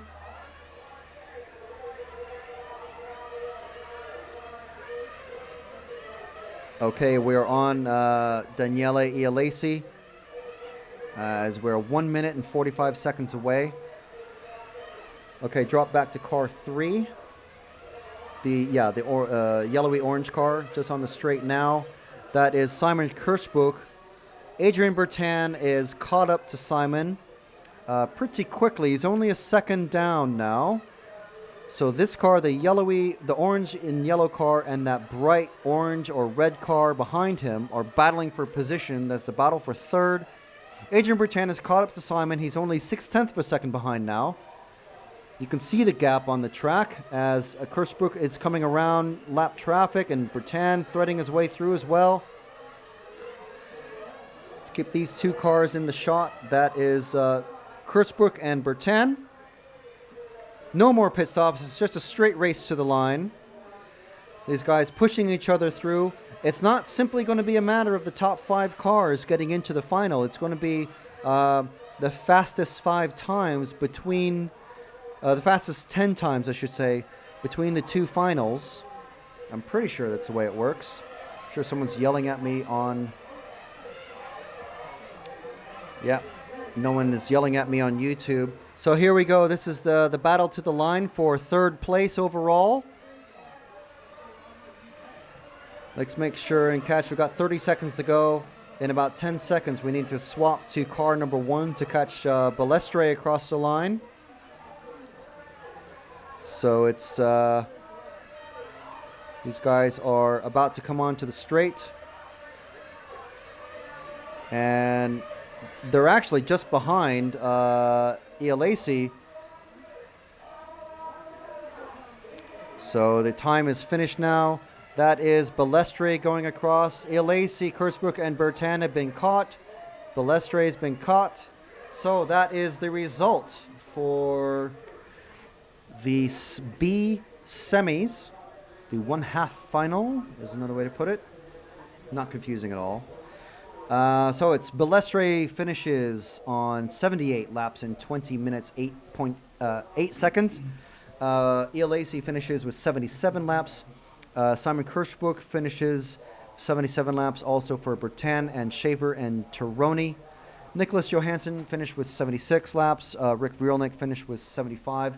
Sullivan unlucky with the his car. He clipped a curb and broke out after 52 laps. And Alberto Pico finished. I'm okay for drink. Is there a way you can, if there's no line, can you get some food? So I know, Yeah. What you want? Same as yesterday, bacon cheeseburger and chips.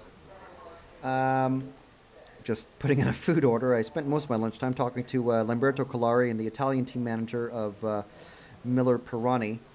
They wanted to just get an explanation from myself and have some words to say about the article I put on the rcracingtv.net webpage yesterday about the tire situation. If you go to RC Racing TV, you can read that article and their response to it.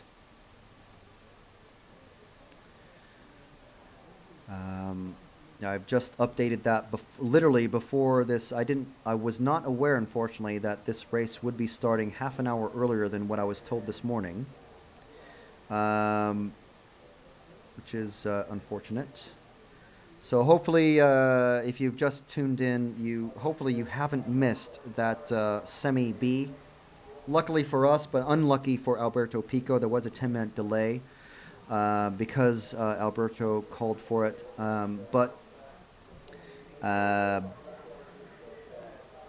So yeah, if you go to rcracingtv.net, you can find the article titled "The Tire Situation," and you can see what Lamberto Collari wanted to say.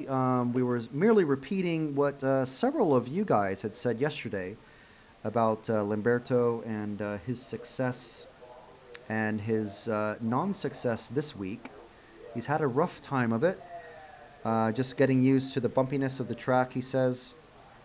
It's not a perfectly smooth track. I mean, it is a fantastic track, but of course, it's not perfectly smooth, and he's been getting used to it during the week. So, yes, had a tough start, but he's working through it. It's just racing. But he does admit that it will be very difficult for him to get back his title this year. The title that he lost to Robert Peach last year. We're finding it quite challenging with the pace going on.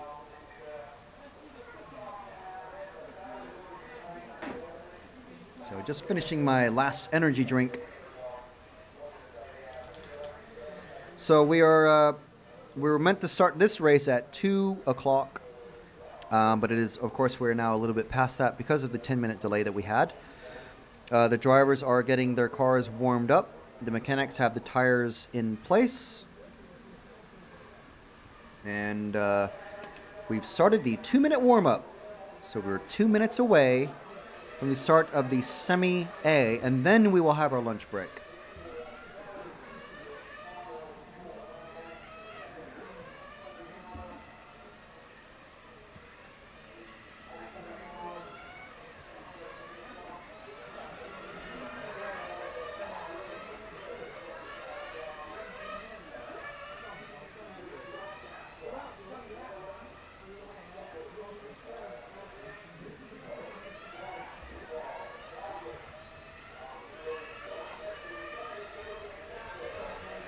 Thank you.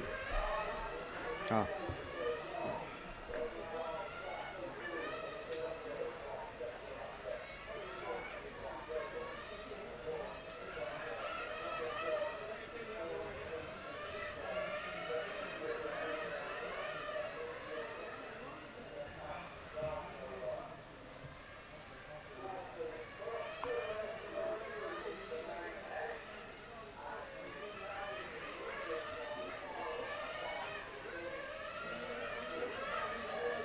All right, so we're about a minute to go before this is finished.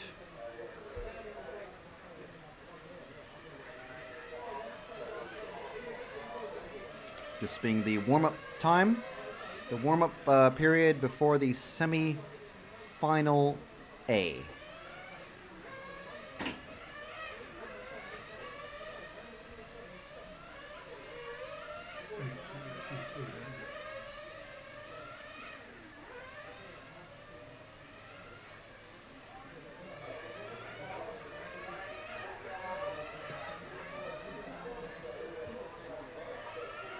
So these drivers are about to be called into the pit. There's about a minute to go before they come in and refuel.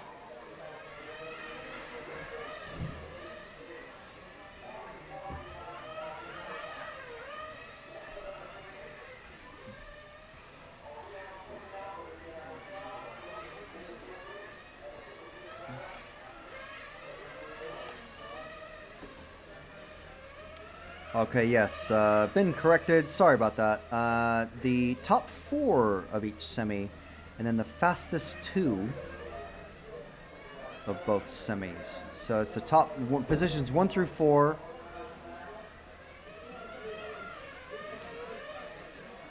And then the fastest of the remaining 6 drivers. Is that correct, Roman? Who is posted to us on Facebook, on YouTube page.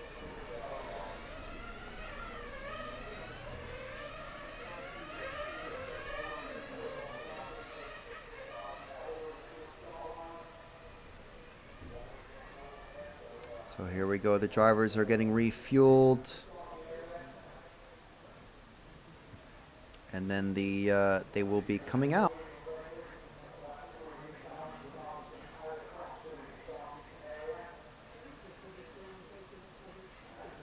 Mechanics bringing the cars out onto the track and straight to the grid.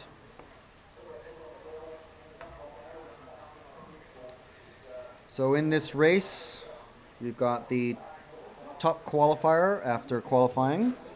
I'm not sure what to... It's a bit misleading that because he may not start pole, but Mark Green from the UK running his Serpent. Jillis Grooskamp from the Netherlands running a Shepherd. Robin Daunt running the Motonica from Belgium.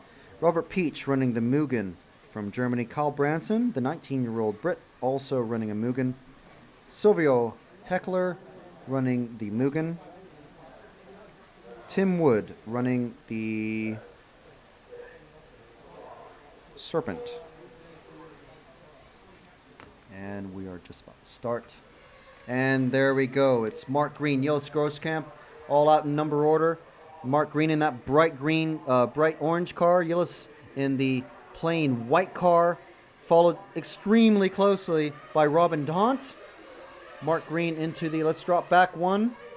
There we go, the battle for second. Battle for second, going into the triangle. That's Robin Daunt challenging Jillis for that second position. And a big scrum for 4th behind them.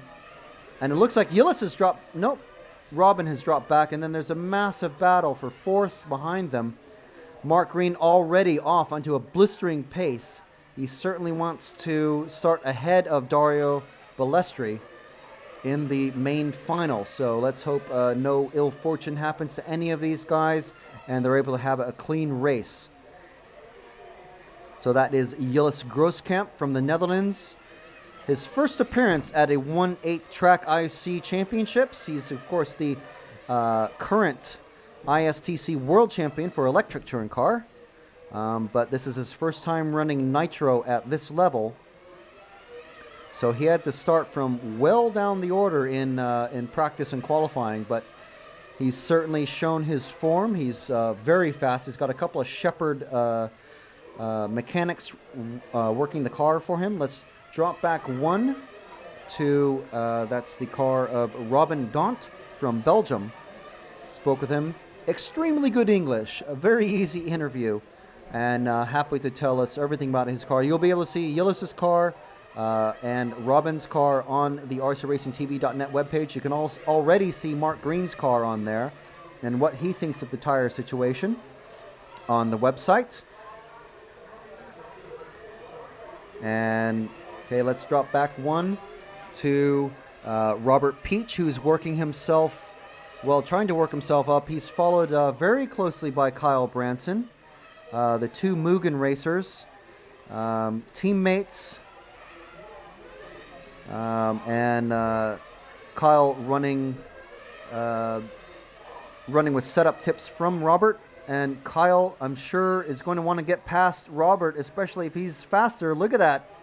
Look at how close these guys are. It's a very tight battle for fourth. Very, very tight as they drag. Ooh, Robert takes that. That's a slick paint on those curbs, so it's not going to be good traction going down the main straight as they come down the pit chicane and across the finish line. So we are 3 minutes into this race. Almost 4 minutes actually into this race, as we've got Robert Peach and Kyle Branson running neck and neck for fourth place. That is Silvio Heckler just behind them in that white and yellow car. So we've got a three-way battle for fourth place as Mark Green, Yellow Screws Camp, Robin Daunt run away in first, second, and third. And they are gapping these guys who are... I don't know if Peach is actually holding up Branson. I mean, it certainly looks that way, but Robin is just increasing his lead lap by lap very, very slowly. Robert Peach is 1.2 seconds behind. Branson is only 0.4 seconds behind Robert, and Silvio Hatchler is about 0.3 of a second behind. So that's Robert Peach running not his normal livery. I don't think so. I think it's just a plain body shell, followed very closely by Kyle Branson, the 19-year-old British racer. And we are watching these guys. This is the closest battle on track. Mark Green is 2.8 seconds ahead of Yillis, who is 2.15 seconds ahead of Robin Daunt, who is 1 second ahead of Robert Peach. You can just see flashes of Robin Daunt's bright orange car ahead of Robert on track. This is Robert Peach, not running his normal livery, followed very closely, very, very closely by teammate and 19-year-old British racer Kyle Branson, who was running in a new bearing on his engine during the very brief lunch break that we had while I was talking with Lamberto Collari about the tire situation article that I made live yesterday on the RC Racing TV webpage. It's also linked on the Facebook group. And they both come in for pits at the same time. Both picked up at the same time, fueled, and put down almost at the same time. Kyle loses out just a tiny bit. Now they've got some traffic between them. Let's see what Kyle can do to catch up to Robert. He's lost a tiny bit of time. That is... Who is that between them? I can't quite tell. Meanwhile, Lamberto Collari has moved up to fourth. He's dropped down. He's... Okay, so he's pitted. That's car number 6 between them of Silvio Hatchler. And is he... Kyle needs to get past Silvio. And who's Kyle got behind him? That is Oliver Mack in the white car.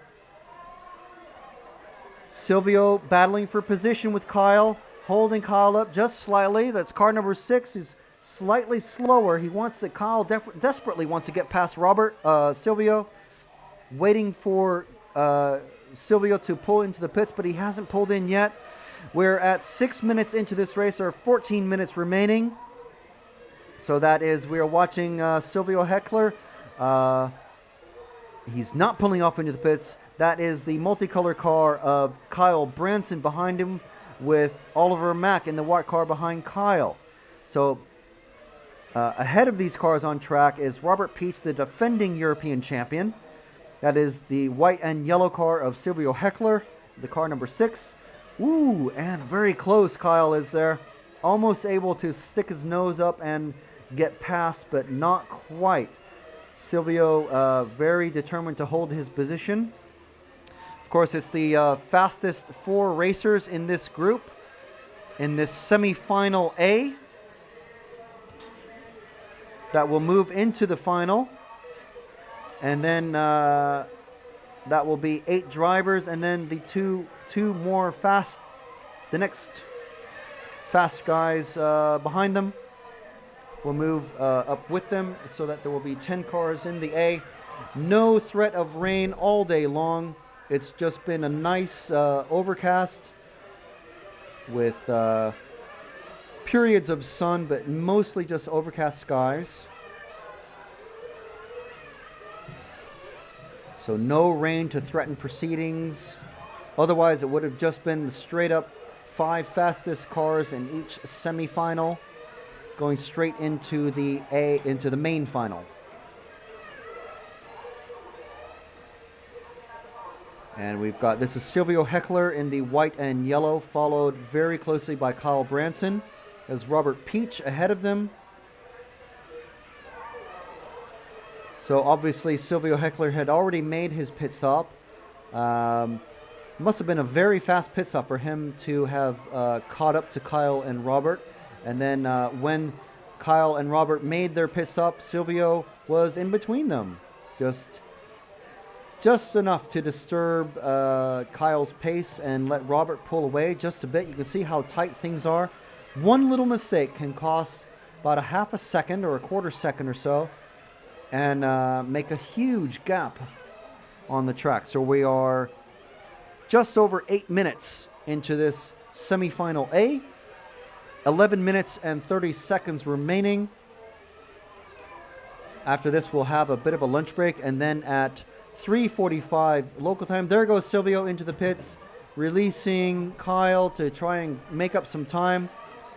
If he can see if he can pull a Schumacher and catch up to Robert, so that when Robert and Kyle pit, which they pitted on the same lap last time, almost synchronized pits. It doesn't look like...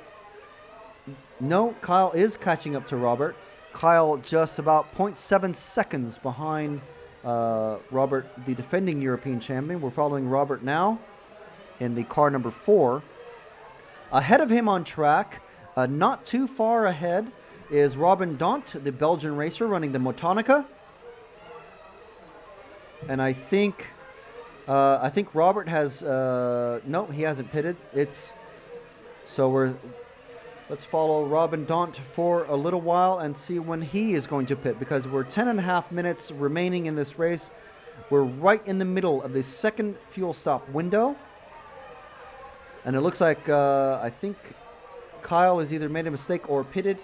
I don't see 2 white cars behind him anymore, behind Robin. So this is the Belgian racer Robin Daunt, who is running in third, 3 seconds behind Gilles Grooskamp, who is himself almost 4 seconds behind Mark Green. Mark Green at the halfway point is leading this race. We're 10 minutes remaining. Mark Green well in the lead with Gilles Grooskamp. Is that Mark Green, or I think that was Robin Daunt taking his pit stop? Yes. Mark Green in the lead, who's just pitted, so Gilles has gone ahead. Current running order is Gilles Grooskamp, Mark Green, Robin Daunt, Lamberto Collari in 4th, Kyle Branson, Silvio Heckler, and Robert Peach. Lamberto... Has Robert pulled off? What's happened to Robert? We've been following Robin Daunt, and unfortunately we've missed what's happened with Robert Peach. He's pulled off, had a very long stop, a very long lap of 47 seconds. Potentially he flamed out, we're not sure, but the car number 4 of Robert Peach is now in 8th position. He is in very real danger of not being into the final. Let's find car 1, the other bright orange car of Mark Green.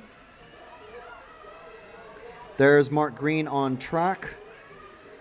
It's 3 seconds ahead of Gilles Grooskamp from the Netherlands. Mark, of course, a perennial British Serpent racer. He's been driving that car for a long time, always finishing really well. Multiple champion in the BRCA National Series for the UK.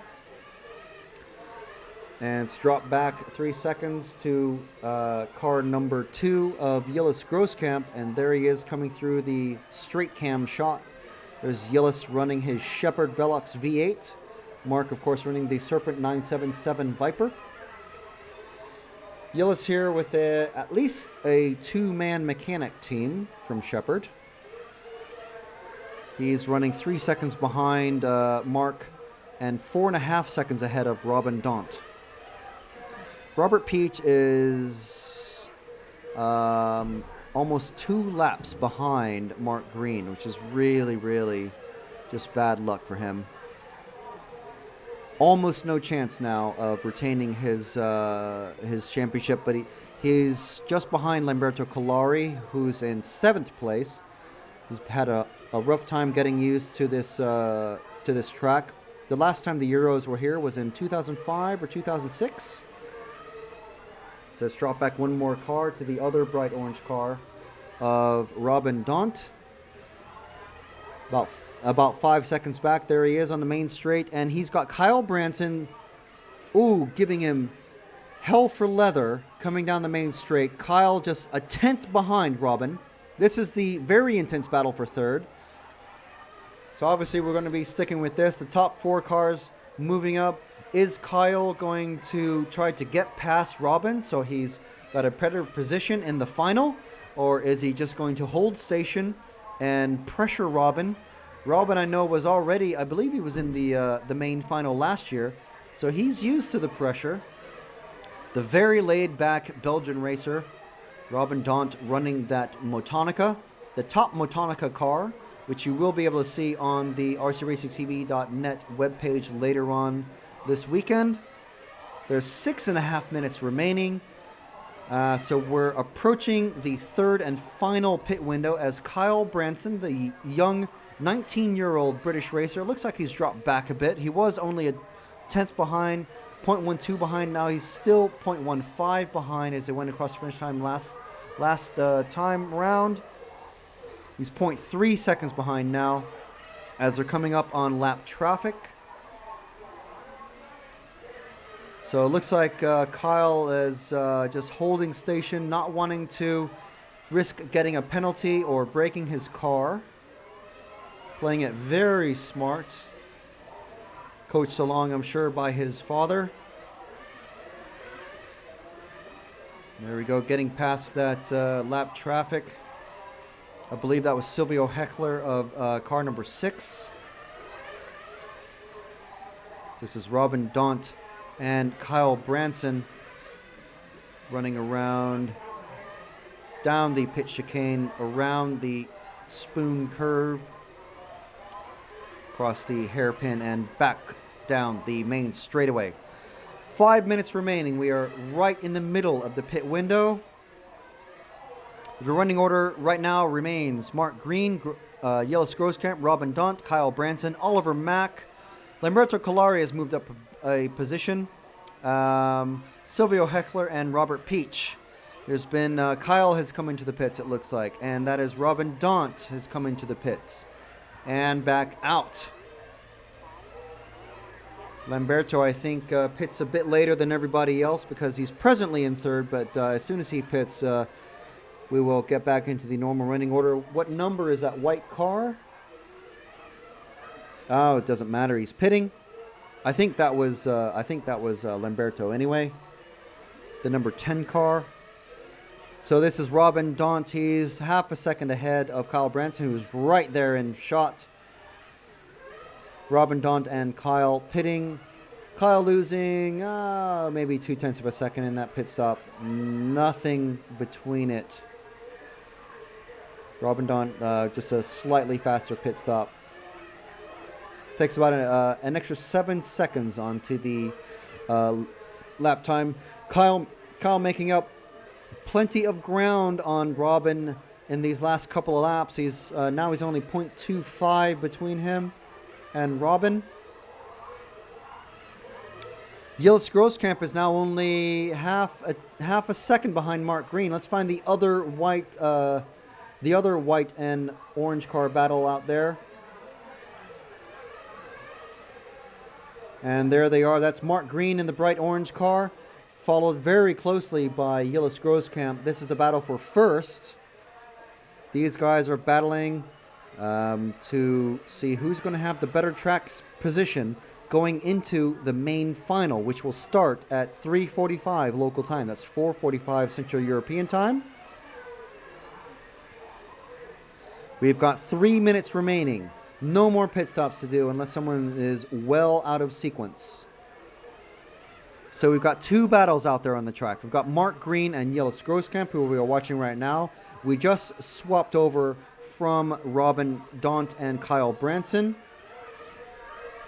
But we're going to stick with the leaders for now. There's about 2. Ooh, very, very close between them. Jillis really pressuring Mark. Mark is not used to running with Jillis because Jillis is primarily a touring car, electric touring car racer. Jillis is at his first European Championships. And look at the pressure he's putting on. So close. He's just running on the edge of the track, and he's probably chunked his tires just a tiny bit there. But again, he's right back on Mark's heels. As they come around the bank turn through the triangle, Mark getting it slightly sideways. Pretty normal stuff for these guys. And Jillis really piling the pressure on. 2 minutes remaining in this semi-A. And look at the pressure. Mark is just absorbing all this pressure. Just holding on to that lead. Only 0.2 of a second ahead, which is about what the space between Kyle Branson and Robin Daunt, who are running 4th and 3rd respectively. But we're sticking with these 2 guys who are battling for the lead. Jillis must have made a mistake somewhere that I missed while I was looking at the timing screen. That's unfortunate for him. He's now he's about half a second behind, 0.4 of a second behind. We are following the leader, Mark Green, in the bright orange car with Jillis Grosskamp in the white car. And they are about 4 seconds ahead of the battle for 3rd between Robin Daunt and Kyle Branson, who are even closer than these 2, but we're sticking with these guys. There's only a minute left in this race. So I'm sure Mark Green is used to the pressure. Jillis Grosskamp is used to applying the pressure. It will be very interesting to see what happens with how Jillis runs with these top guys who are not used to running with Jillis at all. Obviously, I'm sure Dario is watching this with interest. Dario, Daniele, and the other drivers who are going into the final. The top 4 guaranteed spots, and the remaining 2 spots are based on the fastest time. So this is Mark Green in the bright orange car, followed intensely closely by Jillis Grosskamp. Normally an electric touring car racer. Just 0.2 seconds between them. We have 5 seconds remaining. This is the last lap that they are on. Time is completed. That is it. The race is over. Let's catch the battle for 3rd. The battle for the other orange and white car. There they come. That's Robin Daunt and Kyle Branson finishing 3rd and 4th as we see him on the pit lane. Excellent choice for the placement of that pit lane camera. Wow. Okay, so that is the semi-B. The semi-A. The finishing order was Mark Green on 78 laps, Jillis Grosskamp on 78 laps, Robin Daunt and Kyle Branson also on 78 laps. Oliver Mack finished on 77 laps. Lamberto Collari finished on in 6th from 10th place on the grid with 77 laps in 20 laps flat. So he finished only 0.7 of a second behind Oliver Mack. So it'll be interesting to see. That's the top 6. 7th place, Silvio Heckler. Robert Peach finished in 8th. I believe that is it for Robert's run to defend himself, defend his European title. Tim Wood finished in 9th. Michele Romagnoli finished in 10th, pulling off fairly early. Right, so that is, we will come back.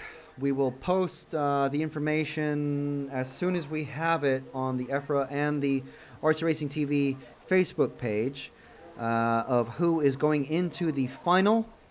The introduction of the finalists will be at 3:30 local time. That's 4:30 Central European time.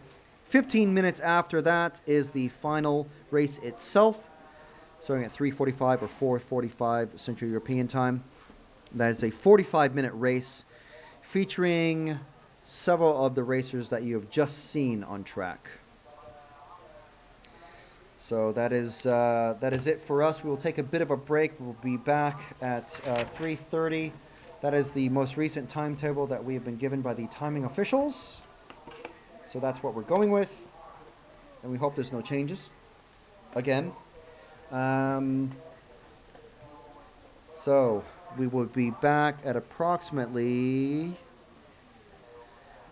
3:25, let's say, local time. That gives us 50 minutes to go get some food and a drink and a comfort break. So that's it from us. We'll be back in 50 minutes.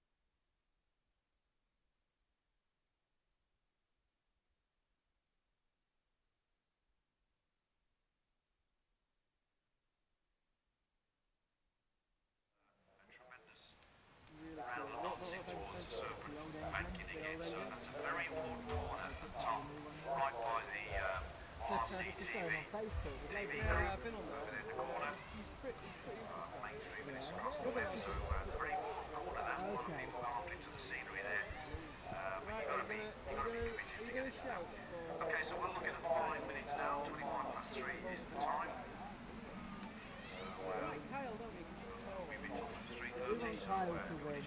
Ricardo wouldn't want much. Proceedings underway at 3:30, so He's I think we're going to be starting with the introduction of the drivers for the main A-final in the 1A European Mark Classic just always Championships just pull here something at out of the Halifax. bag at the last He's just got that big race experience. Yeah, yeah. Minutes from now. You enjoyed it, John? I have. I've loved it, mate. Really good.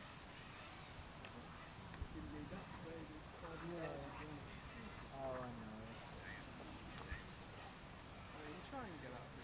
So you can hear the activity start to warm up now as the atmosphere No, starts to getting build everyone's towards all the right, but start it's just costing me a of lot the of last race time. of the day, Yeah. which is the main A There's enough the car was for the very good crowning, gear, of but course, dead early. the But I've champion. still got a 16.00 lap, so and that's the best I've done.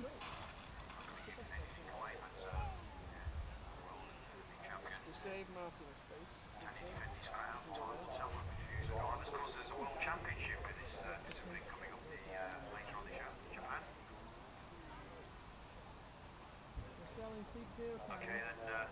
£150 Okay, drivers, if we can have you onto the driver's rostrum because we need to work towards the introduction of the drivers in the main A final. So drivers, if you would like to get yourself onto the driver's rostrum, please, so we can introduce you to the world. Okay, that's what's waiting for you, your audience.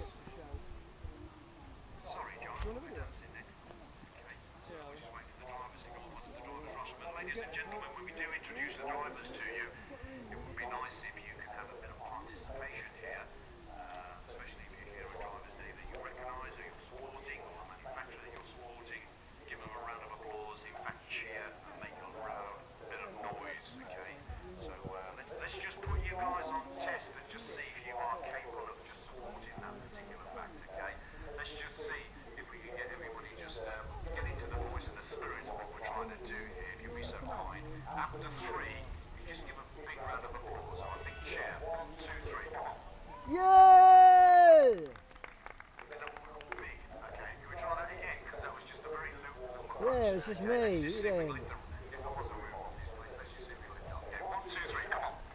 Yay! It's getting better, but there's some people in the middle not doing it, okay? Well, we have to come out there with a radio mic, so one more time, please. Come on, guys. This is going to be a massive, massive event we're looking forward to. So let's see if we can give a big round of applause, just as a warm-up, okay? 1, 2, 3, come on. Yay! Brilliant stuff. Okay, thank you very much for that. Now, you will do that when we actually bring the drivers up onto the driver's rostrum. So don't go there, up there. The driver's rostrum is yet, just waiting for them to get up there so we can open the pit lane and get the guys on the driver's rostrum. I think we are calling the drivers to the rostrum for the main A final.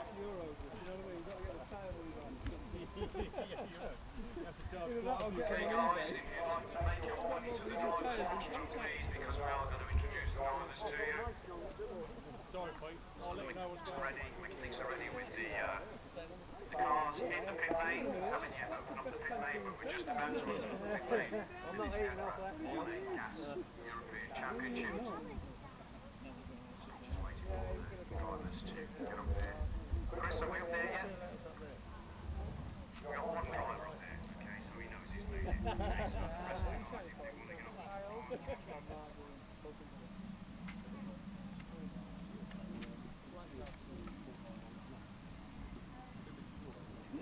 Okay, so we've done that nice build-up for you, and just waiting for you guys to get up there on the rostrum for the last race of the day. Okay, Chris, are they up there yet? Have we got one more? Not yet. Okay, drivers, for the main A final, please, if you'd like to get onto the driver's rostrum, your public await. So you wait. Drivers for the main A onto the driver's rostrum. Padding's already in the meeting area. Marshals, please, house as well. Marshals out, please. How are we doing, Chris?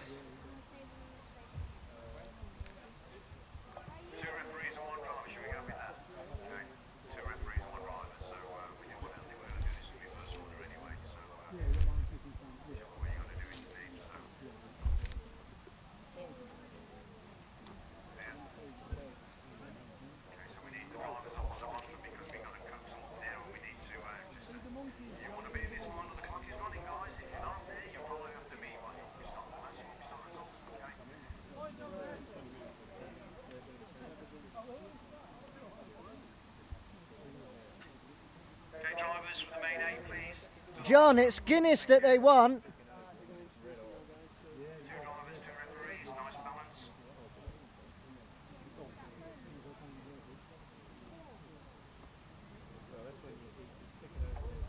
Maybe this is a ploy here, maybe this is about the tactics that they're building on. Gillis and Mark, who knows? They're in there, we know Dario's in the mix as well. So 45 minutes of sheer stress about to unfold in front of our eyes. Tyre changes, fuel stops.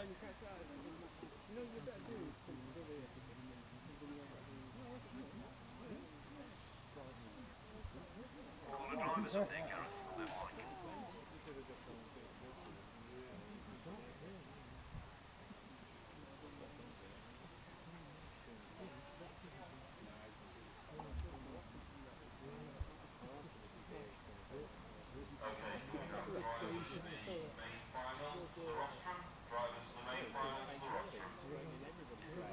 So the official call now from the timekeepers. That clock is on the ball and getting ready. So with the opportunity of photographs before we get running for this EFRA 1A Track IC European Championship shootout here. These 45 minutes of racing activity, what do you call this? Procedural procedures before we get rocking here at Halifax.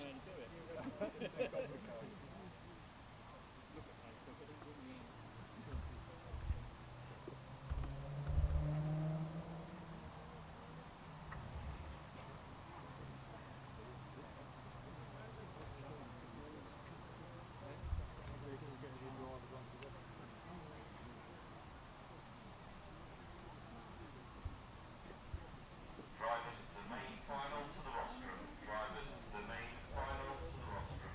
Immediately. Immediately. Voice of authority. Immediately. That's what we're missing. The man with the big brown in the office. Like. Yeah, like now. That would be good.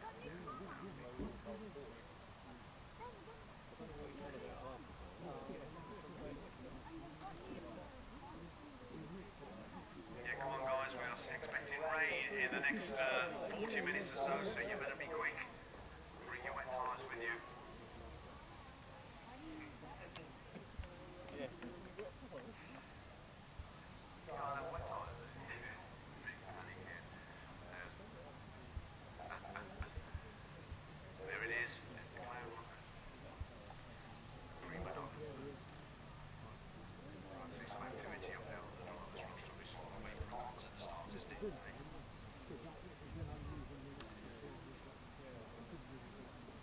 I think while you go on the driver's rostrum, there's a word or two for you to tell while you're up there. Oh, well, we were going to play a bit of music, but forget that now because we're not going to play any music because the old copyright's involved, so forget that. Got very, very complicated, so it's a bit of a no-no.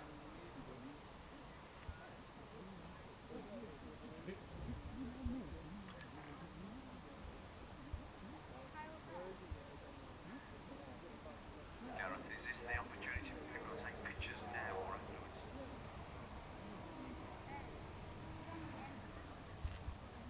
After. Okay. Yeah, there will be photographic opportunities in, I've been told, after the race.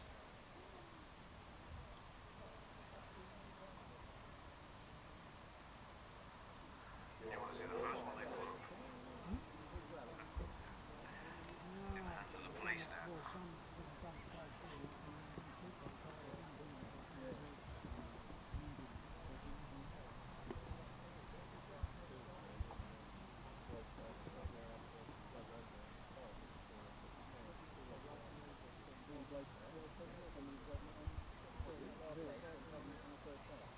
Waiting for drivers, stars of the meeting to get onto the driver's rostrum, ladies and gentlemen, so do apologise for the delay. We are eager to get this going. I'm sure it will be worth the wait. Very much worth the wait.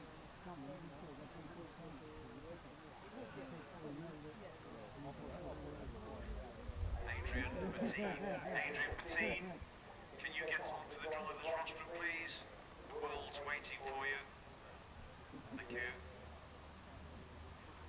As soon as Chris gives us the nod.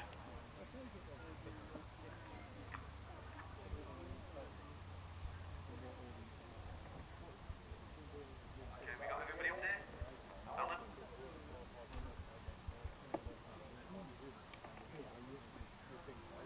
Okay, there's a driver missing. We can't do the introductions without that driver. Who's missing, Gareth?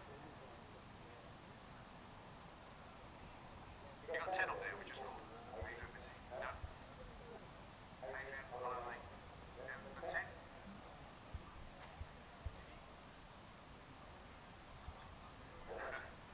Yeah? We've only got 9. Anybody wants to take his spot? Extra 20 quid the till. Get you out on the track. Get you a car. Yeah, I guarantee there's a car down there. We like the race. Yeah. Chris. 10, yeah? Okay then, right. Can we proceed, Mr. Hardesty? Okay, so you get all just somebody give me the thumbs up when I introduce Steve then.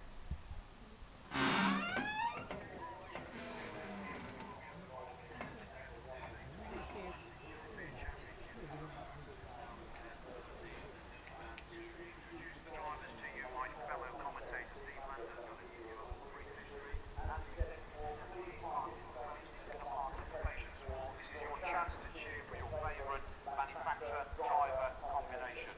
So, over to Steve, qualifying and finishing in 10th position we'll start with. Okay, your 10th place qualifier qualifying with 77 laps in 20 minutes 6.93 seconds. From France, the driver of the KM car, CRF engine and CRF fuel is multiple class world champion Adrian Patine.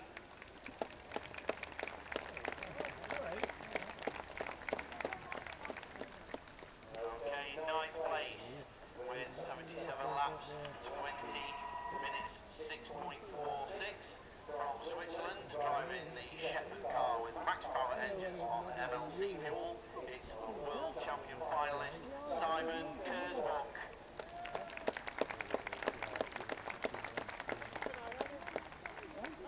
Qualifying in 8th place, 77 laps, 20 minutes 5.55 seconds from Italy, driving the Capricorn car with the IDM engine and MLC fuel, Daniel Elassi. In 7th place, from Italy, with 77 laps, 20 minutes 0.78 seconds, driving the Capricorn car, Nova Rossi engines with MLC fuel. It's 9-time world champion Lamberto Calari.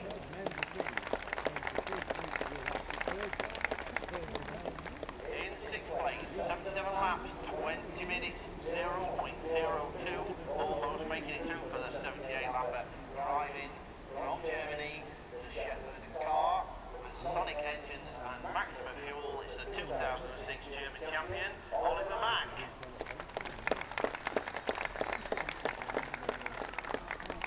In 5th place, 78 laps, 20 minutes 10.84 seconds. From Great Britain, driving the Mugen car with IDM engines and runner-time fuel. It's UK national champion Kyle Branson.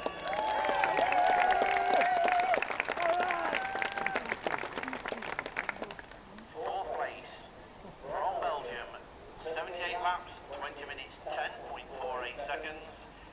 Driving the Motonica car with Box engines and MLC fuel. Previously 7th place in the World Championships, Robin Dont.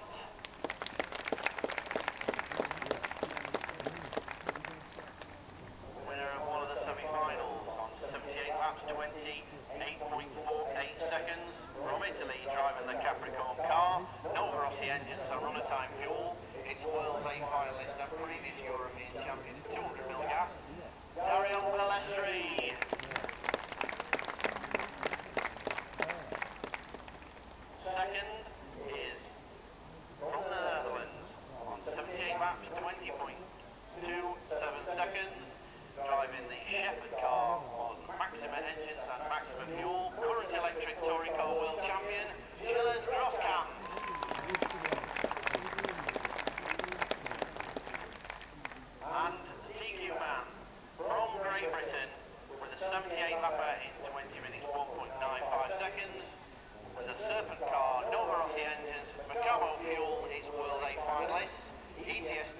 Nitro Series and multiple PRCA national champion, Bob Green.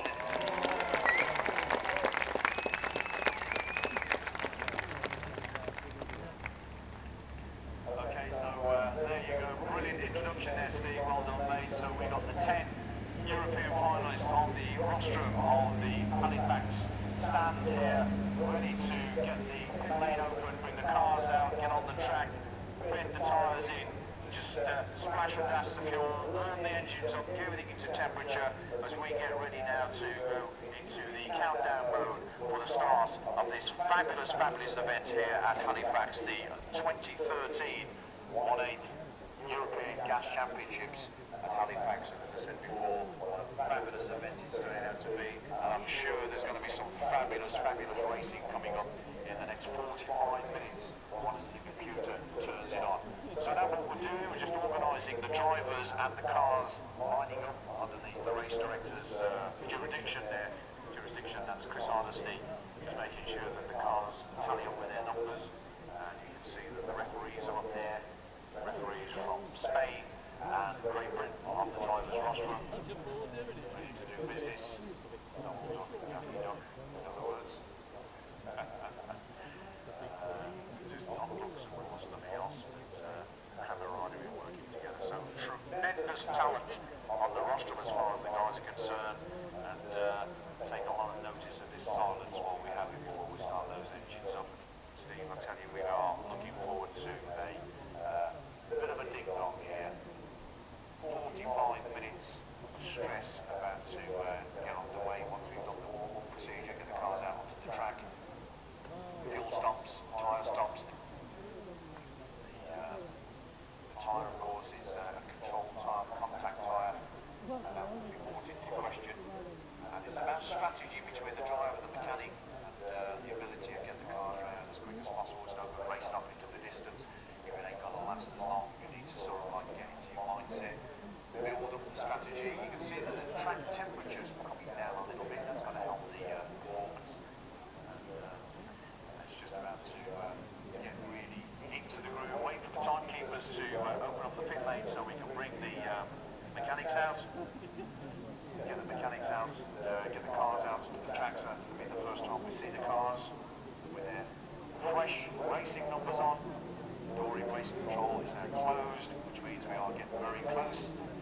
Mr. Hardesty with the borrowed legs gets onto the pit lane again, just to make sure that everybody is in their right order. He's pointing the stick. He's a school teacher, isn't he? So he's pointing the stick.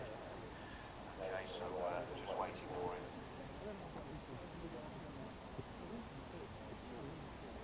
3-minute warm, we're told. It is a 3-minute warm. Here's dropping on everything that goes on. Sometimes you just collect all this information here.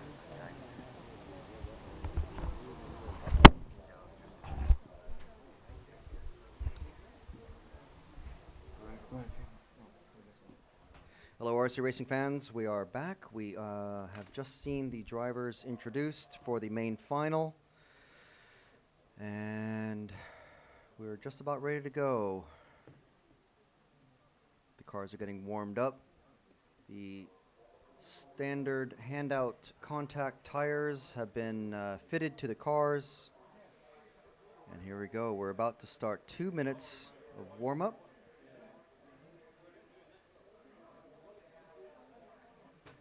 So, let's see, we've got Nathan on the moving camera that you are not seeing just yet, but we've got a pit lane camera that you can see.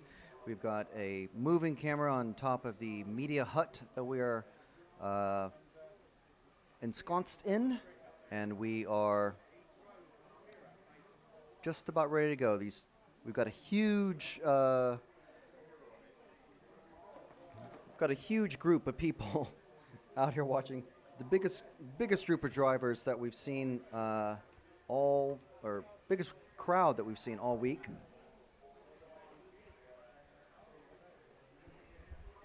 And I think I just heard 3 minutes to go to the start. Don't quote me on that yet. Can't really hear the announcer very well, which is a good thing. talks almost, well, more than me, which is a lot. Nathan, can you pan over the crowd?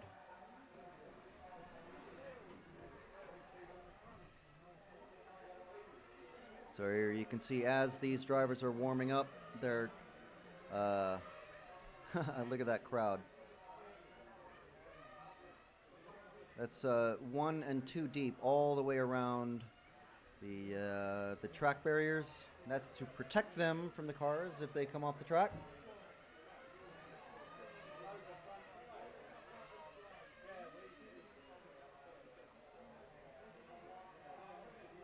And we are about a minute or so into the warm-up period. These drivers are scrubbing in their tires. So let's go through the starting order. We've got in position 1, car 1, the orange car of Mark Green from the UK, driving his Serpent. Gilles Grosskamp from the Netherlands, running his Shepherd. Dario Balestri running his Capricorn from Italy. Robin Daunt running the only Matonica in the group. In the final, he's from Belgium. Kyle Branson, the 19-year-old Brit racer from England, running his Mugen. His teammate Robert Peach not making the final to defend his European title. Robert told us that he's very upset about that. Oliver Mack running his Shepherd. Oliver is from Germany. Lamberto Calari in 7th place, the 9-time world champion. Of course, we had a bit of a thing with Lamberto. He wanted us to explain ourselves, and I did, and they're not happy with us. And I think any comments that you might have about Lamberto and whatever you might want to say online, he's certainly proved his worth after a week of tough running. He's in the final in 7th position. Obviously, Lamberto from Italy running a Capricorn, the same car as Daniele Ialasi. Simon Kurtzbuch from Switzerland running a Shepherd, and Adrian Bertin running the only KM car here. It's a complete prototype car. We'll have a modified picture of it on the site soon. Adrian running from France.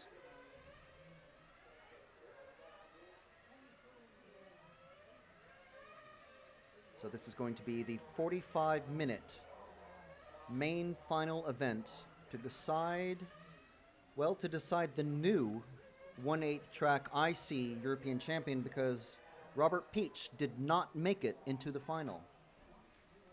He said bad luck and bad circumstances dictated his result, and he's only happy that it wasn't his own fault that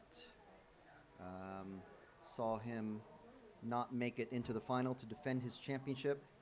You can go on rcracingtv.net in the minute or so that we have before the start of the race and see the reactions from the top 3 qualifiers, reactions from Robert as well, and Robert's pick to win. I will let you go to the website and read that for yourself. So once again, the starting order is Green, Grosskamp, Balestri, DeHont, Branson, Mack, Calari, Ialasi, Kurtzbuch, and Bertin. This is our start cam. Have we adjusted that angle? So yes, you can see, of course we have. That's the orange car of the orange Serpent 977 Viper of Mark Green in front.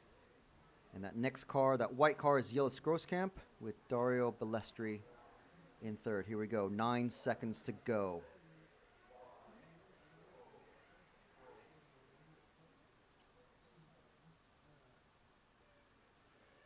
There we go. Was that a jump start? I'm not sure. We'll see. We'll see. That is Mark Green, followed by Gilles Grosskamp and Dario Balestri right behind him.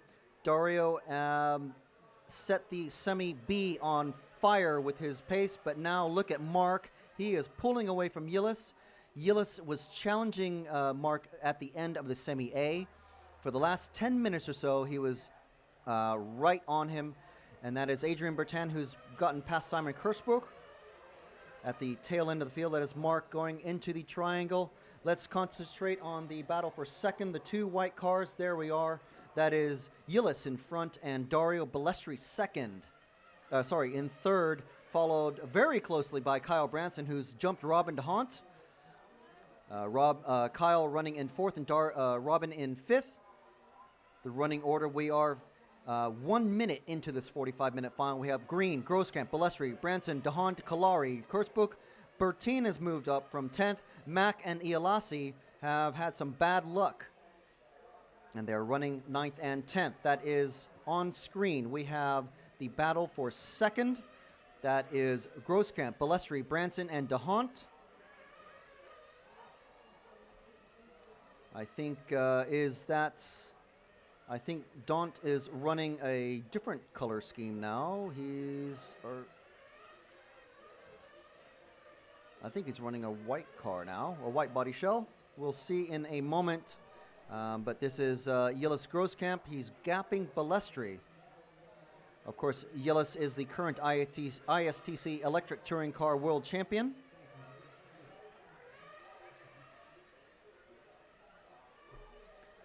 And he is got a good gap to himself and Dario. We'll see these cars start to come in about 2 minutes' time to get their first refueling. Mark is running a second ahead of Yillis, and Dario is about 0.8 of a second behind Yillis.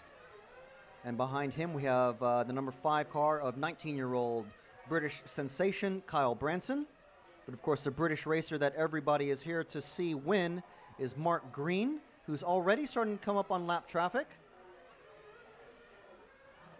And, yes, let's move up to Mark, the orange car.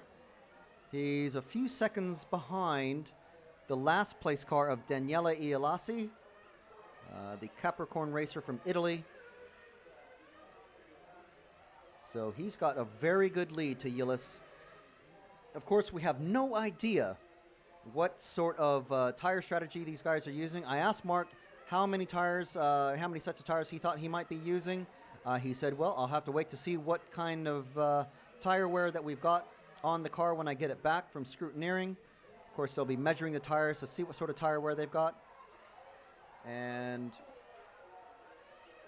some excitement somewhere else on the track, but we're looking at Mark Green. Let's drop back to car number 2 of Yillis, and we'll see Yillis cross the start-finish line, and that is Balestri just behind him. It'll make it difficult later in the race when these guys in all white body shells. Dario's been running, normally his body shells are just a bright orange, but he's got pretty much a plain white body shell on his car for this race. So that is Yillis, Dario, and Kyle. At least Kyle's running some sort of paint scheme on his body shell. Of course, they look fantastic up close, but when you're looking at them going at this speed, running past you at 50 miles an hour plus, it's just a blur of color, and usually you can only pick out maybe 1 or 2 colors if someone were to ask you. So that is Ialasi that Yillis is coming up on. Let's drop back to the battle for third.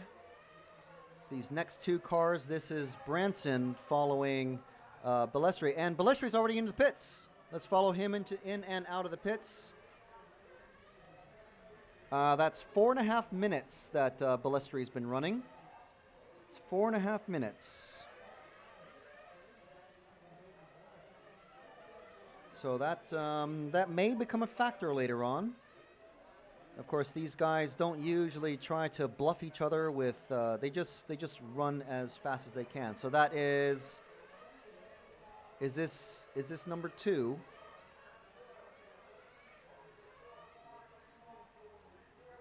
Okay, that's Kurtzbuch and Bertin and Kurtzbuch in that order out of the pits. Oh, let's find the green. Let's find the orange car of Mark Green. He's been passed. Car number 1. There we go. And he has come in for his first pit. And I think Yillis is about to come in. No, Yillis has come in and gone out. Mark is 3/10 of his. That's Yillis in front of Mark. So Mark came in for his pit stop. This proper straight up battle for the lead. Let's follow these two guys and see what happens here. Let's see if we talk to Yillis after the semifinal A. He said that he held back on his pace. He didn't try to challenge Mark too much, although he did want to start ahead of Mark on the grid. And of course, Mark didn't fold under pressure. But let's see if Mark is able to apply the pressure to Yillis now. Mark only 4/10 of a second behind Yillis. He was 3/10 of a second a couple of laps ago. Now he's half a second behind. So is Yillis actually pulling away at 1/10 of a second per lap? And we are 38 minutes and 30 seconds left to go. We've been running for 6.5 minutes.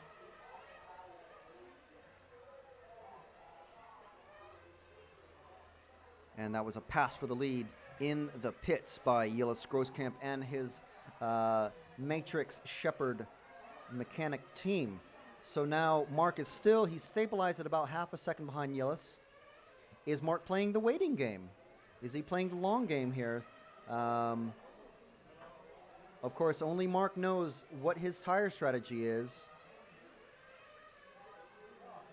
Maybe Yillis is running 3 stops in order to change tires several times during the race, and maybe Mark's only running 2 stops. We don't know. Once we see them move down several positions, or actually see them go into the pits, we'll have a much better understanding of what is happening. And of course, this is a 45-minute race.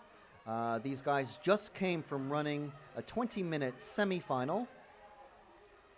And of course, the tires lasted plenty long during that. They lasted the entire semifinal. So they could get away with just doing a single tire stop. I don't think anyone's going to go for a 0-stop strategy. Balestri is in 4th, Branson in 3rd, Mark Green, who we're following on screen, immediately behind Yillis Grosskamp. Mark Green is 2nd, and the car number 2 that is right there is running in 1st. That's Yillis Grosskamp from the Netherlands, running his Shepherd Velox V8.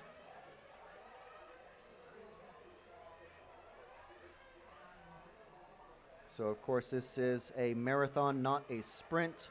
The referees will be very on the ball to make sure that these cars move aside. And let's see, is this... And okay, and he moves aside. That's good. Mark doesn't lose. Well, he lost a tenth there, but he should be able to make that up pretty easily. And then Kyle Branson is the next car to pass that lap car. So let's see. Mark Green, 6/10 behind Yillis. Kyle Branson, 6/10 behind Mark. And Mark a little bit held up by, let's drop back and see the orange car of Mark. And zoom out to catch 3rd place is the next car behind him. That's Kyle Branson, 19-year-old. Both Brits, these are the only Brits in the field. These UK racers, of course, they know the Halifax track extremely well. They will have put hundreds and hundreds and hundreds of laps around this circuit over even just the last year. And of course, probably a couple thousand laps around the track just during this 1 week. So they know this track like the back of their hands, the proverbial proverb, that old saying. And into the bank corner goes Mark Green. Following Yillis is the next car ahead of Mark. Mark in that bright orange Serpent car. Just ahead of him on track is Yillis Grosskamp running his Shepherd Velox V8. Mark in the Serpent 977 Viper. And almost immediately behind Mark is that Mugen MRX5 of Kyle Branson. And we've got 35 minutes left to go. We're going to start seeing these guys come in for pits now. Let's find out what Mark's pit strategy is. He's not going into pits now. And Yillis hasn't gone in. Mark is 0.8 seconds behind Yillis now. Kyle Branson hasn't gone into the pits either. Kyle Branson, oh, sorry, he has gone into the pits. He's now 6 seconds behind Mark. So that means he's gone into the pits. There goes Mark. Let's follow him. A bit of a wait before he gets picked up. They're not allowed to fuel on the actual pit lane surface, and Mark is back out. It's a 22-second lap. That's a second longer than drivers were getting in the semifinals. Normally, a pit lap is 21 seconds. It's about a 7-second long pit. And we've got a lot of excited screaming out there in the... Okay, let's find car number 5, Kyle Branson. He's in the lead. Kyle Branson, I believe he's coming around the... There he is. Kyle Branson is in the lead now. And with Yillis just a half second behind him. I believe that's Yillis directly behind him. So we have 33 minutes and 33 and a half minutes left to go.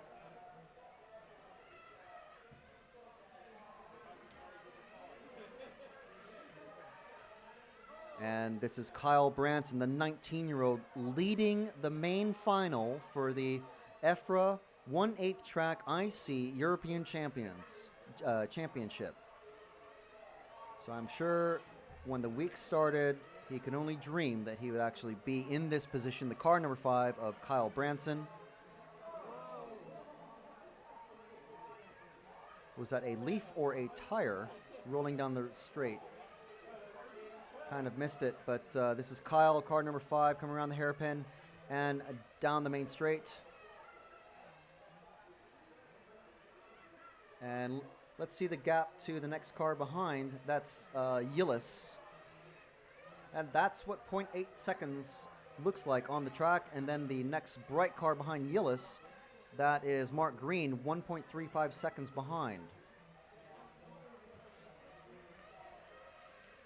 So this is shaping up to be an interesting race with Kyle Green, the 19-year-old from the Cotswolds, his local track. I know we have some club racers and organizers from the Cotswold track here to cheer Kyle on, I'm sure. So the running order with 32 minutes remaining is Kyle Branson, Gilles Grosskamp, Mark Green, Dario Balestre. Unfortunately, well, we'll see what he can come up with later in the race, but he's looking to be not too strong at the moment, but we'll see what he's able to pull out of the bag later on.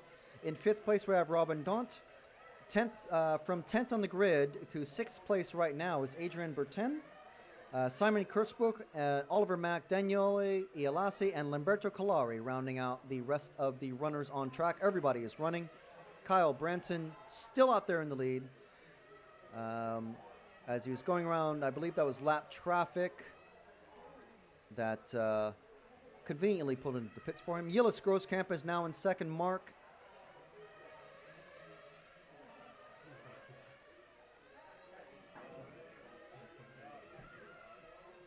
I don't think he pitted because he's only 1 second behind Gilles. So he would be a few seconds behind if he'd pitted. So it's Branson, Grosskamp, Green, Daunt, Bertin, Kurtzbuch, Balestre, Mack, Ialasi, and Collari with 31 minutes left in this race.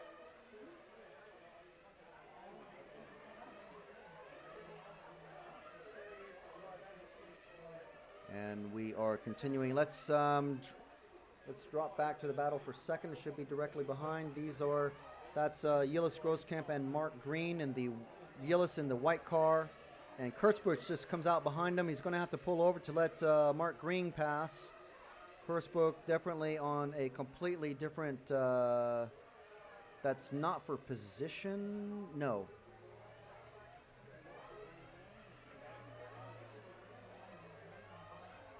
Okay, so I think he's gotten past. Drop back to the orange cars. And we'll see that is, yes, Mark Green has gotten past Simon Kurtzbuch.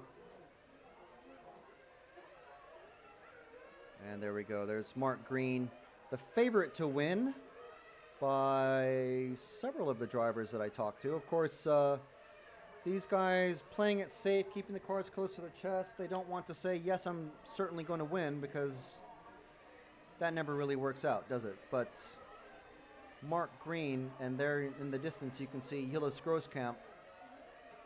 Kyle Branson has come into pit. And let's see, Mark is now pitting. And he will come out.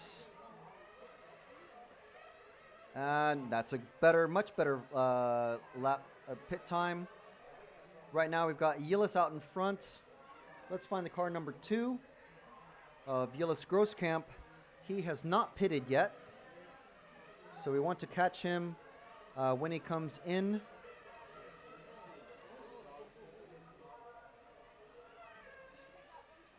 Okay, zoom in on the pits. Zoom in on the pits, catch him coming out. He's already out. He's at the hairpin now. He's ahead of these guys. He's in the middle. He's coming on the pit chicane. He's one of these white cars coming out of the pits. And there is Gilles. Okay, so we've got Kyle Branson still in the lead after that round of pit stops. We've got 28 minutes left to go. Kyle Branson still in the lead by 1.5 seconds over Gilles, and 1.5 seconds himself ahead of Mark Green. Dario Balestre in 4th, Robin Daunt in 5th, Adrian Bertin in 6th, Simon Kurtzbrook in 7th, Iolasi in 8th, Oliver Mack in 9th, Lamberto Collari in 10th.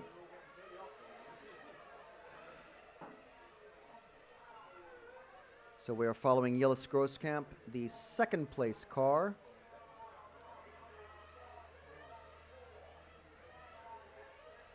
All right, go to the top of the straight, end of the straight to catch Kyle. Car number 5. He's in the hairpin. He's coming on the straight right now. And there's Kyle coming around the triangle. Coming around the pit chicane, and he's rapidly catching Simon Kurtzbrook, and who lets him pass very nice and easy. And then a second behind Kyle, so it's almost a full straight, and Kurtzbrook is about to let Gilles pass. Gilles also in a white car, as is Iolasi and Balestre. So it makes things very easy for us in the timing hut of the media center. So we've got 26 minutes and 40 seconds left remaining in this 1/8 European Championship for 1/8 track IC. Kyle coming around the hairpin now onto the main straight, followed at less than a second now by Gilles Grosskamp.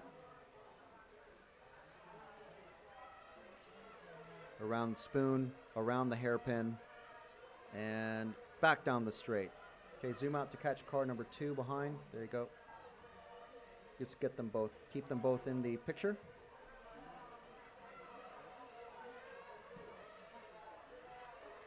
And there you go. That's what 0.8 of a second looks like on track. Almost a full straight is the lead that Kyle Branson has over Gilles Grosskamp, who is himself ahead, 3 seconds ahead of Mark Green.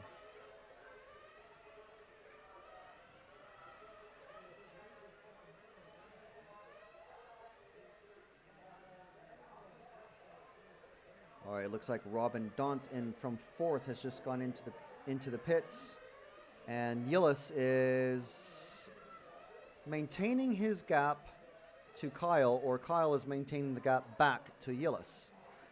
We are at 25 minutes and 15 seconds remaining in this race, so we're any second now we're going to see these guys start to come into the pits once again. These guys are operating on approximately, there goes someone. That's not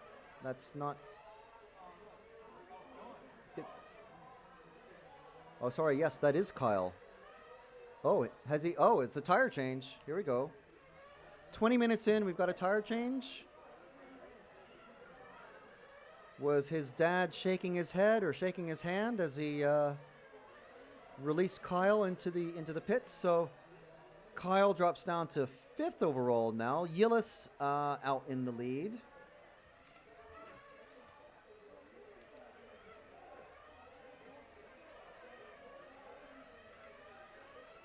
And there's our straight cam. That's Kyle coming around the pit chicane. Let's find car number 2 of Yillis. One of the white cars. Makes it a bit difficult for us to find him, and of course I have no window to look out of.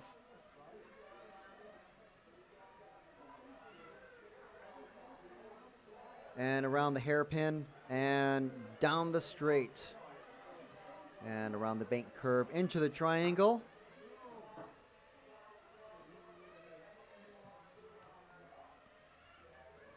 And you are watching RC Racing TV. We're brought to you by Protoform Race Bodies and Serpent Racing Cars, the official media sponsor of EFRA. You can catch this race on EFRA.ws. And that is Yillis going in. Let's see if he gets some tire change. The Matrix, no tire change for Yillis. Does he lose his lead?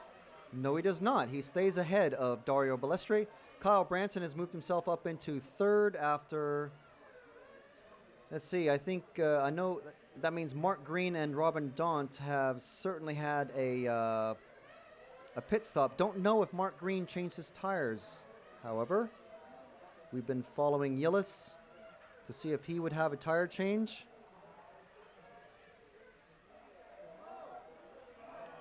I would guess that Mark Green has certainly had a tire change if he's fallen behind Kyle.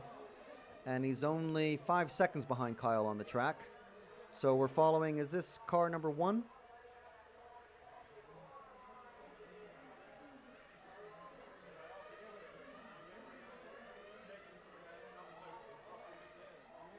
Yeah, who's the white, no, sorry, who's the orange car?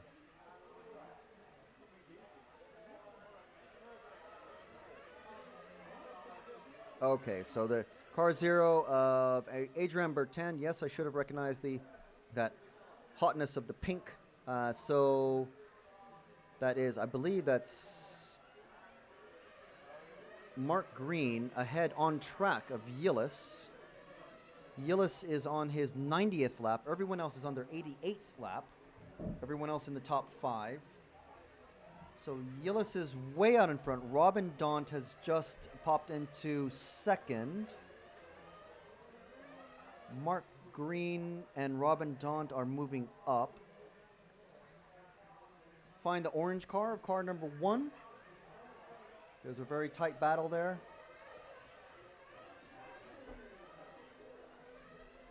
All right, this is Mark Green with Kyle Branson immediately behind him. As Robin Daunt is going into the pits.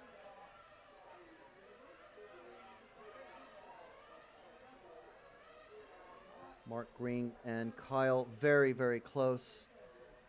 Just a half a second between them. So we're back. Okay, so we've had our tire stops. We've had our pit stops. We are back in the normal running order. We're back in sequence. So Yillis Grosskamp, car number 2. And these 2 cars number 5 and 1. And that is that a...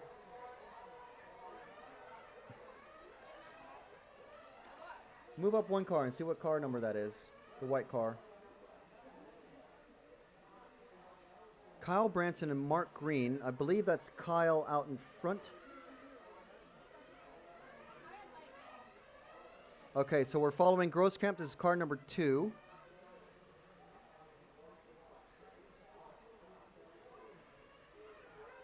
And behind him is, okay, drop 1 car. That should be car number 1. So Grosskamp has just lapped Mark Green. The next car up, okay, go move up 1 car, move up 2 cars. It should be just around the hairpin coming around on the straight now. That is Kyle Branson. Yillis Grosskamp has just lapped Mark Green with 20 minutes remaining in this race. And there's Kyle Branson getting refueled with Kursbuch just behind him. I wonder if Mark Green is starting to feel this win slip out of his fingers. Everyone knew that Grosskamp would be a very tough competitor.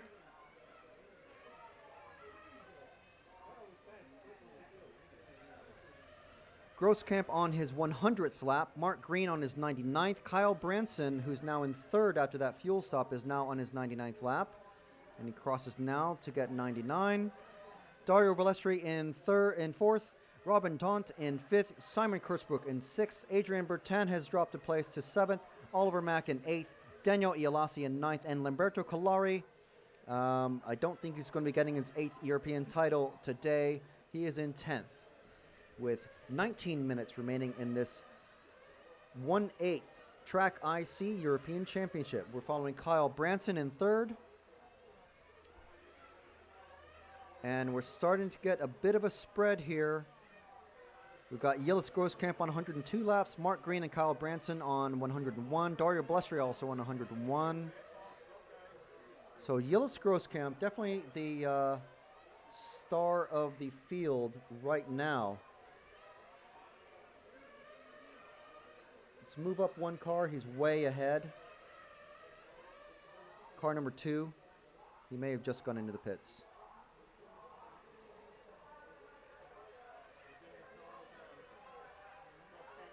And that is Yilis Grosskamp getting a change of tires at the 18-minute mark.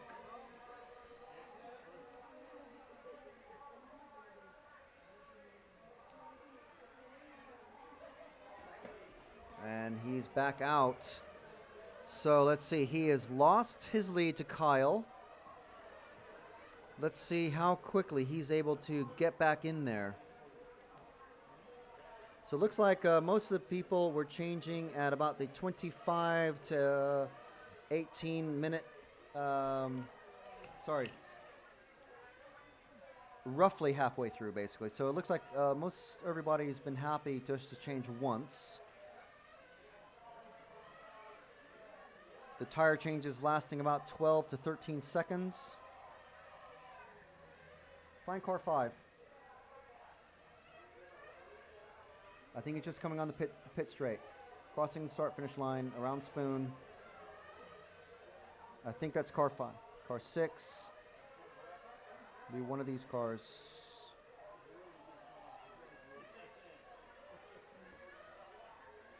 And there's Kyle Branson now in the lead. The 19-year-old UK racer. He was shadowing Mark Green for the first several laps.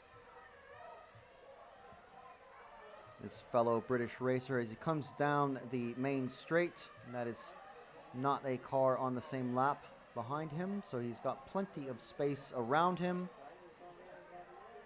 A couple of seconds of track clear in front of him.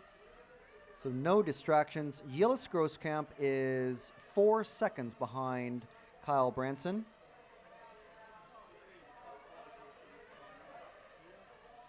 And then we've got Mark Green less than a second behind Yilis. Find the bright orange car of Mark Green. And number 1, car number 1. There he is. And the white car in front of him is second place, car 2. So that is the gap to between second and third place. These are the podium positions, of course. All important. Mark coming around Spoon. And he is now a second behind Yilis. So he doesn't seem to have the pace of Yilis. And I know that Yilis is definitely one of the guys that Mark was really worried about. Dario was the other. Dario running in fourth, some 7.5 seconds behind Mark right now. So right now we have, with 15 minutes remaining, we've got Kyle Branson, Yilis Grosskamp, Mark Green, Dario Balestri, Simon Kurtzbrook, Adrian Bertin, Robin Daunt, Oliver Mack, Daniele Ialasi, and Lamberto Collari with 15 minutes to go exactly. Kyle has come into the pits. He's in third now. Yilis is in first, Mark Green second, Kyle in third. So there's the white number 2 of Yillis. Let's follow these guys into the pits. They'll be pitting any second now. There's 2 more pit stops to go, roughly. So these not pitting this lap.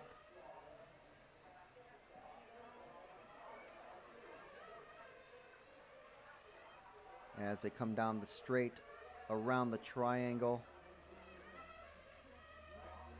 And ever closer now. That's the number 2 car of Yillis, followed by the number 1 car of Mark Green. Kyle Branson just 2.5 seconds behind Mark Green, waiting to pick up any pieces if these guys should come together. Obviously, a single mistake could bring Kyle right up to the back of them, or even allow him to get a pass on one or both of them. So it's got to be a clean pass for the lead by Mark. Mark definitely one of the favorites, and certainly who the crowd that are here, that's who they want to see take the win. Mark has gone into the pits. Let's keep following Yillis. He's bound to come into the pits any lap now, and we'll see where he's able to come out. Mark does a 21.6 second lap.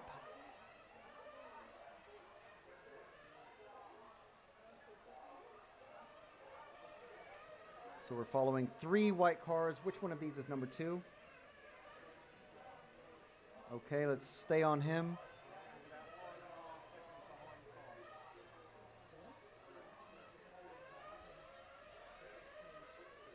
Okay, there's number 2 as someone gets way out of the way onto the grass. And there goes Yillis into the pits. A slow entrance as he slides. There's the Matrix team. And away he goes with that Shepherd Velox V8. Directly behind Mark Green. He's not even a quarter second behind Mark Green now. 7/hundredths of a second behind him as they cross the start-finish line. So here we go. This is Kyle now in the lead, but we're following the battle for second between Mark and Yillis. This is Mark Green from the UK and Yillis Grosskamp, the current electric touring car champion, world champion. Mark Green, who has not won a major international race. He's a multiple British National Series winner. Clearly one of the favorites coming into this race, but he's running second at the moment behind Kyle Branson, the 19-year-old British racer running his Mugen. Mark in the Serpent 977 Viper, and he is gapping Yillis Villeneuve. There's still 12 minutes to go in this race, so plenty of time for some drama to happen.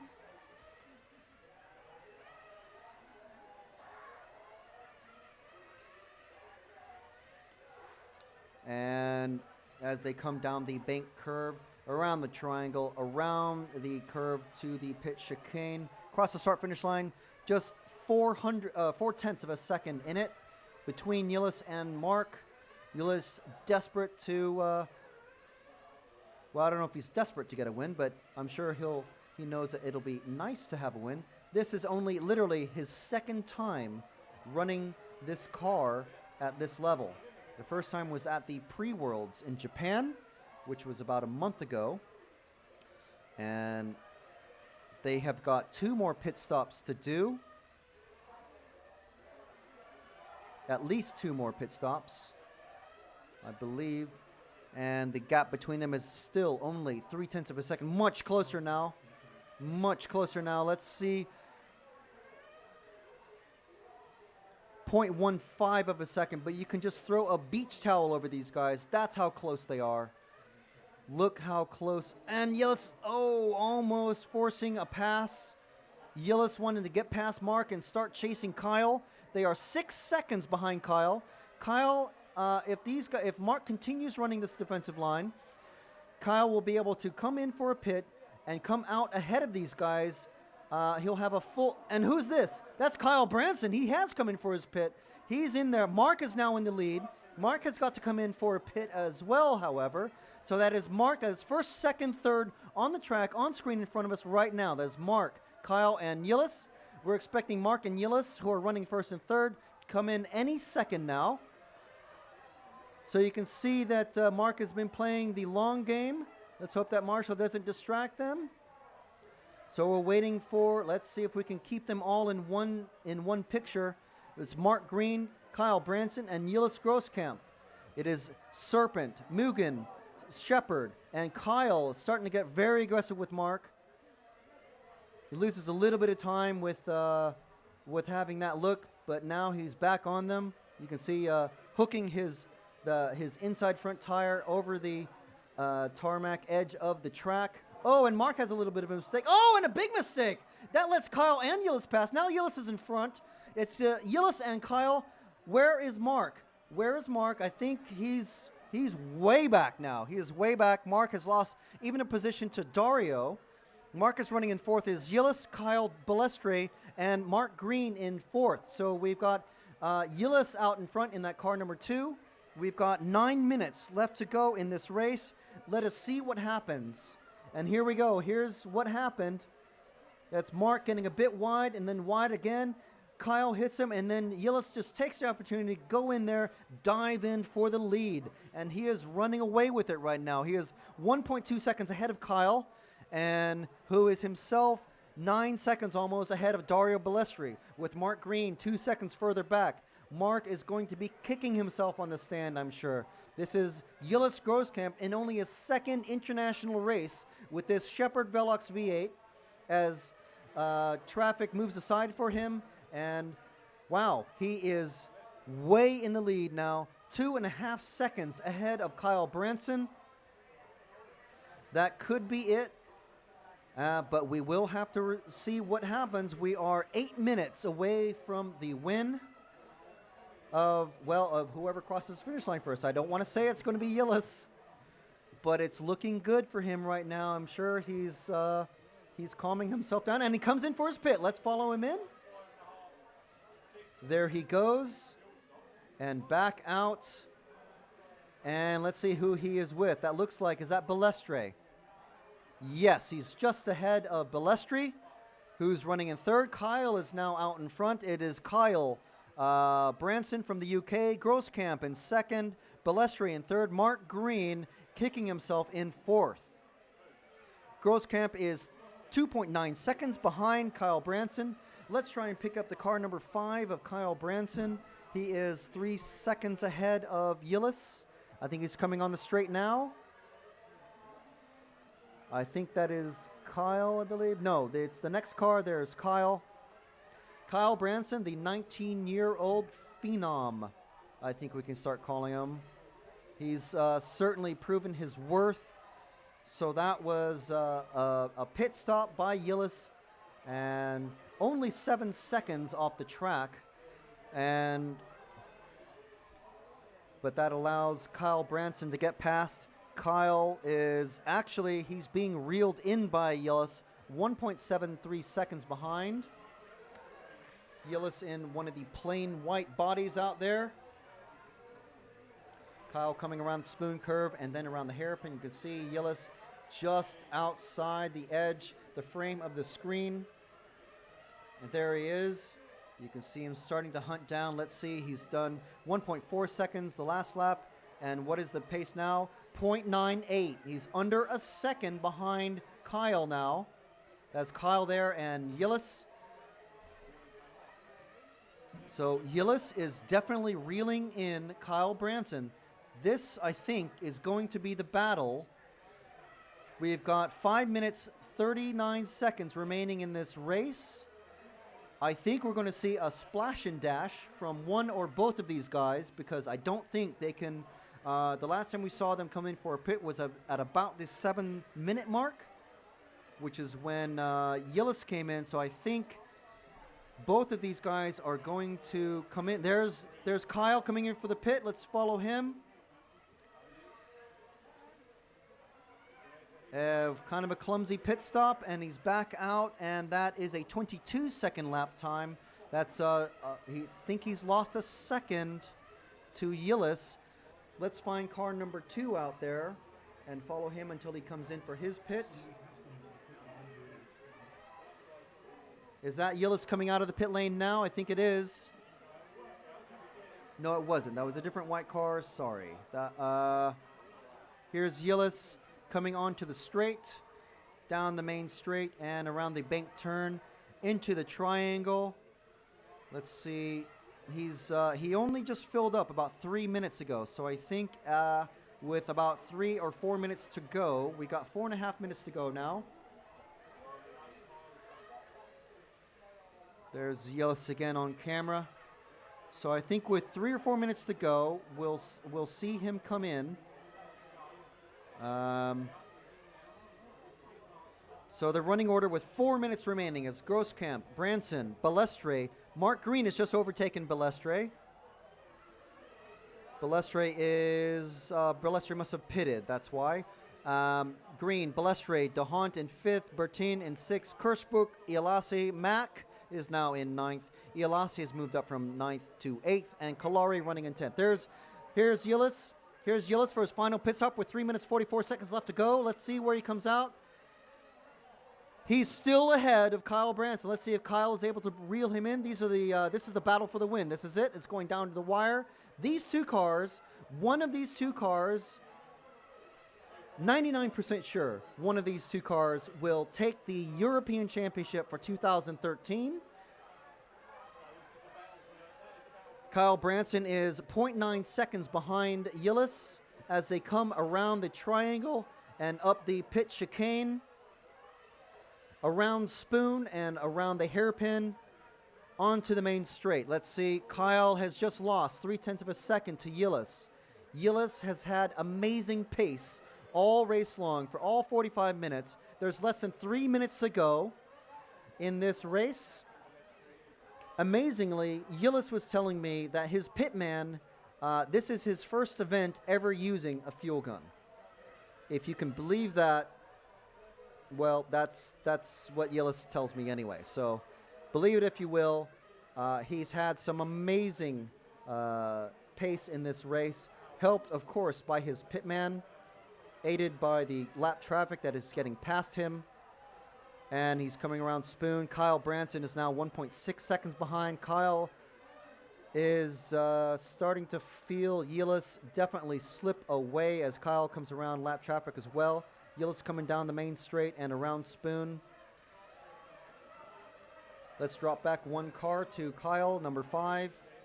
Kyle still maintaining that 1.65 second pace to Yillis in front of him. And we have under 2 minutes remaining in this 2013 1/8 track IC European Championship. 45 minutes of racing. It's come down to this. We're down to 43 minutes and counting. 1 minute and a half remaining. There's Kyle going past. He's desperate to make up time. Yeah, he got a bit wild there, but he's okay. Dario Balestre still in 3rd. Mark Green must have pitted after Dario did.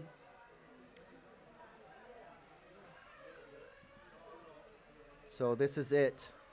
This is the final minute that we are looking at. Yillis Grosskamp is maintaining that gap back to Kyle. Yillis is working through traffic. Let's stick with Yillis for the last minute. Car number 2. Let's move up 2 cars to the white car number 2. Coming on track there. That's Yillis Grosskamp in the lead for the main final of the 2013 European 1/8 track IC European Championships. He's got 30 seconds left to go. 1.5 laps remaining before he can be crowned the European champion. Can you believe it? This is only his 2nd time racing in this class at this level. 19 seconds remaining. He will make it around for this lap, plus one more. He's been doing consistent 14.9 second laps. And there he is on this is his victory lap. Yillis Grosskamp, current ISTC Electric Touring Car World Champion, coming across the line to take the championship for the 2013 1/8 Track IC European Championships. Congratulations, Yilis Grosskamp. And let's see his reaction on the stand. Look at him just smacking the stand with his fist and sharing a high five with Kyle there in the gray hat.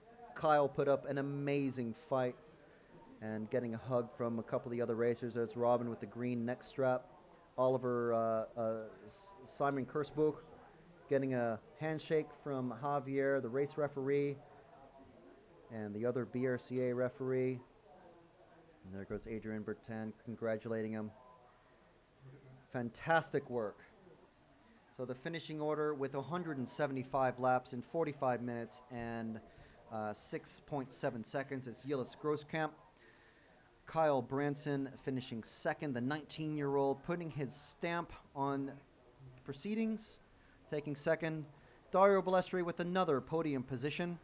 Mark Green taking fourth. And I've been babbling on for too long. Well, that was it. We hope you enjoyed that. We're going to go to a one of the static cameras, I believe, now. Or no, we're going to stop the stream, aren't we? So, well, we really do hope you enjoyed that. Answer just a couple of questions about this. Let's see. All right. Well, we hope you enjoyed that the proceedings, that 45-minute main final. This has been RC Racing TV, the official media partner of EFRA. You can catch these updates and more videos throughout the racing season on EFRA.ws, rcracingtv.net, the RC Racing TV group on Facebook, RC Racing TV on YouTube, and we've been sponsored all week long by Protoform Race Bodies and Serpent Racing Cars. Thank you very much for joining us. It's been fantastic. And now we're going to go to talk to as many of the final racers as we can. Thank you and goodbye.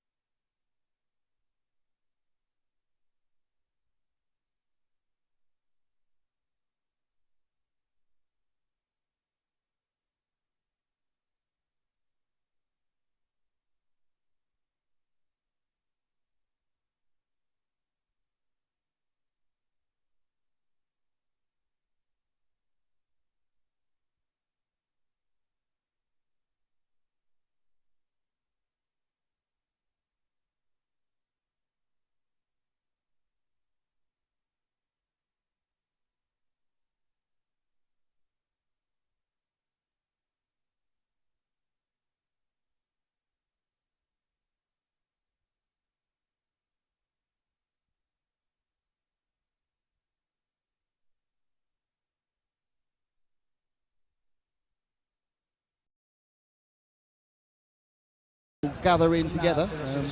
Elliot and Boots there on the far right in 10th. You've got Christopher Svensson, of course, who's qualified 12th, and Yannick Igon, who's in 9th. So I think we've got a good feeling. Everyone seems very happy, quite confident. There's a good chance, I think, we're going to see some great action. They're going to have these final pictures, and then they will break, and we'll start with the procedure of the finals. The finals will get underway probably about 20 past, so 20 minutes past, so they're ending about 5 past 5. We'll stay with it the whole way. Hopefully at the end of the race we'll be able to get the reaction as well of the drivers here on rcrace.tv, in association with EFRA, with Team Durango, and of course with Proline and our friends in Audi UK. And thanks to Proline, who are supporting us throughout this European EFRA season. It's much appreciated. So as the press get their pictures and the drivers now break for the track, I think that's the end of our pre-zone. A fantastic response from the crowd, a marvellous build-up. And let's get back to our positions. Heroes welcome. So now, we'll be in the countdown to the 33rd EFRA European 1/8 Off-Road Championship.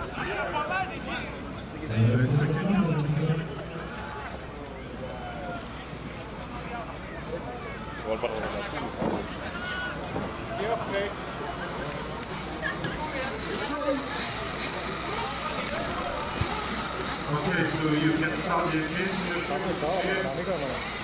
We will open the track.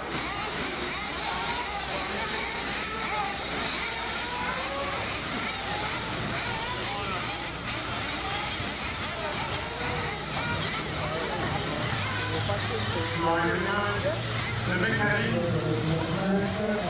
when we start, the 5 minutes after the black color. Alors, on va faire un cadeau et on va bien bouger ça dans le noir.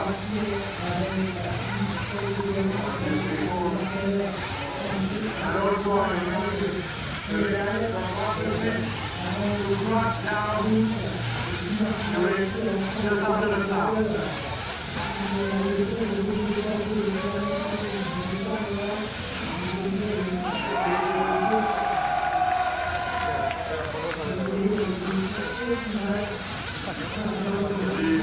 So hello and welcome to our race coverage. That was the pre-race show, which was beautifully organised by the French organisers, who really have done an absolutely superb job of this entire event.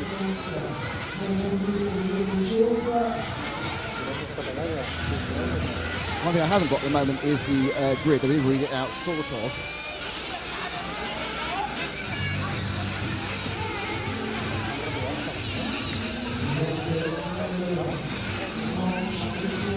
And as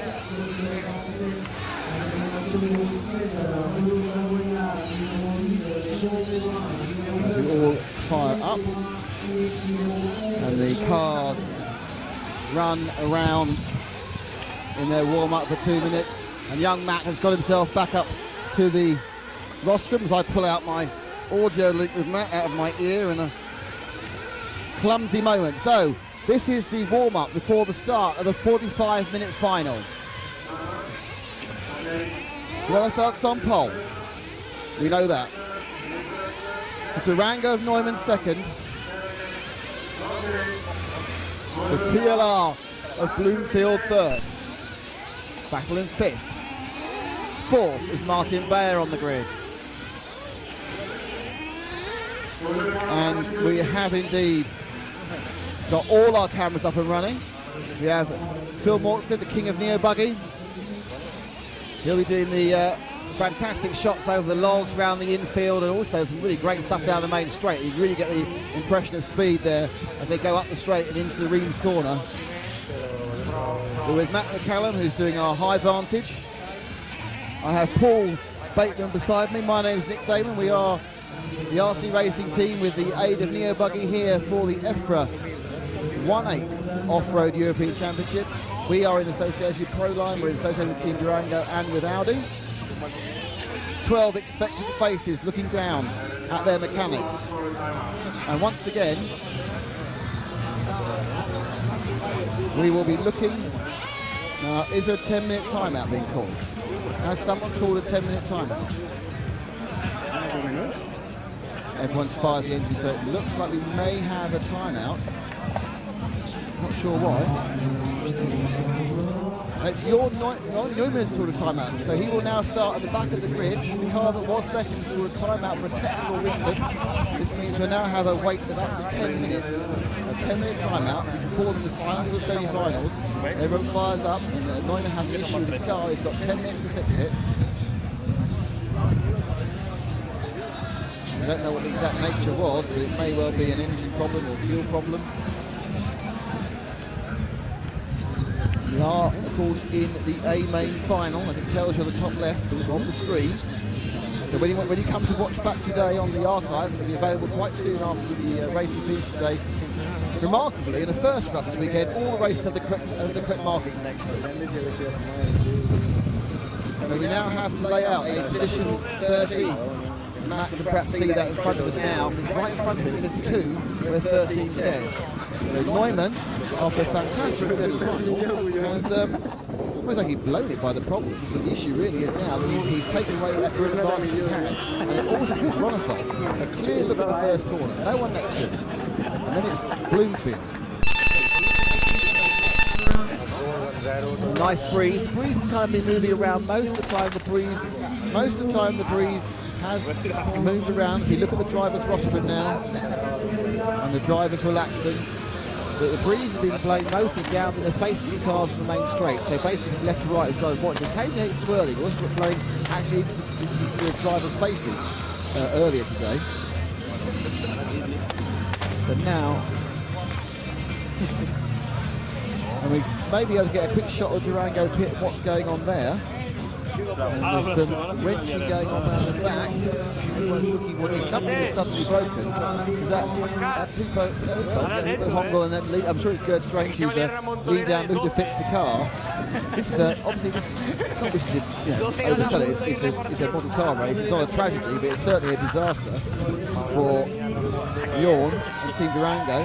Hopefully it's something that's fixable. He ran the warm-up. The car now looks like it's coming back. Whether it will come back in a bit of the race, I don't know. Perhaps he's cracked a wishbone. Perhaps it's a problem with a diff. We'll find out at the end of the race for you. But what we do know is Neumann will not be starting second. He's starting 13th in a 12-man race, which is quite impressive. But it's all out of attention, and the excitement of the absolutely massive crowd. And it's not just the racing. I said to Matt, I think it's just the racing. But now looking at it, and actually it is a vast number of the local populace of Ream have come in to see. They've got every vantage point. There's a fantastic little stage has been built there, which is the main grandstand. If you look round, when Matt pans back, you'll see the other side of the track opposite the driver's rostrum, the engines refire. They're in every vantage point on what is basically incredibly steep bank. I tried climbing up that to look at camera position, and I actually fell off it. Which is a long story and not one I want to admit too many times to. But there are people everywhere. There they are, hiding in every vantage point to get their eyes on this 45-minute final. Which we brought you in entirety here on rcracing.tv. And the official announcement that the Durango of Bjorn Neumann will have to start with 13th after a technical problem. It's going to give him a major headache. That means he's got 11 cars in front of him who won't be massively keen on letting him pass, in fairness.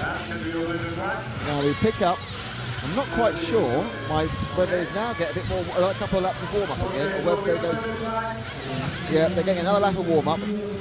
Now my understanding is no one else can call a timeout now. If you have a problem, that's it. We had timeouts in a couple of the European finals last year. I remember that Polari, the multiple world champion, called one before the 1/8 track final. The cars now, that just adds to the tension. If they weren't nervous enough already, my God, they're nervous now.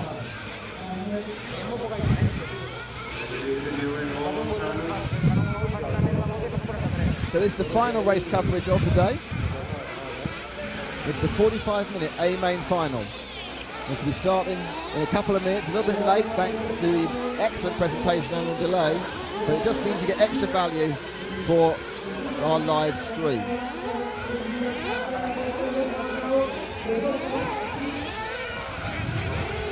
And we've always liked to do whatever, we have certainly done that, and someone's gone for an extra lap, and they do that with cheering. as the race begins to build up. We need to see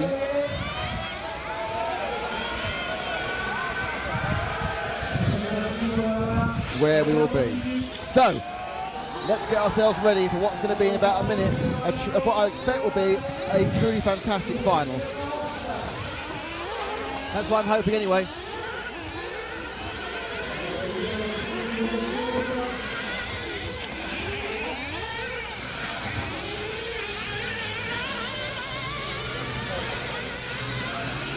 Now the driver's rostrum, they get an extra 2 minutes of practice just to warm up the cars, get the brains in gear. We've seen a couple of races run where drivers didn't have their brains in gear.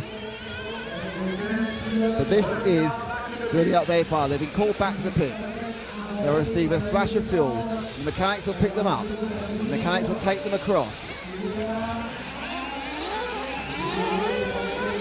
In front of me, Ronald Falk takes the pits. The Durango now working of Bjorn Neumann takes the pit. He's got to start 13th. The Igon brothers make for the pit. Number 10, Elliot Boots makes the pit. There's Savoya behind the pillar and Jerome Igon. 2 French on either side of the pillar. Furthest away, Robert Battle.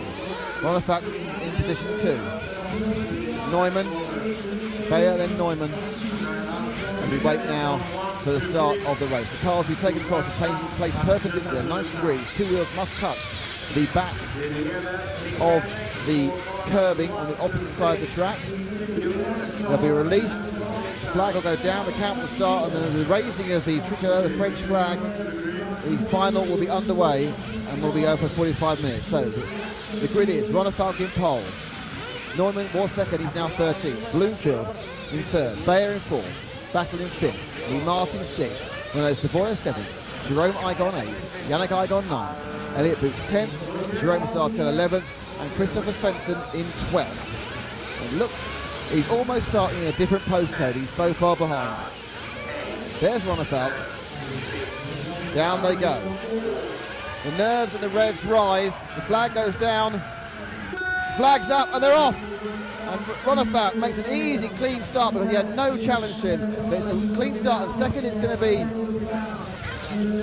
Bloomfield, and third was Bayer, and fourth is Battle. So they've gone off in the order with the fact, of course, that we have lost from that front of the grid Bjorn Neumann. So, first and second.